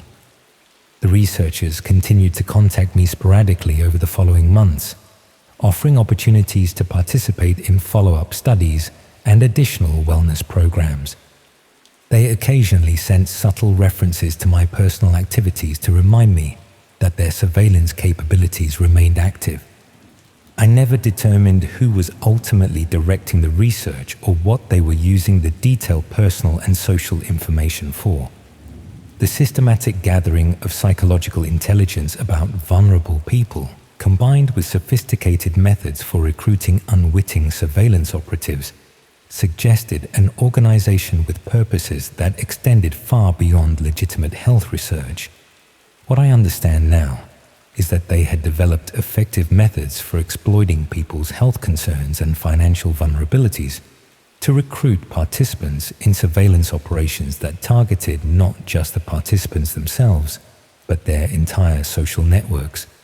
They understood how to present systematic intelligence gathering as beneficial health research while using the participants as both subjects and agents for comprehensive social surveillance. The most disturbing aspect of this experience was how my desire to improve my health and financial situation had been transformed into participation in the systematic violation of my friends' and family's privacy. The wellness study had been designed to recruit people who were vulnerable enough to ignore ethical concerns in exchange for health benefits and financial compensation. I still receive occasional contact attempts from similar health research organizations, offering compensation for participation in wellness studies that would provide valuable health monitoring and lifestyle interventions. The studies they describe always involve comprehensive life monitoring, social interaction research, and access to advanced wellness resources that would be expensive to obtain privately. I decline these opportunities immediately now, but I wonder how many other people have found themselves in similar situations, believing they are participating in beneficial health research, while actually providing detailed surveillance intelligence about themselves and everyone in their social networks.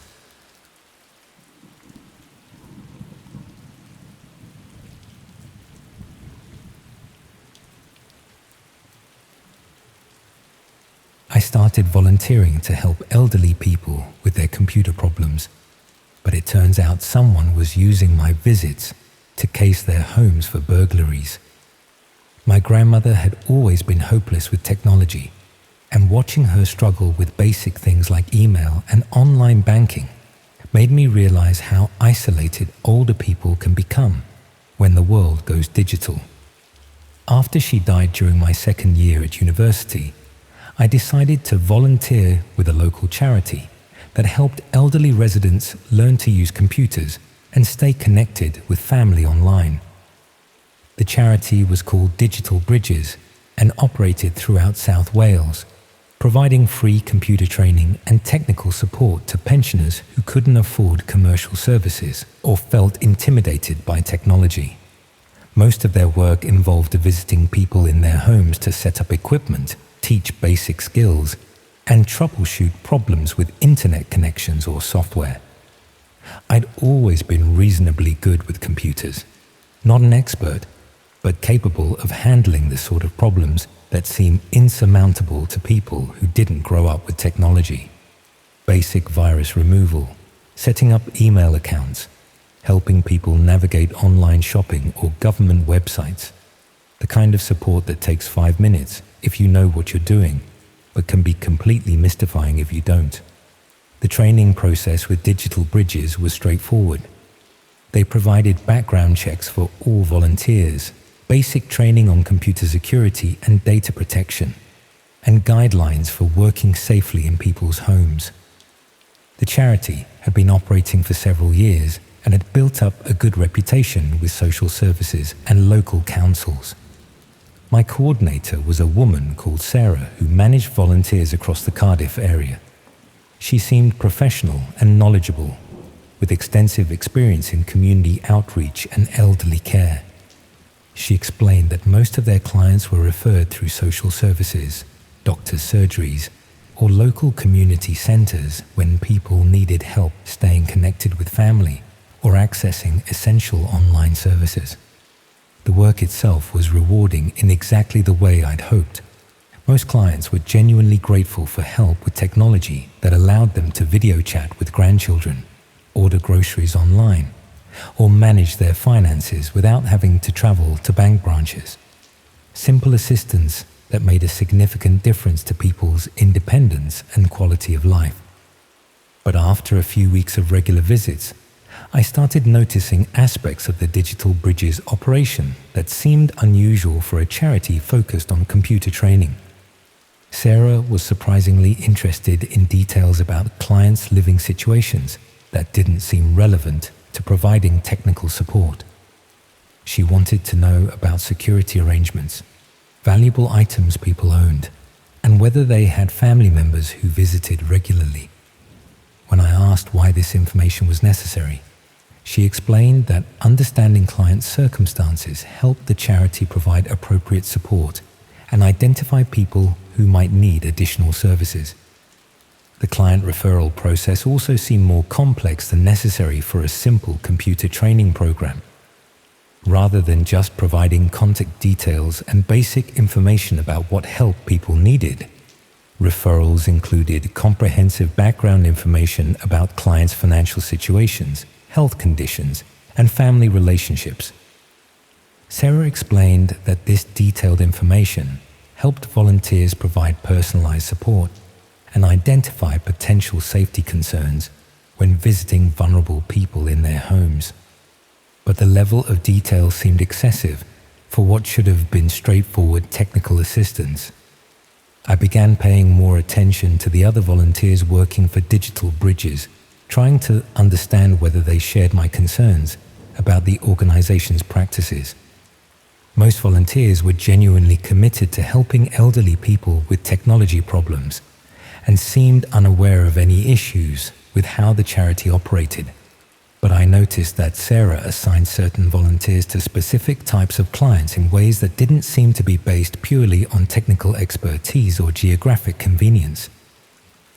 Volunteers with particular backgrounds or skills were consistently assigned to clients who lived alone, had valuable possessions, or received minimal family support. Meanwhile, clients who lived with relatives or had active social networks were usually assigned to different volunteers who seemed less experienced or committed to the work. The pattern suggested that Sarah was systematically matching certain volunteers with vulnerable clients who might be suitable targets for some purpose beyond computer training. When I tried to discuss this with other volunteers, most seemed genuinely confused by my concerns and suggested that I was reading too much into normal administrative decisions about workload distribution and volunteer capabilities. But a few volunteers admitted they'd noticed similar patterns and had wondered about the charity's selection criteria for client assignments. Some had been asked to gather specific information about clients' daily routines, security arrangements, and valuable possessions in ways that seemed unrelated to providing technical support. One volunteer mentioned that Sarah had specifically requested detailed reports about clients' homes, including information about door and window security, alarm systems, and the location of expensive items like jewelry or electronics. When the volunteer had questioned why this information was necessary, Sarah had explained that it helped the charity assess whether clients needed additional support services or referrals to other organizations. I started documenting the information requests I received from Sarah, looking for patterns that might reveal what she was really interested in learning about our clients. The requests consistently focused on details that would be valuable for planning burglaries or other crimes against vulnerable elderly people. She wanted to know when clients were typically alone, what security measures they had in place, and what valuable items they owned that might be worth stealing. Most concerning was her interest in clients' relationships with family members and neighbors. She wanted to know who had keys to their homes when relatives visited, and whether anyone would notice if clients were absent or in distress for extended periods. This information would be crucial for criminals planning to target elderly people who were isolated and vulnerable to theft, fraud, or worse. I realized that Digital Bridges might not be a legitimate charity at all. Instead, it appeared to be a criminal operation that used computer training as a pretext for gathering intelligence about potential victims of crime. The volunteers were unknowingly conducting reconnaissance for people who planned to exploit or harm the elderly clients we thought we were helping.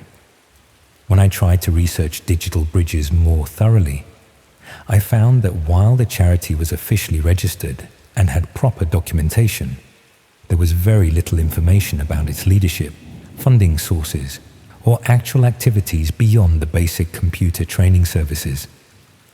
The charity's website and promotional materials looked professional, but they contained minimal specific information about their programs, success stories, or partnerships with other organizations. For an established charity that claimed to serve hundreds of clients across South Wales, their public profile was surprisingly limited. Most legitimate charities had extensive documentation about their work, regular reports to funders, and active engagement with local media and community organizations. Digital Bridges seemed to operate with much less transparency and accountability than would be expected for an organization providing services to vulnerable populations. I tried contacting some of the organizations that supposedly referred clients to Digital Bridges, hoping to verify that they were aware of the charity's activities and had confidence in their services. What I found was concerning. Several social services departments and community centers claimed to have no record of referring clients to Digital Bridges, despite Sarah's claims that they were regular sources of referrals. Others had minimal information about the charity and couldn't verify that they had ongoing relationships with the organization. The pattern suggested that Digital Bridges was operating with much less oversight and legitimacy than they'd claimed during my volunteer training. I decided to investigate some of the clients I'd been assigned to help, hoping to understand more about how they'd been connected with the charity and whether they'd experienced any problems beyond their original computer issues. This investigation was more difficult because contacting clients directly could alert Sarah that I was questioning the charity's operations, but I was able to research some of them through public records and local news reports. What I discovered was deeply disturbing. Several clients I'd worked with had subsequently experienced burglaries, fraud attempts, or other crimes that seemed to be based on detailed knowledge of their living situations and daily routines. In most cases, the crimes had occurred weeks or months after my visits, with enough time delay that the connection to Digital Bridges wouldn't be immediately obvious. But the specific nature of what had been stolen or attempted suggested that the perpetrators had detailed inside information about the victims' homes and circumstances. One elderly woman I'd helped set up email had been burglarized 3 weeks after my visit. The thieves had known exactly where she kept her jewelry, had avoided rooms where valuable items weren't stored, and had timed their break-in for a period when she was predictably absent for medical appointments. Another client had been targeted by telephone fraudsters who had detailed knowledge of his financial situation and family relationships that could only have been obtained through systematic surveillance or inside information. The pattern was consistent across multiple clients, suggesting that information gathered during Digital Bridges visits was being used to facilitate crimes against the elderly people we were supposed to be helping. I was unknowingly participating in a criminal operation that targeted vulnerable elderly people for exploitation and theft. But confronting Sarah directly about what I discovered would alert her that the operation had been compromised and might result in evidence being destroyed or the entire scheme being relocated before victims could be protected. I needed to find a way to document the criminal activity and alert law enforcement without revealing that I'd discovered the truth about digital bridges. I started keeping detailed records of all my interactions with Sarah and the specific information requests she made about clients. I also began photographing any documents or materials related to the charity's operations that I could access during volunteer meetings or training sessions. Most importantly, I tried to identify other clients who might be at risk of being targeted for crimes based on the types of information Sarah had requested about their circumstances. This process revealed that the Digital Bridges operation was much larger than I'd initially realized. Sarah was coordinating multiple volunteers across several local authorities, systematically gathering intelligence about elderly people throughout South Wales. The scale of the operation suggested that it wasn't just opportunistic crime, but a systematic business that specialized in identifying and exploiting vulnerable elderly people through fake charity work. But while I was building evidence of the criminal operation, I also became aware that Sarah was monitoring the volunteers much more closely than I'd initially realized. She began asking specific questions about my interactions with clients that suggested she was tracking exactly what information I'd gathered and how thoroughly I documented their circumstances.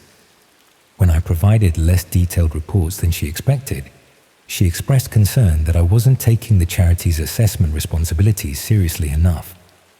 Sarah also started assigning me to new clients in different areas, claiming that my skills were needed for more complex technical problems. But the new assignments were all people who lived alone, had minimal family support, and owned valuable possessions that would make attractive targets for criminals. I realized that Sarah was testing my willingness to gather the detailed intelligence information that the criminal operation required, and that my reduced cooperation had been noticed. If I continued to resist providing the information she wanted, I might be dropped from the volunteer program before I could gather enough evidence to expose the operation. But if I cooperated with her requests, I'd be directly facilitating crimes against innocent elderly people.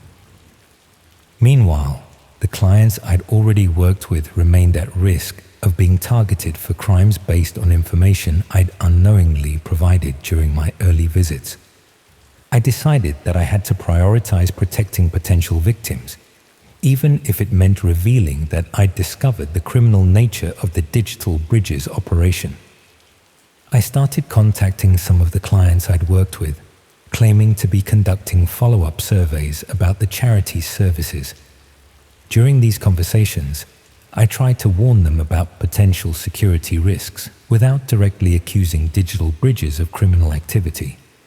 I suggested that they review their home security arrangements, be cautious about sharing personal information with strangers, and consider changing their daily routines if they felt unsafe or observed. Most clients were receptive to these suggestions and appreciated the follow-up contact from someone they'd worked with previously. But some seemed confused about why I was providing security advice that went well beyond computer training. I also started researching how to report the criminal operation to law enforcement in a way that would protect both the potential victims and my own legal situation. Reporting suspected criminal activity was complicated by my own involvement in gathering some of the intelligence that could be used to harm elderly clients. Even though I'd been unknowingly participating in the scheme, I could potentially be charged as an accessory if prosecutors decided that I should have recognized the criminal nature of the operation sooner. But I also knew that delaying action to protect my own interests would mean that more elderly people would be victimized by criminals who were using my volunteer work to facilitate their crimes. The morning I decided to contact the police, Sarah called to inform me that the charity was expanding its operations and needed volunteers who were willing to take on additional responsibilities. She explained that Digital Bridges had secured funding for a new program that would provide more comprehensive support to elderly clients, including assistance with financial management, home security assessments, and family communication services. The new program would require volunteers to gather much more detailed information about clients' circumstances and to provide regular reports about their welfare and security needs. Sarah offered me a paid position coordinating the expanded program in the Cardiff area, with responsibility for training new volunteers and managing client assessments. It was clear that the criminal operation was expanding and that Sarah wanted to recruit me as a more active participant in systematically targeting elderly people for exploitation. I had run out of time to gather more evidence or find a way to expose the operation without compromising my own safety.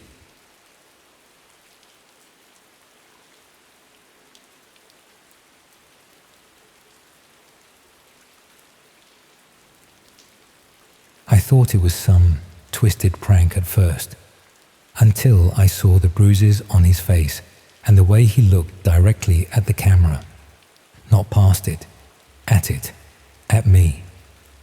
I didn't even want to click the link, but he pushed for it. He said, "What's the worst that could happen?" I should have pushed back harder, said no, or just left, but I didn't.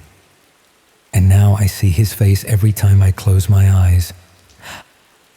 I'd never really clicked with anyone like him before. Callum had this dry, brutal sense of humor, the kind where you're not sure if he's joking or just being a dick until he smirks. We met through this niche Discord server for analog horror fans, ended up on the same voice chat one night, stayed up till 3 a.m. talking about everything from cursed YouTube videos to those weird VHS argies no one finishes. It turned out we lived one town apart, about 20 minutes by train. After that, it wasn't just online anymore. We'd hang out, get takeaway, crash at each other's places. He always had something playing on his second monitor, usually unsettling internet rabbit holes or weird live streams from countries neither of us could pronounce. I quite liked the chaos, to be honest. He made everything feel more intense, more alive. But that edge, I didn't realize how real it would get. The last time I saw him was a Thursday. We were meant to meet up Saturday. He was supposed to help me move some furniture, but he ghosted. At first, I assumed hangover, or maybe he'd just forgotten. But then Sunday passed, then Monday. I went by his flat after work. Lights were off, curtains drawn, door locked. But outside there were 4 Uber Eats bags, one of them half split open, ice cream melted through the bottom. I reported him missing Tuesday morning. The woman at the desk in the police station barely looked up, scribbled his name down, nodded like it was routine, like he was routine, said they'd log it and send someone round if anything came up. That night, I couldn't sleep. I kept thinking about one of those bags of food, how the receipt had the wrong name. J something, not Callum, not even close. I went back to his flat the next day and just sat there across the street, watching. Then, late that evening, I got a message from his account. Just a single link. No words, no emojis, no subject. The URL was long and messy, no preview. But I recognized one thing, the string.onion buried inside it. I told myself maybe it was him messing with me, a prank, something he'd find hilarious later. I copied it, but I didn't open it. Not yet. I finally caved that Friday. I booted up Tor, pasted the link in, and just sat there watching it buffer. The site was crude. It had a black background, one embedded player, no controls, just a timer in the corner and a blank title bar. Then it loaded. It was him, Callum, sitting in a dark room, shirtless, pale, face swollen, lips split, and then he looked straight at the camera, not like he was looking at a lens, like he was looking through it, at me. I wasn't sure if it was a recording or not, so I screen recorded what I could. My hands were shaking so bad the mouse kept jittering. Soon after, I went back to the police. I thought it would be different this time. It wasn't. They asked why I had the footage, why I hadn't come in sooner. They even asked what my relationship with him was. And when I said we were friends, they paused. One of them asked, real quiet, "Just friends?" I walked out, deleted the screen capture from my phone on the way home. I was scared they'd take it, or worse, say I did something to him. I started staying at my parents'. They live outside town. No one knew I was there. I didn't post anything about it. I didn't tell anyone, and my phone stayed off most nights. But then, on Saturday morning, someone rang the bell. My mum called me to the door. "Did you order something?" I went downstairs to find her holding a parcel. No label, no address, just my name. Inside the parcel was a USB stick, nothing else. I didn't plug it into anything right away. I waited until later that day, until everyone had gone to bed. When it felt safe, I plugged it into my old laptop. It felt smarter. It has no Wi-Fi. After it had eventually loaded, the only file on it was a video. There was no title, just a date. The same day I got the message. I hesitated, but then I pressed play. It opened. It was me, sitting at my desk, staring at my monitor, typing. I didn't even remember that moment, but it was definitely me. I had the same clothes I usually wore at home, and the angle. Someone had been in the flat across from mine, filming me, watching me. Then the camera cut, and I saw him again. Callum. He was on his knees, shaking. Behind him, there was a plastic sheet, a roll of duct tape, and something metallic, glinting. He tried to speak. His lips moved, but there was no sound. Then I saw it. A hand, just the edge of one, came into frame. And everything after that I should have looked away. I should have closed it, but I didn't. I couldn't. The moment he stopped breathing, the stream cut out. Back to black. They never found him. The police closed the case 2 weeks later. They declared it an unsubstantiated report, whatever that means. I wiped my old drives, burned the USB and switched phones. I'm not sure how much good it'll do. You don't have to listen to me. I realize I'm just a stranger to you, but if you ever get sent a Red Room link, even as a joke, don't click it. Just don't.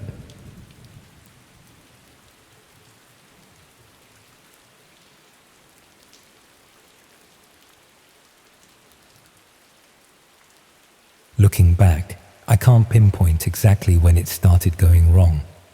There was the form, obviously, but that was just one afternoon last year, maybe the year before. Time blurs when you're trying to piece together how something ordinary turned into something else entirely.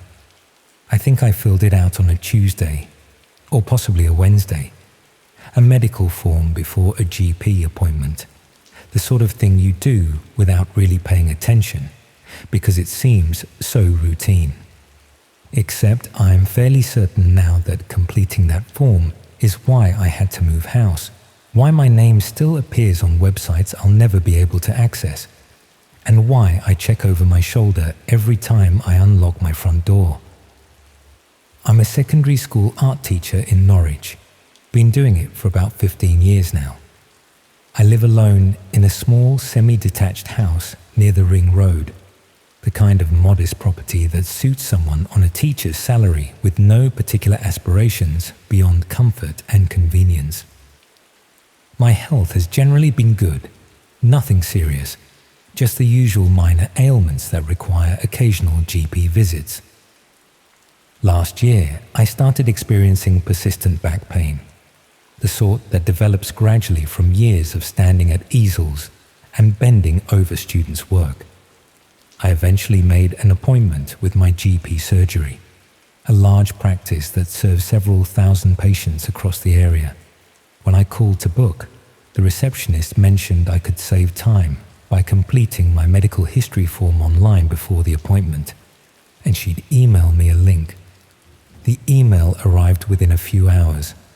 It looked entirely legitimate, with the surgery's logo and branding, professional formatting, all the hallmarks of official NHS correspondence. The link directed to what appeared to be the surgery's patient portal, asking me to log in with my NHS number and date of birth before completing the pre-appointment questionnaire. The form itself was comprehensive, more detailed than I'd expected, but not unreasonably so. It asked about my current symptoms, previous medical conditions, medications I was taking, allergies, family medical history, lifestyle factors like smoking and alcohol consumption. Standard questions that any general practitioner would need answers to before making a diagnosis or prescribing treatment. Then it asked for information I found slightly odd, but not alarming enough to stop. My home address, obviously, but also details about who I lived with, whether I had family nearby, what my work schedule was like, whether I had any upcoming travel plans. The form explained this was necessary for prescription delivery services and to ensure continuity of care if I needed follow-up appointments. There were questions about my daily routine, what time I typically woke up when I left for work, whether I had regular commitments in the evenings. The form said this helped them schedule appointments at convenient times and plan for home visits if needed. It made enough sense that I answered honestly, noting that I usually left home around 7:30 on weekdays, that I had a pottery class on Tuesday evenings, that I was generally home by 5 on most days. The final section asked about my security arrangements at home. Did I have someone who could collect prescriptions if I wasn't available? Would I be comfortable with medications being left in a secure location if I was out? Did I have concerns about package theft in my area? I mentioned I lived alone, that I didn't really have neighbors I knew well enough to collect things for me, and that packages were usually safe if left by my back door since it wasn't visible from the street. I submitted the form feeling I'd been thorough and helpful, exactly the sort of engaged patient that surgeries appreciate. The confirmation message thanked me for completing the questionnaire and said my information had been added to my medical records ahead of my appointment. When I attended the appointment 3 days later, I mentioned the online form to the doctor. She looked confused and said that they didn't have any record of me completing a pre-appointment questionnaire. She checked my file on her computer and confirmed that there was nothing new added since my last visit 18 months earlier. When I showed her the email on my phone, she immediately called the practice manager. The practice manager explained that they didn't send pre-appointment forms via email. Their patient portal existed but required in-person registration with photo ID, and they certainly didn't ask patients to complete medical histories online. The email I'd received was fake, designed to look like official surgery correspondence, but actually sent by someone with no connection to the practice. They took copies of the email and the form link, saying they'd report it to NHS security and the police. They'd seen similar scams before, usually fishing for personal information that could be used for identity theft or insurance fraud. They advised me to monitor my credit and watch for any unusual activity, but they seemed to think it was a relatively standard phishing attempt. I changed my passwords and kept an eye on my bank accounts, but nothing unusual happened immediately. No fraudulent transactions, no attempts to open credit in my name, no suspicious activity at all. After a few months, I largely forgot about the incident, assuming I'd been lucky to catch it before any real damage was done. Then, about 6 months after I'd completed that fake medical form, my house was broken into on a Tuesday evening whilst I was at my pottery class. The burglars had entered through my back door. The one I'd mentioned wasn't visible from the street. They'd taken electronics, some jewelry, and prescription medications from my bathroom cabinet. The police noted it was a clean, professional job with no forced entry, suggesting they'd picked the lock or had a key. The timing felt unfortunate, but not impossible. Tuesday evenings, when I was reliably away, a back entrance that offered privacy from neighbors and passers-by. The police suggested it might have been someone who'd been watching the house, learning my routine before striking. They took a report, but were honest about the low likelihood of recovering my belongings or identifying the perpetrators. I upgraded my locks and tried to move on, though I felt violated in a way that lingered uncomfortably. About 3 months later, my house was broken into again, this time on a Thursday afternoon during school hours. Same method of entry, same careful selection of valuable items, same lack of evidence or witnesses. The police agreed it seemed targeted, but they couldn't identify any obvious connection to me or reason someone would specifically be focusing on my property. Then I started receiving strange deliveries, packages I hadn't ordered, addressed to me but containing items I'd never purchased. Medications, mostly. Things like painkillers and sleeping tablets, ordered from online pharmacies I'd never heard of. The quantities weren't large enough to be obviously criminal, just enough to seem like legitimate personal orders that might have been made by someone with my name and address. When I contacted the pharmacies to explain the orders weren't mine, they showed me account details created in my name using my NHS number and date of birth. The accounts had been active for months, placing regular small orders for various medications, all delivered to my address during times when I was reliably away from home. Someone had been collecting these packages, presumably during the break-ins or other occasions when they'd accessed my property without me knowing. The police investigation became more serious when they connected the fake medical form to the break-ins and fraudulent medication orders. The form had provided everything needed to target my home effectively. My routine, my security vulnerabilities, my medical information that could be used to order prescriptions in my name.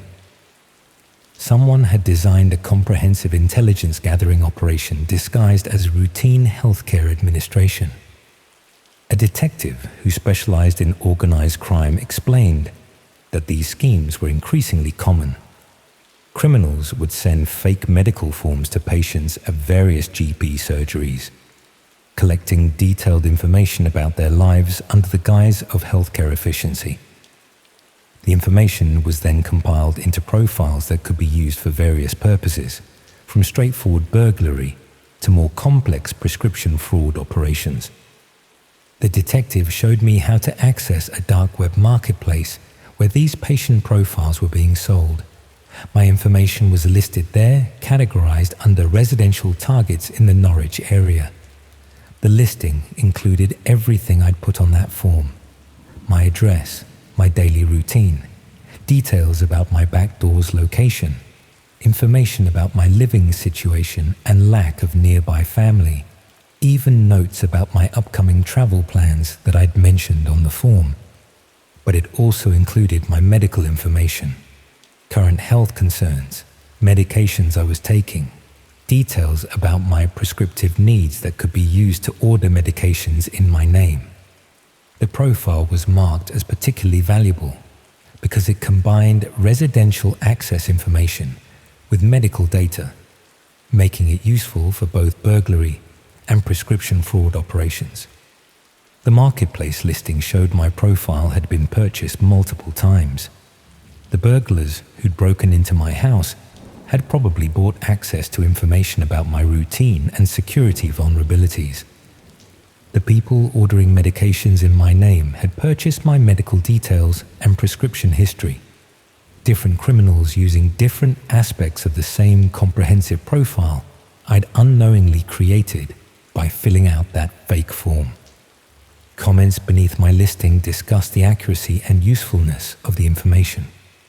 Previous buyers had left feedback confirming that my routine was reliable, that the back door access was easy, that the medication orders processed successfully. It read like product reviews on any commercial website, except the product being reviewed was detailed instructions for violating my privacy and committing fraud in my name. The investigation revealed that the scam had targeted thousands of patients across the east of England. The fake emails were sent to people who'd recently booked GP appointments, suggesting the criminals had access to surgery scheduling systems or had found ways to identify patients who'd be expecting medical correspondence. The forms were sophisticated enough that most recipients assumed they were legitimate, especially when they arrived around the same time as genuine appointment confirmations. The collected information was organized into detailed profiles and sold on multiple dark web marketplaces. Some profiles were purchased by burglary operations, others by prescription fraud networks, others by people interested in identity theft or insurance fraud. The same data could be sold repeatedly to different buyers, generating ongoing income from a single initial contact with the victim. What made it particularly insidious was how the medical context encouraged detailed honesty.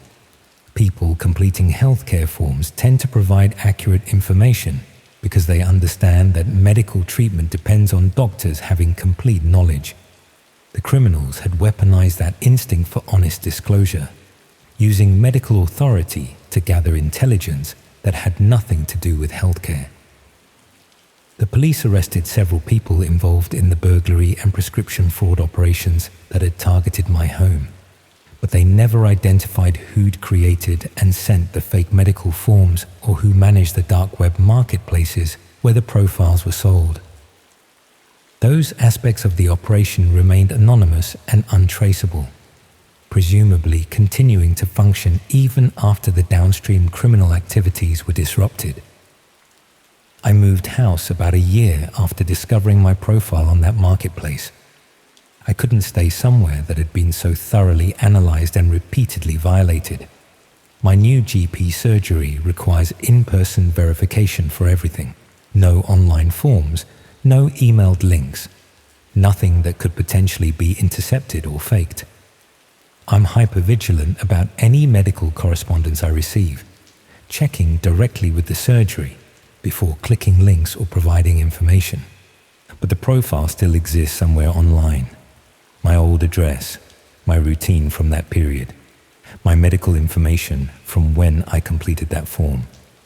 It's been marked as outdated since I moved, but it's still available for reference, still being viewed by people planning similar operations against other targets. The information never truly disappears from these marketplaces. It just becomes less current and slightly less valuable. The prescription fraud continues to be a problem even after moving. Pharmacies occasionally contact me about suspicious orders placed in my name, using information that was harvested from that original fake form. My NHS number and medical details are presumably still circulating in criminal networks, still being used to place orders that I have to dispute and explain. The administrative burden of constantly monitoring for fraudulent activity has become a permanent part of my life. What haunts me most is thinking about how many other people filled out similar forms, never discovering they weren't legitimate, never connecting later break-ins or fraud to that initial medical questionnaire. The operation was designed to be subtle enough that most victims would never realize what had happened or how their information had been collected and used. I've tried to warn other teachers at my school, explaining what happened and encouraging them to verify any medical correspondence before responding. Some take it seriously, but others seem to think I'm overreacting or being paranoid. They can't imagine that something as mundane as a pre-appointment form could be part of such a comprehensive criminal operation. They're wrong, though. That's precisely what makes these scams effective. They exploit ordinary administrative processes that people encounter regularly and have learned to trust. A medical form seems inherently legitimate because we're conditioned to expect healthcare systems to gather detailed personal information. Questioning whether a form is genuine feels almost paranoid when it arrives at exactly the time you'd expect such correspondence. The fake form I completed looked professional, asked reasonable questions, and arrived when I was anticipating medical correspondence. Every aspect was designed to prevent skepticism, to encourage the kind of detailed, honest responses that would create a valuable criminal intelligence profile. And it worked perfectly, because I had no reason to suspect that routine healthcare administration could be weaponized so effectively. I still teach art, still live in Norwich, still deal with occasional back pain that started this whole situation. But I'm fundamentally changed by understanding how easily medical trust can be exploited, how much damage can be done with information that seems innocuous when you're providing it. Every form I complete now, every bit of information I share, I question whether it's actually necessary and who might ultimately have access to it. The detective who handled my case told me these medical form scams were among the most effective intelligence-gathering operations she'd encountered. People's instinct to be honest and thorough when dealing with healthcare made them willing to provide information they'd never share in other contexts. The medical framing bypassed normal privacy concerns, encouraging disclosure that would seem inappropriate in any other setting. That's what I think about now when I receive medical correspondence. Not just whether it's legitimate, but what information I'm providing even when it is. How much detail do I actually need to share? Who will have access to what I disclose? Could this information be used for purposes beyond medical care if it fell into the wrong hands? These aren't questions I should have to ask about routine healthcare administration, but they're questions I can't avoid after experiencing what happened. My medical information became a commodity traded on criminal marketplaces. My routine became a product sold to burglars. My privacy became a resource extracted and exploited by people I'll never identify. The form took 15 minutes to complete, just 15 minutes of answering questions that seemed entirely reasonable at the time. And those 15 minutes created a comprehensive profile that has been used against me repeatedly over the past 2 years, that still exists somewhere online, that still generates consequences I'm discovering gradually as new fraudulent activities appear. I filled out a medical form online, and that single act of trying to be a helpful, engaged patient led to break-ins, fraud, violation, and ultimately having to rebuild my life more carefully and suspiciously than before. That's the reality I live with now. Not dramatic trauma, but persistent awareness that routine administrative processes can hide sophisticated criminal operations, and that information freely given can become a weapon used against you in ways you'll never fully understand or control.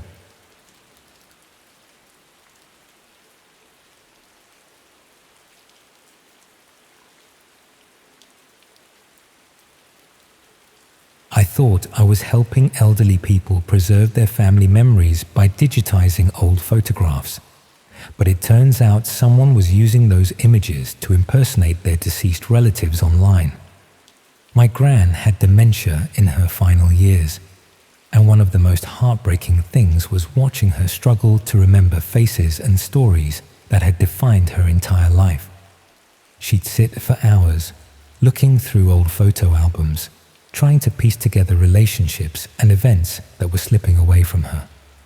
It made me realize how precious those visual memories were, especially for people whose minds were letting them down. After she died during my second year at university, I started volunteering with a local charity called Memory Keepers that helped elderly people organize and preserve their family photographs.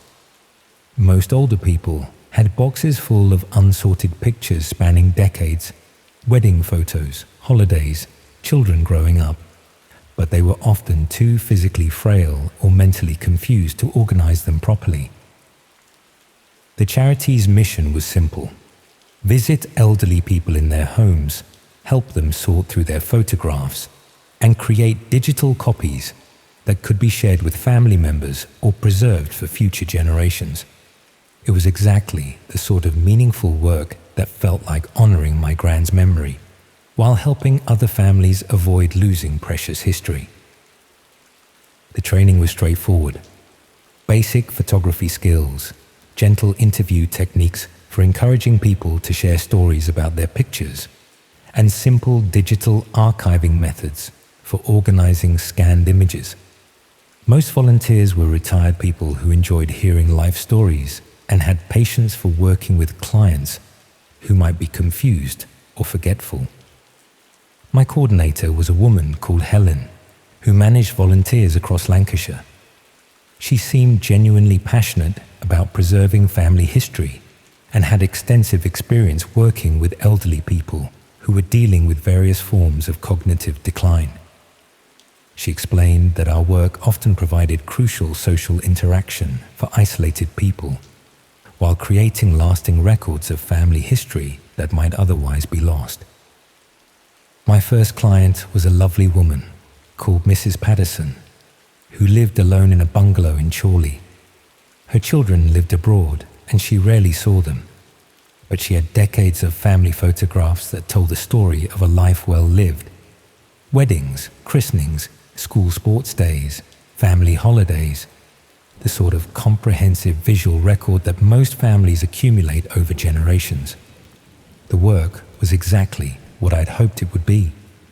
Mrs. Patterson enjoyed talking about the people and events in her photographs, and I could see how much pleasure it gave her to share these memories with someone who was genuinely interested. We spent several sessions organizing her pictures chronologically and scanning the most important ones into digital files that her children could access online. But I started noticing that Helen was particularly interested in certain types of photographs that didn't seem obviously relevant to family history preservation. She wanted detailed scans of identity documents that appeared in the pictures, passports left open on tables, driving licenses visible in wallet shots, even official letters and certificates that happened to be in the background of family photos. When I asked why these items needed to be preserved, she explained that documentary evidence often provided crucial context for family history research. Helen also requested comprehensive information about the people shown in photographs, including full names, dates of birth, and current addresses when known. She claimed this metadata was essential for creating proper archives that families could use for genealogy research and legal documentation. The level of detail seemed excessive for a charity focused on preserving memories, but Helen emphasized the importance of thorough documentation for families who might need to verify relationships or inheritance claims years later. After working with several clients, I began to suspect that Memory Keepers was collecting much more information than necessary for their stated mission of family history preservation. The digital files we created included not just family photographs, but comprehensive databases of personal information about elderly people and their relatives: names, addresses, financial circumstances, family relationships, even details about valuable possessions that appeared in photographs of people's homes. When I tried to access the archived files to check my work, I discovered that volunteers weren't given access to the complete database.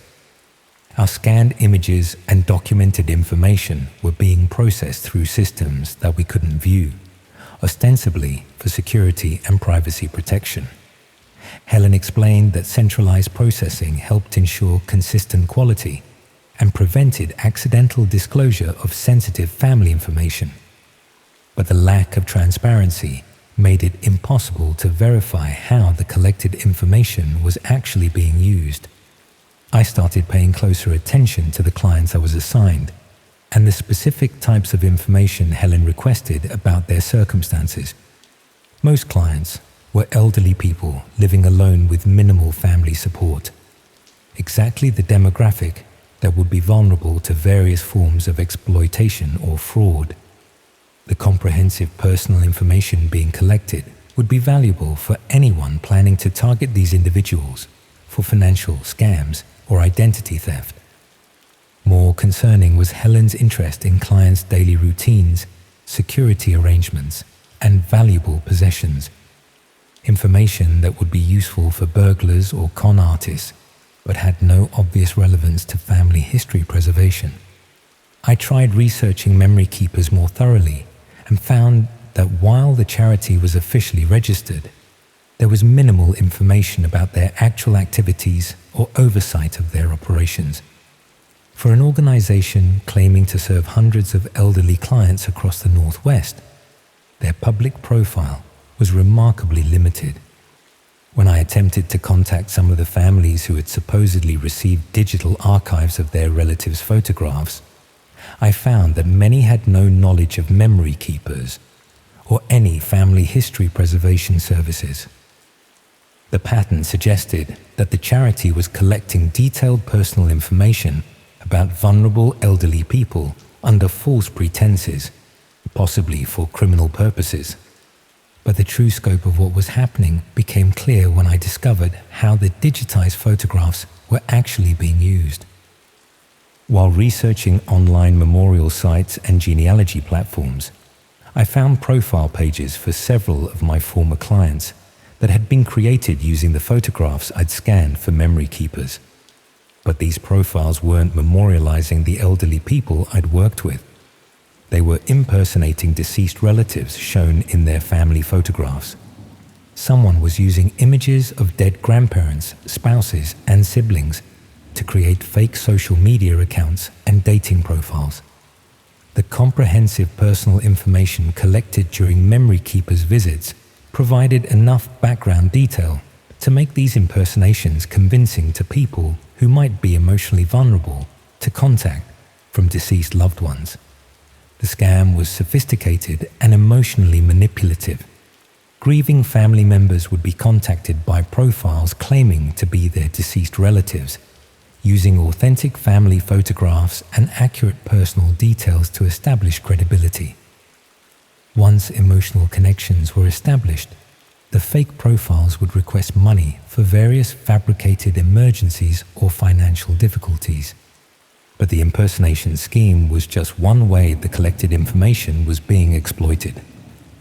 The detailed personal data about elderly clients was also being used for more direct criminal purposes. Several of my former clients had experienced burglaries or fraud attempts that seemed to be based on inside knowledge of their circumstances, daily routines, and valuable possessions. Information that could only have been obtained through the comprehensive home visits conducted by memory keepers volunteers. I realized I'd been unknowingly facilitating systematic exploitation of vulnerable elderly people, while thinking I was helping preserve their family memories. The charity was a front for criminal operations that specialized in gathering intelligence about isolated elderly people and their families, then using that information for various types of fraud, theft, and emotional manipulation. But confronting Helen about what I'd discovered would alert her that the operation had been compromised. More importantly, I'd been directly involved in collecting the personal information being used to harm innocent people, potentially making me legally liable for the consequences. When I started declining assignments and reducing my availability, Helen became increasingly insistent about my continued participation in the program. She emphasized the importance of reliable volunteers for serving clients who had specifically requested my services, and offered additional training opportunities that would allow me to take on more complex archival projects. The pressure to continue working felt excessive for a volunteer position with a small charity. It seemed more like concern about losing control over someone who had inside knowledge of their data collection methods. I tried to research other volunteers who had worked for memory keepers, hoping to warn them about what was really happening to the information we collected. But most had only worked for short periods before moving on to other volunteer opportunities, and none seemed to have realized the criminal nature of the operation. The few I managed to contact were shocked to learn that their work had been used to facilitate fraud and exploitation of the elderly people they'd been trying to help. But they were also concerned about their own legal exposure for having unknowingly participated in gathering information used for criminal purposes. Memory keepers had systematically recruited well-meaning volunteers to conduct intelligence gathering that would have been impossible for professional criminals to accomplish without arousing suspicion. Elderly people trusted charity volunteers in ways they would never trust strangers, asking invasive questions about their personal circumstances. The operation was probably being replicated in communities across the country, with similar fake charities recruiting volunteers to gather detailed information about vulnerable populations under the guise of providing helpful services. But the most disturbing aspect was how the scheme exploited both elderly victims and the volunteers who thought they were helping preserve precious family memories. We'd been manipulated into betraying the trust of people we genuinely cared about, turning our desire to help into a tool for systematic exploitation. I started monitoring online platforms where the impersonation profiles were being used, documenting evidence of how family photographs and personal information were being weaponized against grieving relatives. The scale was much larger than I'd initially realized. Hundreds of fake profiles using images and information collected from elderly people across multiple regions, all operated by people who specialized in emotional manipulation and financial fraud, targeting vulnerable family members. But gathering evidence of the criminal operation put me at risk of being identified as someone who was investigating their activities. If the people behind memory keepers realized that I discovered their true purpose and was documenting their methods, they might decide I posed a security threat that needed to be managed. The personal information I'd helped collect included details about my own background and circumstances, making it easy for them to monitor my activities or take action against me if they considered me a liability.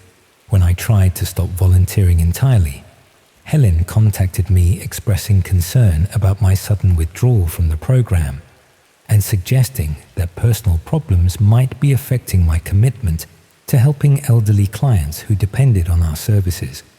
She offered to arrange counseling support and reduced responsibilities that would allow me to continue contributing to memory keepers while dealing with whatever difficulties were preventing me from maintaining my volunteer schedule. But her response included specific references to my personal circumstances and family relationships that I'd never shared during volunteer training or client visits. Someone had been researching my background as thoroughly as we'd been investigating the elderly people we were supposedly helping. That evening, I received a friend request on social media from a profile claiming to be my deceased grandfather, using family photographs that I'd never seen before, but that showed him exactly as I remembered from my childhood.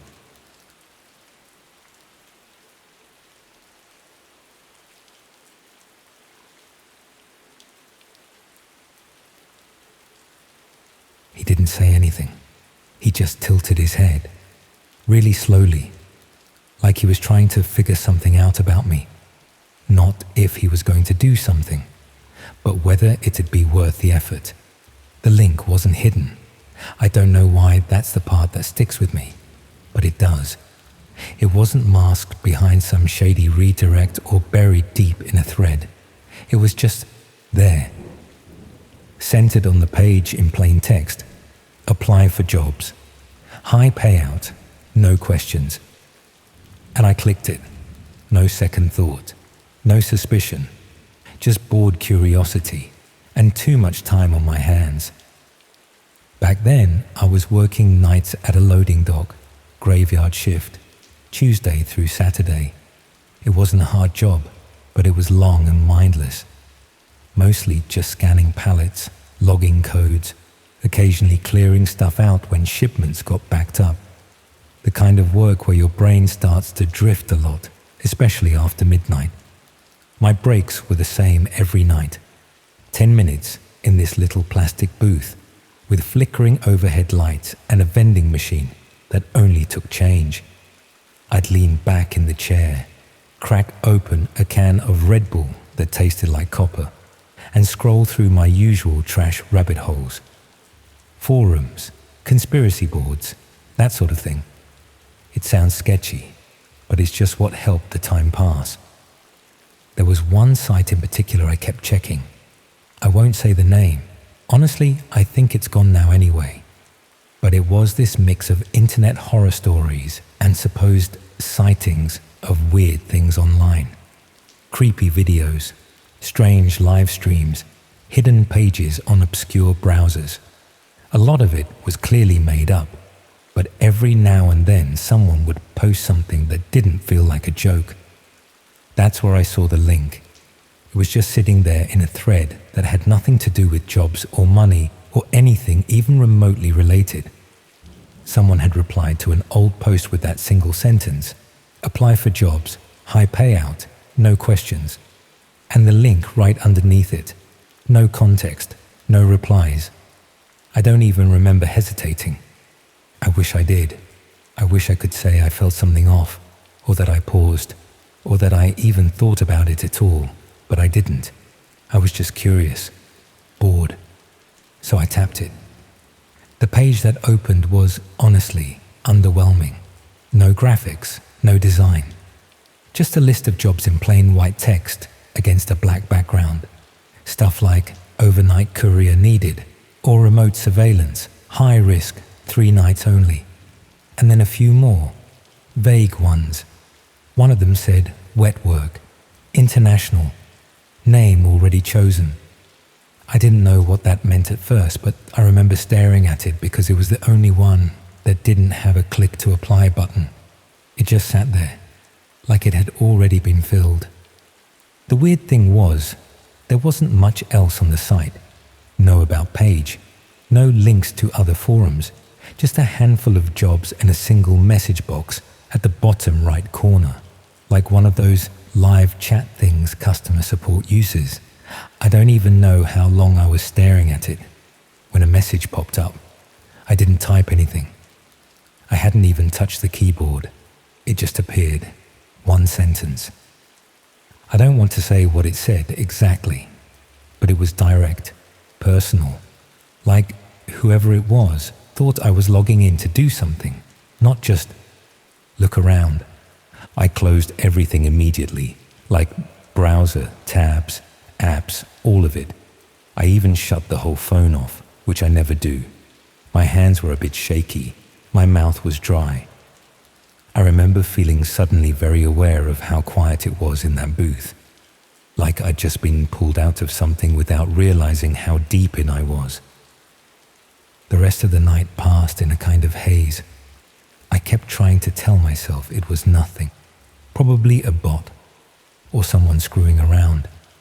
But when my shift ended and I walked to my car, I saw something that snapped me out of it fast. There was a napkin tucked under my windshield wiper. Not a receipt or a flyer, just a neatly folded napkin. White, unbranded. Inside, written in what looked like permanent marker, was one word. One word I'm not going to repeat. I just sat there in the driver's seat for a while, engine off, staring at the dash. I kept thinking, maybe it was a coincidence. Maybe someone thought my car was someone else's. But that doesn't even make sense when I say it out loud. It was too specific. I didn't go home right away. I parked behind a pharmacy a few blocks away and just sat there for a while. My phone was still off. I didn't want to turn it back on. I was scared it'd buzz again. For the next couple of days, things were off. It's hard to describe. It's not like someone was obviously following me or anything. It was more like something had shifted. My mailbox kept getting flyers with the wrong name. Junk mail addressed to someone I'd never heard of. Same building, same unit number, just a different name. And I kept seeing this SUV parked across the street when I'd get home. Different times, but always the same vehicle, same shape, same blacked out windows. I told myself I was imagining it until one night I walked past it and noticed the engine was still warm. Then the emails started. At first, I thought it was spam, but they weren't spam. They were blank, just subject lines. They said things like, "You're not moving fast enough," or "He's watching," or "Answer the door." I ignored all of them until the last one. That one said to answer the door. The email hit my inbox around 2:43 a.m. I remember the time because it was the exact moment someone knocked. I didn't answer. I didn't even breathe. I just stood in the hallway, staring at the door, heart pounding so hard I thought I might pass out. When I finally looked through the peephole, there was no one there. I thought maybe it was just a prank, but when I checked the footage from the security camera outside my door, there was nothing. Just a black gap in the footage between 2:42 and 2:45. Everything else that day had recorded just fine. That's when I went to the police. And, yeah, what a waste of time. The guy behind the desk looked like he wanted to be anywhere else. When I explained, he asked me if I spend a lot of time on conspiracy sites. He smiled when he said it. That smug little smile people give when they've already decided you're a lunatic. So I left. I went home, deleted everything off my phone, wiped my laptop, changed my passwords. I didn't sleep. I kept the lights off, curtains closed. I sat on the floor in the hallway for hours just listening. Around 3 a.m., I looked out the window. There was a man across the street, just standing there, not moving, not smoking or pacing or looking at his phone, just facing my building. He stood like that for maybe a minute. I blinked, and he was gone. That was it for me. I grabbed a bag, packed what I could, and decided to leave town. I didn't know where I was going. I just needed to go. I took the stairs because the elevator was slow and loud and felt like a trap. But when I hit the second floor landing, I stopped. There was someone sitting there, cross-legged, still, facing the wall. At first, I didn't even realize he was a person. He didn't react when I came down the stairs. He didn't move at all. Then slowly, he stood up. He didn't say anything threatening. He didn't have a weapon. He just looked at me, calm and bored, almost, like this whole thing had dragged on too long. And then he said something that made my skin go cold. He thought I was the target, that I was the job. I don't remember how I got outside. I don't remember running. I just remember that sick feeling in my gut, like my stomach was being crushed from the inside. I didn't go back. I didn't even stop to get gas. I drove until my phone died, and I couldn't keep my eyes open anymore. Then I crashed at a friend's place 2 towns over. I gave her some half-truth about being stalked. She didn't press me for details. She just gave me a blanket and let me sleep on her couch. The email stopped after that. I stopped seeing the SUV. No more knocks, no more blank messages. But I still think about that man. I think about what he said and how calm he was, how certain. I didn't accept the job, but that didn't matter because someone else did.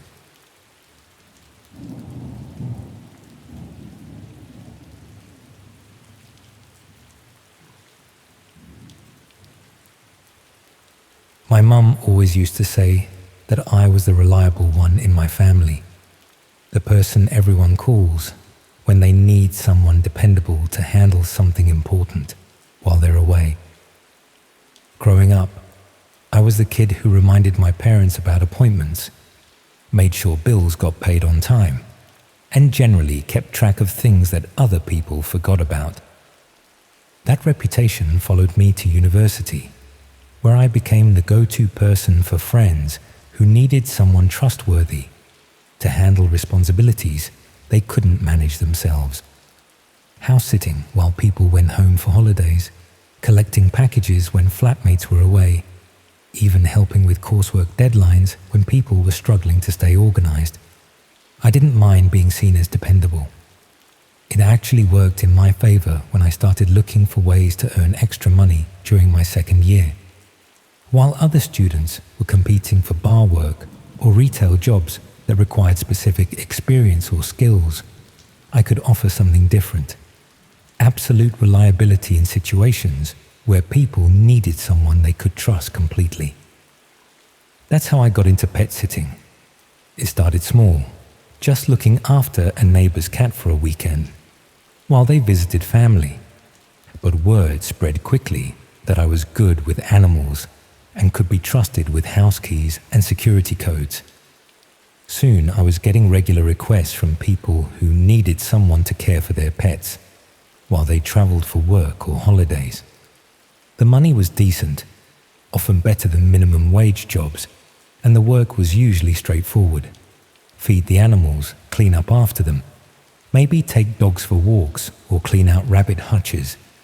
Most pet owners left detailed instructions and were happy to pay well for peace of mind that their animals would be properly cared for in familiar surroundings. After a few months of building up a good reputation through word-of-mouth recommendations, I started looking for ways to find more clients systematically.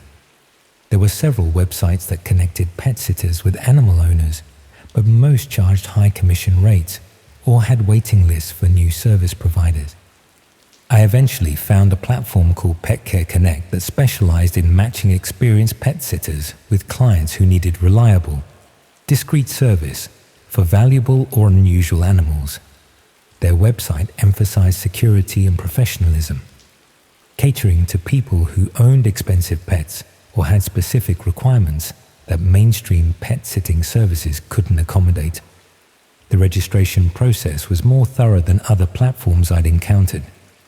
Beyond basic information about my experience with different types of animals, they wanted detailed background information, including references from previous clients, details about my living situation, and even information about my daily schedule and availability for emergency call-outs. They explained that their clients often owned rare or valuable animals that required specialized care and absolute reliability. Some had exotic pets that needed specific handling techniques, while others owned pedigree animals worth thousands of pounds that required experienced, trustworthy care. The screening process included video interviews where I demonstrated my knowledge of animal care and answered questions about hypothetical emergency situations. They also requested character references from non-family members who could vouch for my reliability and discretion. After about 2 weeks, I was accepted onto their platform and started receiving requests from clients who seemed to have very specific requirements for pet care services. My first assignment was caring for a collection of tropical fish belonging to someone who claimed to be a rare fish dealer. The setup was elaborate. Multiple tanks with complex filtration systems, specific feeding schedules for different species, and detailed water quality monitoring that needed to be performed daily. The client provided comprehensive instructions and seemed genuinely knowledgeable about aquarium maintenance. The fish were beautiful and obviously valuable, including several species I'd never seen before. The week-long assignment went smoothly, and the client was pleased with my attention to detail and adherence to their specific care protocols.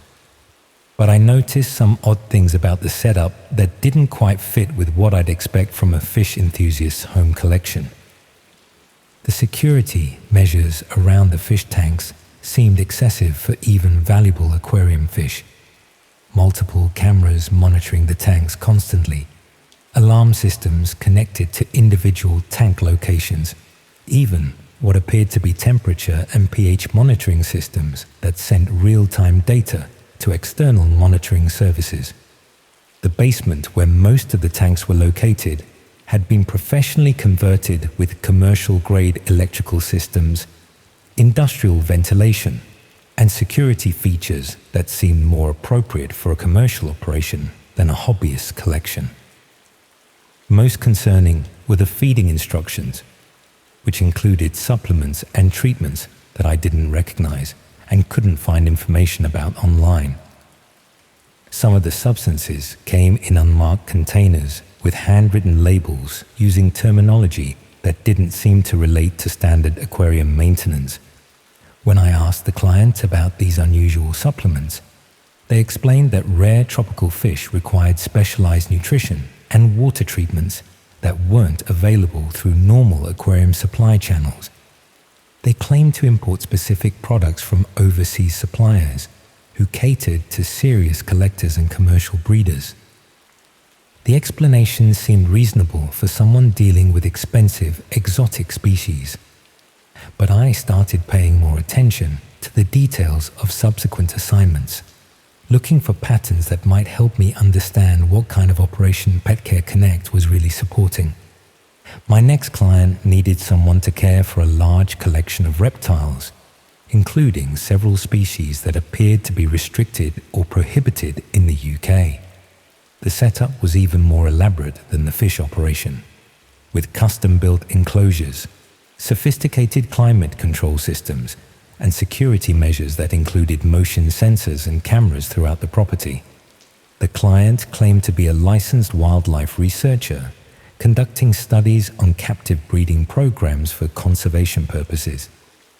They provided official-looking documentation that appeared to authorize their possession of restricted species, though I wasn't qualified to verify the authenticity of the permits. But the care instructions included procedures that seemed designed more for concealment than animal welfare. Specific protocols for what to do if unauthorized visitors arrived, instructions for quickly moving certain animals to hidden locations, and emergency procedures that involved contacting the client immediately if any one official showed interest in the property. The client also emphasized the importance of absolute discretion about the location and contents of their collection. They explained that conservation work often attracted unwanted attention from animal rights activists and regulatory officials who didn't understand the scientific value of private breeding programs. I was starting to suspect that some of the animals I was caring for might not be legally owned or properly licensed. The elaborate security measures and emphasis on secrecy suggested that these operations were hiding from official oversight rather than simply protecting valuable collections. But the money was excellent, often several £100s for a week's work, and the animals themselves seemed to be well cared for and healthy. Even if there were legal irregularities in how the collections had been assembled, the immediate welfare of the animals wasn't being compromised. I tried researching the clients I'd worked for, hoping to verify their claims about conservation work and legal authorization for restricted species. What I found was troubling. Most had minimal online presence and no verifiable connection to legitimate conservation organizations or research institutions. The documentation they'd provided looked professional, but when I tried to verify it with the regulatory bodies that supposedly issued the permits, I found that some of the reference numbers didn't exist, and others corresponded to completely different types of licenses. I was probably caring for animals that had been illegally imported, bred, or traded in violation of wildlife protection laws. The elaborate security measures weren't protecting valuable collections. They were concealing criminal operations that exploited protected species for profit. But extricating myself from the situation wasn't straightforward. I'd signed detailed confidentiality agreements with each client, agreeing not to discuss their operations with unauthorized parties. Even if the collections were illegal, reporting them might result in legal action against me for breaching those agreements. More importantly, I'd been inside multiple properties that were clearly being used for illegal activities.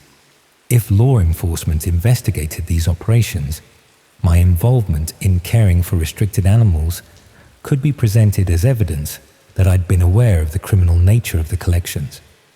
I decided to gradually reduce my involvement with Pet Care Connect while being careful not to raise suspicions about my reasons for withdrawing from assignments.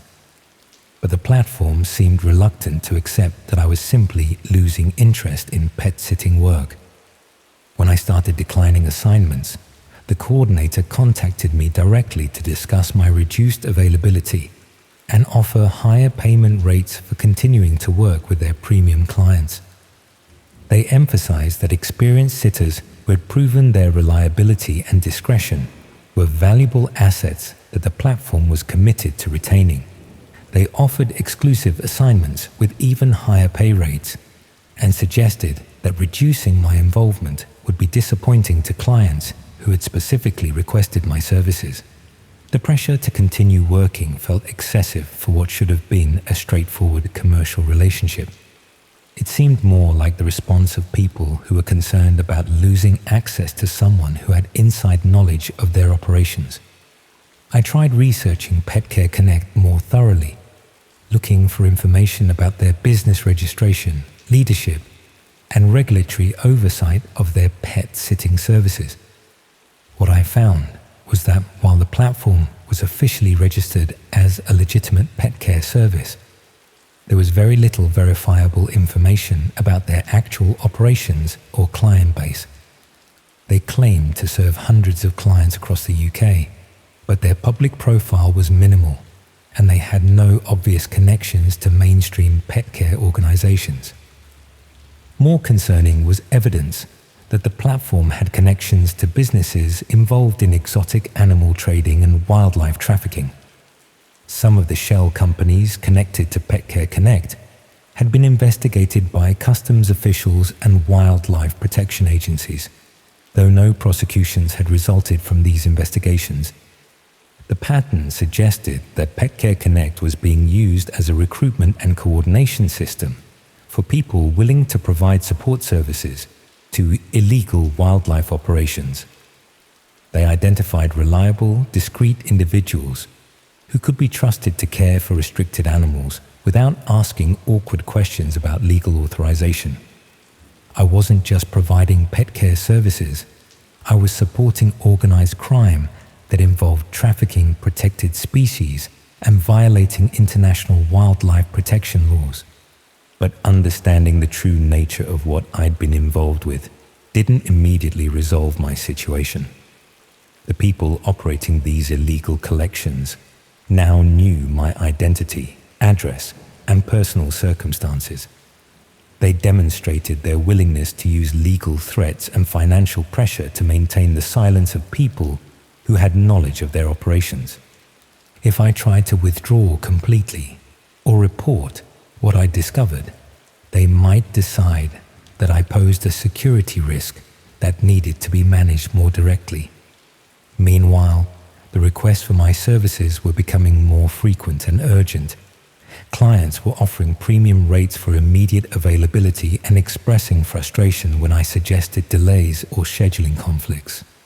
Some requests involved assignments that would require me to travel to remote locations or work with animals that were clearly more dangerous or restricted than previous collections. The operations were expanding, and they wanted experienced support staff who could handle increasingly complex and risky situations. I realized that my reputation for reliability and discretion had made me a valuable asset to people who specialized in serious wildlife crimes. The more work I did for them, the deeper I became involved in their operations, and the more difficult it would become to extract myself safely. But I also knew that these operations were causing significant harm to protected species and contributing to the illegal wildlife trade that threatened endangered animals worldwide. The animals I'd been caring for had probably been taken from wild populations or bred in conditions that violated animal welfare laws. I was trapped between my moral obligation to report serious crimes and my concern about the personal consequences of exposing people who had demonstrated their willingness to use intimidation and legal threats against anyone who threatened their operations. The situation became more urgent when I received a request to care for a collection that included animals I was certain were critically endangered species that couldn't legally be owned by private individuals under any circumstances. The client claimed to be conducting conservation breeding work authorized by international wildlife organizations, but the species they wanted me to care for was so rare that legitimate breeding programs would be managed by major zoos or government agencies, not private collectors operating from residential properties. They were offering to pay more than I typically earned in a month for 2 weeks of care, emphasizing the critical importance of the work and the need for absolute discretion about the location and contents of their collection. But accepting this assignment would make me directly complicit in serious wildlife crimes that could result in significant prison sentences if discovered. The animals involved were protected by international treaties, and unauthorized possession carried much more severe penalties than the exotic species I'd been caring for previously. I was being asked to cross a line from unknowingly supporting illegal activities to deliberately participating in serious international wildlife trafficking. When I tried to decline the assignment, the response was much more threatening than previous attempts to retain my services. The coordinator emphasized my contractual obligations to the platform and suggested that failing to fulfill premium assignments could result in legal action for breach of service agreements. They also mentioned that they had detailed records of my previous work with their clients, including photographs and documentation that could be presented as evidence of knowing participation in illegal wildlife operations if I created problems for their business. The implicit threat was clear. If I tried to withdraw from their operations or expose what I'd discovered, they would ensure that I face serious criminal charges for my involvement in caring for protected species. I was trapped by my own reliability and willingness to help with what I'd thought were legitimate pet care services. The more I learned about the scope of the wildlife trafficking operations I'd been supporting, the more I understood how systematically they recruited and controlled people who provided support services for their illegal activities. They specifically targeted students and young people who needed money but didn't have extensive knowledge of wildlife laws or exotic animal regulations. People who would be grateful for well-paid work and wouldn't immediately recognize the signs of illegal operations. Once they'd identified reliable individuals, they gradually increased the scope and risk level of assignments, while building detailed records that could be used to implicate their workers in criminal activity if they ever tried to withdraw or expose the operations. The pet-sitting work was just an entry point into a criminal organization that specialized in exploiting people's financial needs and naivety to recruit unwitting accomplices for serious international crimes. But the most disturbing realization was that this recruitment system was probably operating on a much larger scale than just exotic animal care. If they could systematically identify and control people through fake pet sitting services, they were probably using similar methods to recruit support for other types of criminal activity. Students and young people across the country were probably being drawn into various illegal operations through offers of well-paid part-time work that seemed legitimate, but gradually evolved into direct criminal involvement. The coordinator called that evening to confirm my availability for the endangered species assignment, emphasizing the time-sensitive nature of the work and the serious consequences of disappointing their most important clients. When I tried to explain that I was no longer available for pet-sitting work, they reminded me that I had detailed knowledge of multiple illegal operations and that withdrawing my cooperation would create serious problems for everyone involved. They suggested that it would be much safer for me to continue providing reliable service than to risk the legal and personal consequences of abandoning my responsibilities to their clients.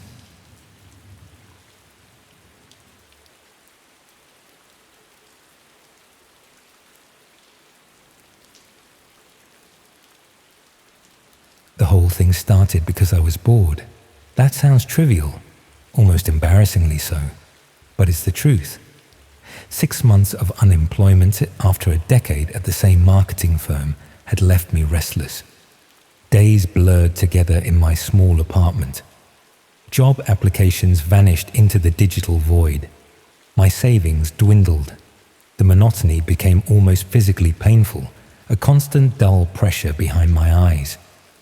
I've never been particularly tech-savvy. I use social media, stream movies, shop online, the usual things. But one night, scrolling through an obscure forum discussing internet privacy, I saw a comment that caught my attention. Someone mentioned how easy it was to access what they called the hidden web, using certain browsers and protocols. They described communities and content unavailable through standard search engines. The way they wrote about it made it sound like an exclusive club, a digital speakeasy hiding in plain sight. Maybe it was the isolation talking, or just the human desire to access spaces marked forbidden. But I decided to explore. I installed the specialized browser, followed basic tutorials, and found myself navigating a parallel internet, slower, less polished, but intriguing in its obscurity. Most sites were underwhelming. Text-heavy forums discussing privacy rights, cryptocurrency exchanges, marketplaces for things I had no interest in purchasing. Nothing particularly shocking or compelling. After a week of casual browsing, I stumbled across a forum dedicated to what users called immersive experiences. The discussion revolved around live streams of various scenarios, some mundane, others more extreme. Members debated the authenticity of different streams, sharing technical criteria for distinguishing staged content from genuine footage. Many contributors seemed to be chasing something they called the real thing, dismissing most available streams as elaborate fiction designed to separate viewers from their cryptocurrency. One username appeared consistently in these discussions: Veritas Proxy. Unlike other members who argued passionately about which streams were authentic, Veritas Proxy maintained an analytical detachment, discussing viewer psychology more than content authenticity. They wrote about how the perception of reality affected viewer engagement, regardless of whether the content was staged. Their posts read like academic research rather than entertainment reviews. After observing silently for several days, I sent Veritas Proxy a private message, expressing curiosity about these immersive experiences they analyzed so clinically. I expected to be ignored, or perhaps dismissed as a novice. Instead, I received a detailed response explaining different categories of live streams available through anonymous networks, Most were indeed stage productions masquerading as authentic footage, Veritas Proxy explained, but they still satisfied a psychological need for viewers to feel they were accessing something forbidden, something real. We exchanged several messages discussing the appeal of these experiences.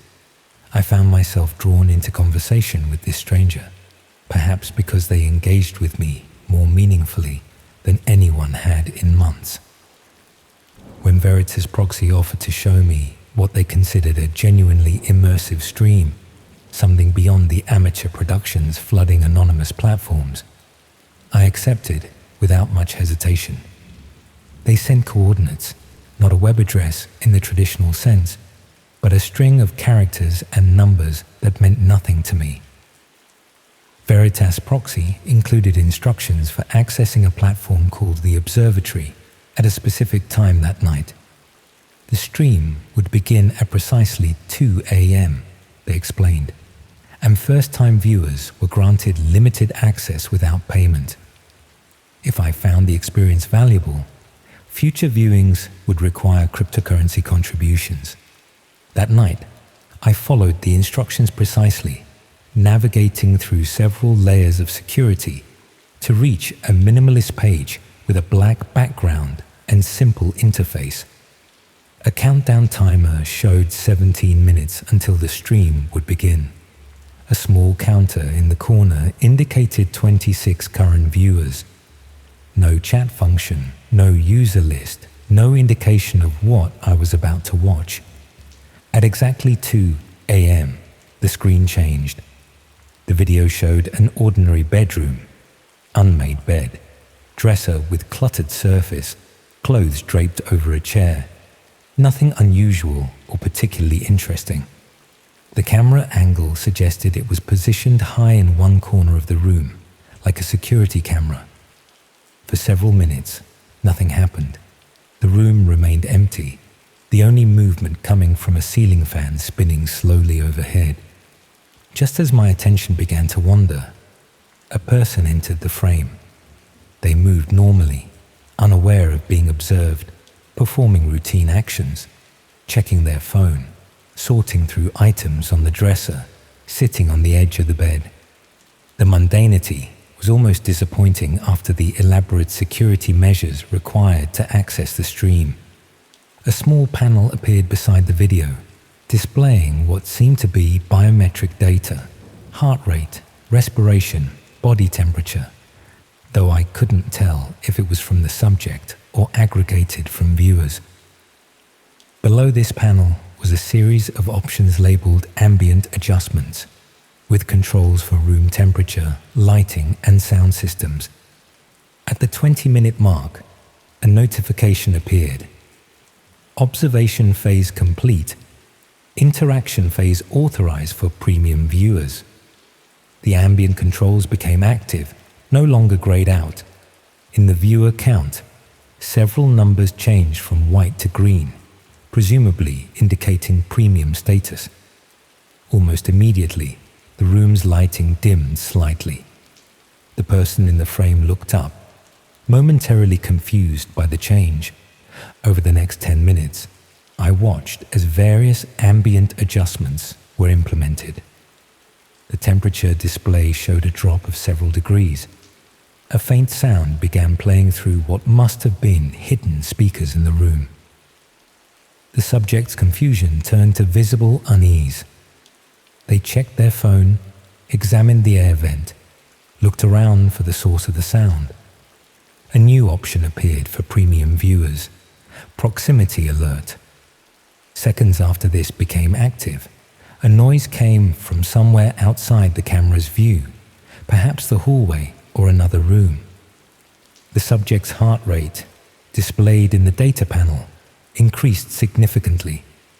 They moved to the bedroom door, listened for a moment, then closed and locked it. The escalation continued gradually.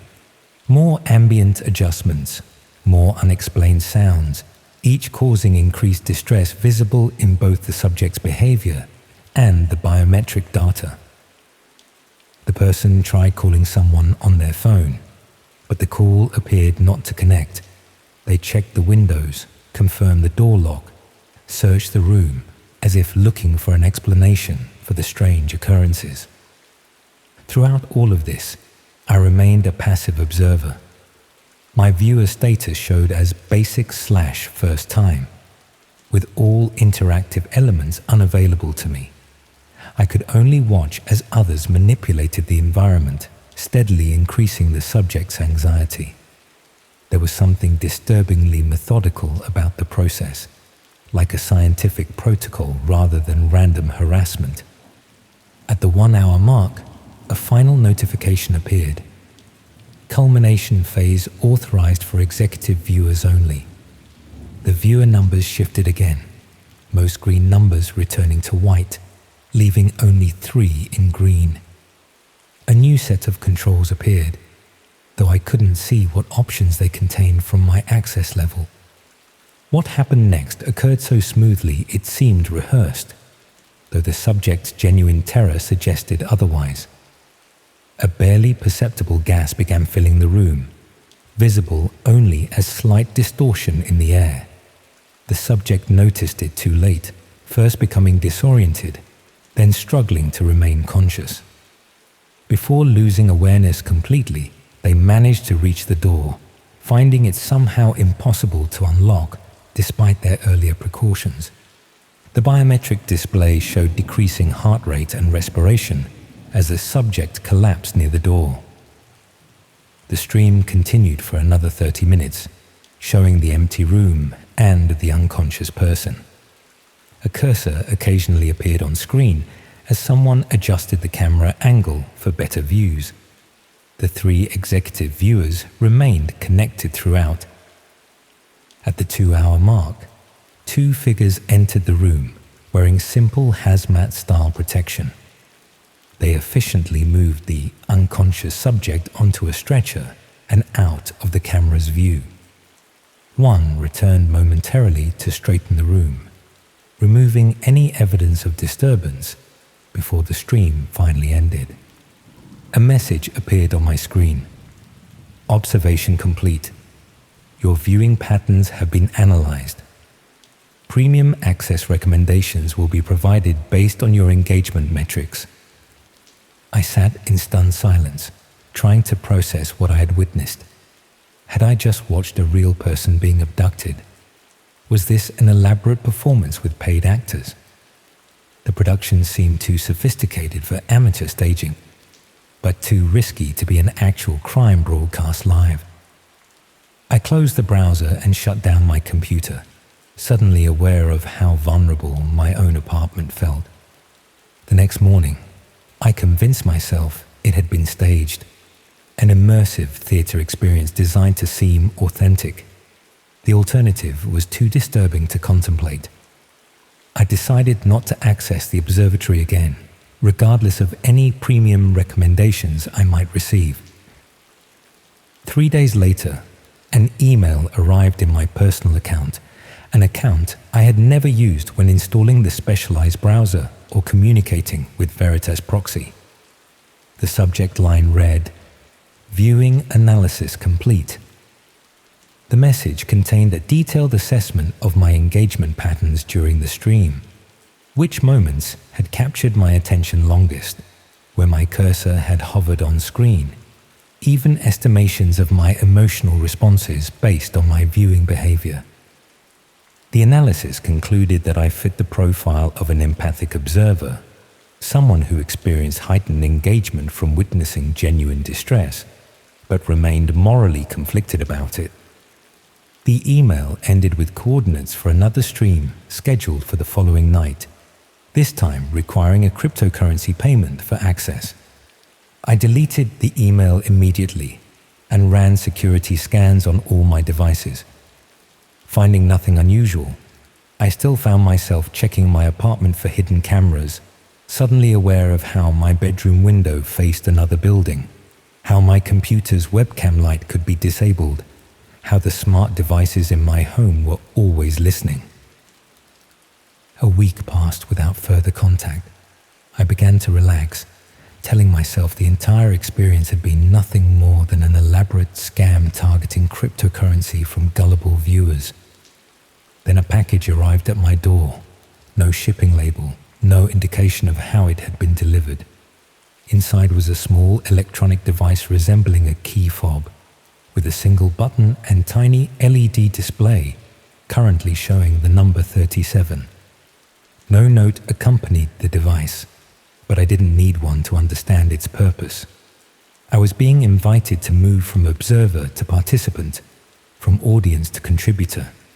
The number 37 likely indicated currently connected viewers. The button, presumably, would activate something affecting someone else's environment. Someone currently sitting in their home, experiencing inexplicable events orchestrated by strangers they would never see. I considered reporting everything to authorities, but what evidence did I have? An anonymous website I could no longer access. An email I had deleted. A mysterious device with no identifying features. And my own participation as a willing observer of what might have been a serious crime. That was 2 weeks ago. I've since moved to a different apartment, changed my email addresses, replaced my electronic devices. The key fob device remains in a drawer, untouched. Sometimes at night, I check to see if the number's changed. It has, increasing steadily from 37 to 63 as of yesterday. More observers joining the network. More participants receiving their own devices. More subjects being selected for immersive experiences. Last night, returning home late, I noticed a small red light blinking in the corner of my new bedroom, exactly where a security camera might be positioned for optimal coverage. When I investigated, I found nothing. No device, no explanation for the light I was certain I had seen. This morning, my laptop displayed a notification I never set up. Observation begins tonight, 2 a.m. Current viewer count, 26. I won't be in my apartment at 2 a.m. I won't be using any electronic devices, accessing any networks, or leaving any digital footprint that could be traced. But I can't escape the thought that somewhere, someone is adjusting their ambient controls, preparing their culmination protocols, waiting to transform another person's ordinary night into content for unseen observers. And I can't forget that I was one of those observers once, that my viewed became viewer metrics, that my engagement was measured and categorized, that my curiosity opened a door I now cannot seem to close. We think of horror as something external, something that happens to other people in distant places. We don't consider how our observation itself creates demand, how our attention forms the marketplace where others' fear becomes commodity. The real terror isn't what happens in those rooms. It's that somewhere right now, someone is watching, analyzing, anticipating your reactions, not to help or protect, but to measure how effectively your fear can entertain.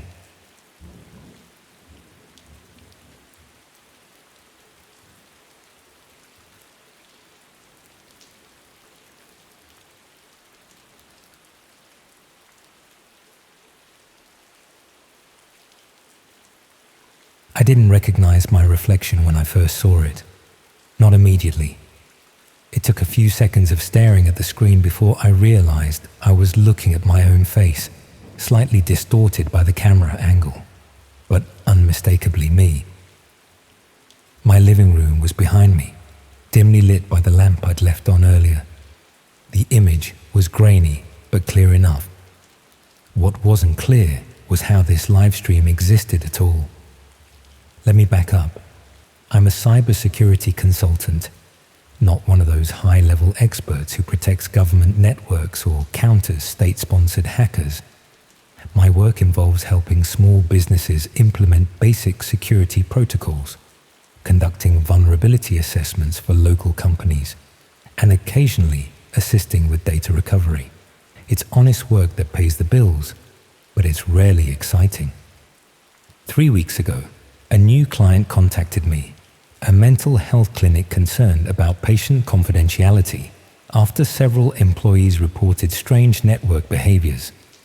When I arrived at their office, the clinic director explained their concerns with obvious discomfort. Several therapists had noticed their session recordings being accessed at odd hours, despite the files supposedly being secured in an encrypted system. Nothing had been stolen or altered as far as anyone could tell, but the access logs showed viewing activity during overnight hours when no staff should have been working. My initial assessment revealed a surprisingly sophisticated breach. Someone had created a backdoor into their network that bypassed standard security measures. This wasn't the work of an opportunistic hacker or disgruntled employee with basic skills. Whoever did this knew exactly what they were doing. I isolated the compromised systems, implemented temporary security measures, and began the deeper forensic work of tracking the intrusion to its source. The digital trail led me through multiple proxy servers and anonymous networks. Whoever had accessed the clinic's files had taken elaborate precautions to hide their tracks. After days of careful analysis, I managed to identify a pattern in the connection timestamps. The access always occurred between 1 a.m. and 3 a.m., always on Tuesdays and Fridays, and always targeted the same subset of patient files: recordings of therapy sessions dealing with trauma, abuse, or severe anxiety disorders. My report to the clinic detailed the technical aspects of the breach and recommended comprehensive security upgrades. What I didn't include was my growing suspicion about the nature of the intrusion. This wasn't typical cybercrime seeking financial data or identity information. This was targeted surveillance of people's most vulnerable moments. The precision and pattern suggested something beyond simple data theft. Professional ethics dictated that I should complete my contract, submit my findings, and move on to the next client. But something about this case gnawed at me. The deliberate targeting of trauma patients felt predatory in a way that cybercrime rarely does. Most hackers I've encountered are motivated by financial gain or technical challenge, not the systematic observation of human suffering. After completing my official work for the clinic, I continued tracking the intrusion pattern on my own time. Using a secured system isolated from my personal network, I created digital breadcrumbs designed to attract the attention of whoever had breached the clinic's security. I set up dummy files mimicking the naming conventions of therapy recordings, embedded with unique markers that would help me trace anyone who accessed them. For 2 weeks, nothing happened. Then on a Tuesday night, my monitoring system alerted me to activity.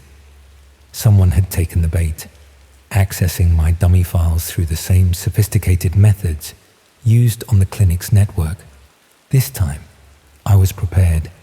As they downloaded my files, I deployed a specialized tracking script designed to pierce through proxy defenses and reveal connection origins. What I found led me to a series of encrypted channels on the dark web.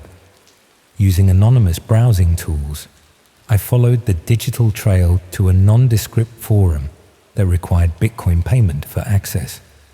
The page was minimalist, black background, simple text navigation, no graphics or branding.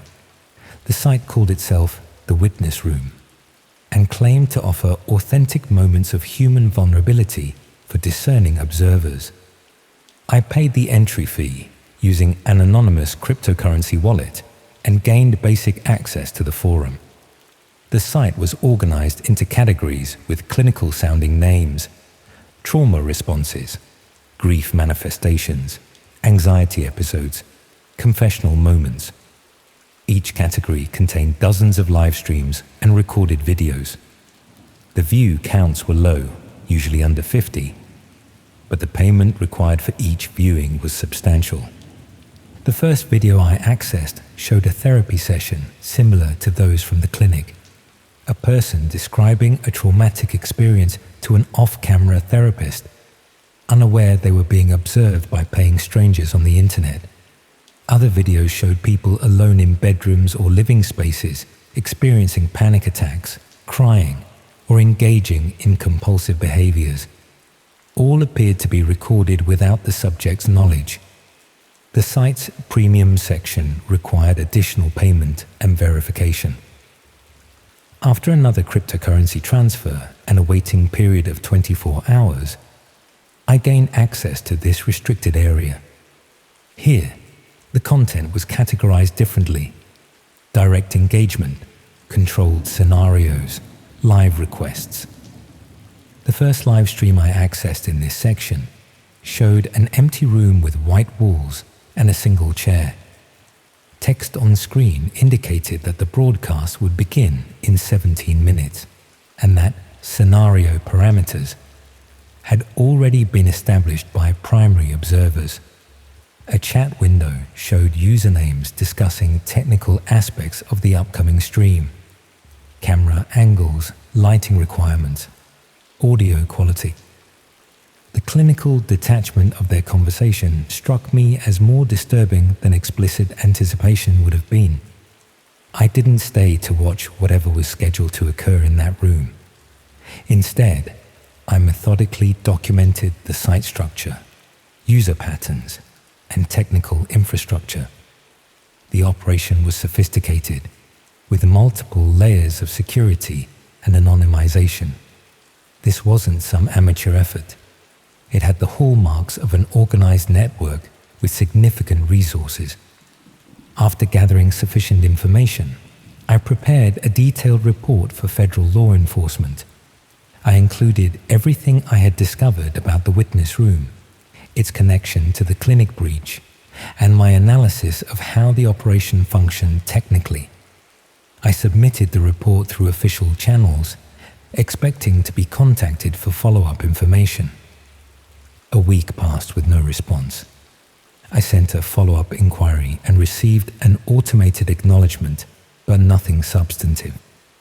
After 10 days, I called the field office directly and was told my report had been received and forwarded to the appropriate department. The agent I spoke with seemed disinterested, almost dismissive. Frustrated by the lack of official response, I intensified my own investigation.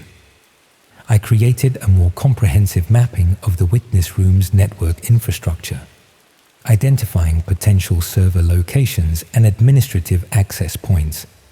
I catalogued user patterns, payment flows, and content distribution methods. Each layer I uncovered revealed greater complexity and more disturbing implications. The live streams weren't just recordings of therapy sessions or private moments captured through compromised security systems. Some appeared to be deliberately staged scenarios where individuals were placed in situations designed to trigger emotional responses. The controllers would manipulate environmental factors, sounds, temperature, lighting, while observers in the chat suggested specific triggers to elicit desired reactions. 3 weeks into my investigation, I discovered something that fundamentally changed my understanding of what I was dealing with. Hidden in the site's technical architecture was a secondary network, a parallel system that monitored the observers themselves. Every user of the witness room was being recorded while they watched. Keystrokes logged, webcams quietly activated, microphones capturing ambient sounds. The watchers were also being watched. This discovery led me to a deeper level of the operation, accessed through a different entry point entirely. Here, the content consisted entirely of recordings of people watching the witness room streams, close-up footage of faces as they observed others suffering, metadata tracking their viewing patterns, physiological responses measured through subtle analysis of facial movements and breathing patterns. This meta-observation had its own audience, paying even higher premiums for access. I was documenting this secondary system when I noticed something odd about one of the observer recordings. The timestamp showed it was from the previous night, during hours when I had been accessing the witness room myself. With growing unease, I opened the file. The video showed a man sitting at a desk, illuminated by the blue glow of a computer monitor. The camera angle suggested a webcam perspective, looking slightly down at the subject. His face showed subtle expressions of concentration, occasional discomfort, and clinical interest. It took me several seconds to recognize my own reflection, captured from my laptop's camera, that I thought had been securely disabled. The video continued for over an hour, showing me methodically investigating the witness room, taking notes, examining different streams. Occasional metadata appeared on screen. My heart rate estimated through facial blood flow analysis, my pupil dilation tracked when viewing disturbing content, timestamps correlating my viewing patterns with specific website areas. Everything I had done to investigate them had provided them with content for their meta-observation network.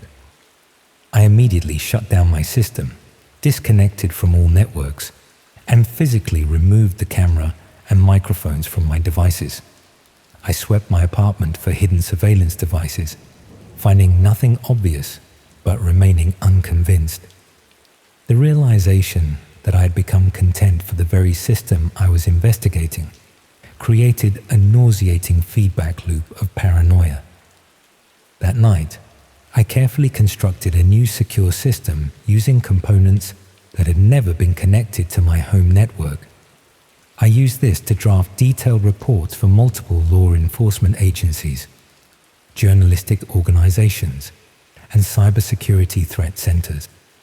I included all my evidence, analysis, and personal observations, sending each report through different anonymous channels. 2 days later, I received an email to my personal account, the one I had not used for any part of this investigation. The subject line contained only a timestamp matching exactly when I had sent my reports. The body of the email was empty, but attached was a video file. Against all better judgment, I opened it on an isolated device.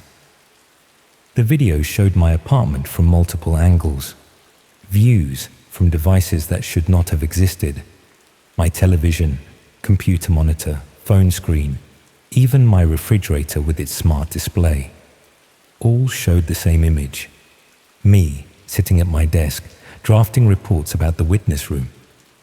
The footage zoomed in on my face, analyzing my expressions as I worked. Text appeared on screen.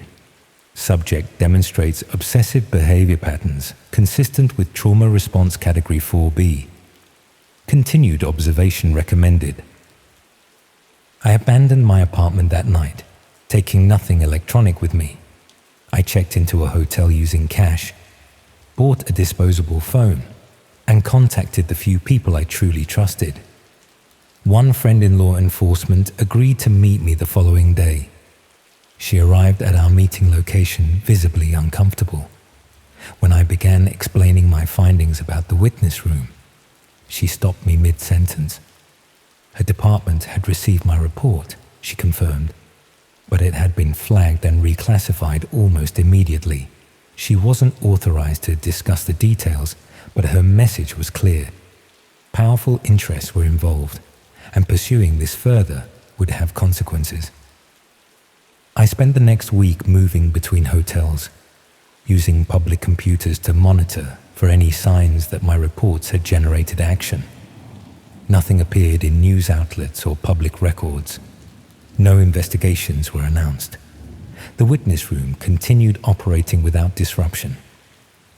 10 days after leaving my apartment, I received a text on my disposable phone, a phone whose number I had shared with exactly 3 people.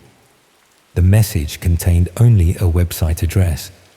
Against every rational instinct, I accessed it from a public computer. The page showed a live stream of the hotel room I had checked into that morning. The bed was empty, the room unoccupied. I was sitting in the hotel lobby as I viewed the stream. A timer in the corner showed the broadcast had been active for 3 hours. The view count displayed the number 7. The stream title was simply my full name followed by Observation Phase 2. That was yesterday. I've since crossed state lines, abandoned all electronic devices, and withdrawn cash to live on while I consider my options. I'm writing this account by hand, planning to have it typed and distributed by someone with no connection to me or this situation. I don't know exactly what the witness room is or who operates it. The technical sophistication suggests resources beyond typical criminal organizations. The apparent immunity from law enforcement implies protection or participation at institutional levels. The methodical nature of their observation network indicates purpose beyond voyeurism or profit. What I do know is that somewhere, right now, someone is watching a live stream of a person who doesn't know they're being observed. Someone is paying to witness another human being's vulnerable moments. Someone is analyzing reactions, cataloging responses, building profiles of both the observed and the observers. And increasingly, I suspect that the true purpose of the witness room isn't the content it provides to its users. The real product is the understanding of human psychology that comes from watching people watch others. The multi-layered observation that reveals patterns of behavior, predictors of response, blueprints of manipulation. I check for cameras everywhere now, not just obvious devices, but any object that could potentially house monitoring equipment. I vary my routines, change my appearance, avoid patterns. Still, I feel watched, not by supernatural forces or paranoid delusion, but by a system designed specifically to observe people like me, people who have glimpsed something they weren't meant to see, whose reactions to that glimpse are themselves valuable data. Tonight I'll move again, find another anonymous place to sleep. But before I do, I'll look directly into the nearest screen, television, traffic camera, ATM interface, it doesn't matter which, and I'll acknowledge the observers I know are there, not with fear or defiance, but with the calm recognition that in a world where vulnerable moments can be commodified, the most vulnerable moment of all is the one where you realize you've always been in someone's blind spot, always been visible to eyes you never knew were watching.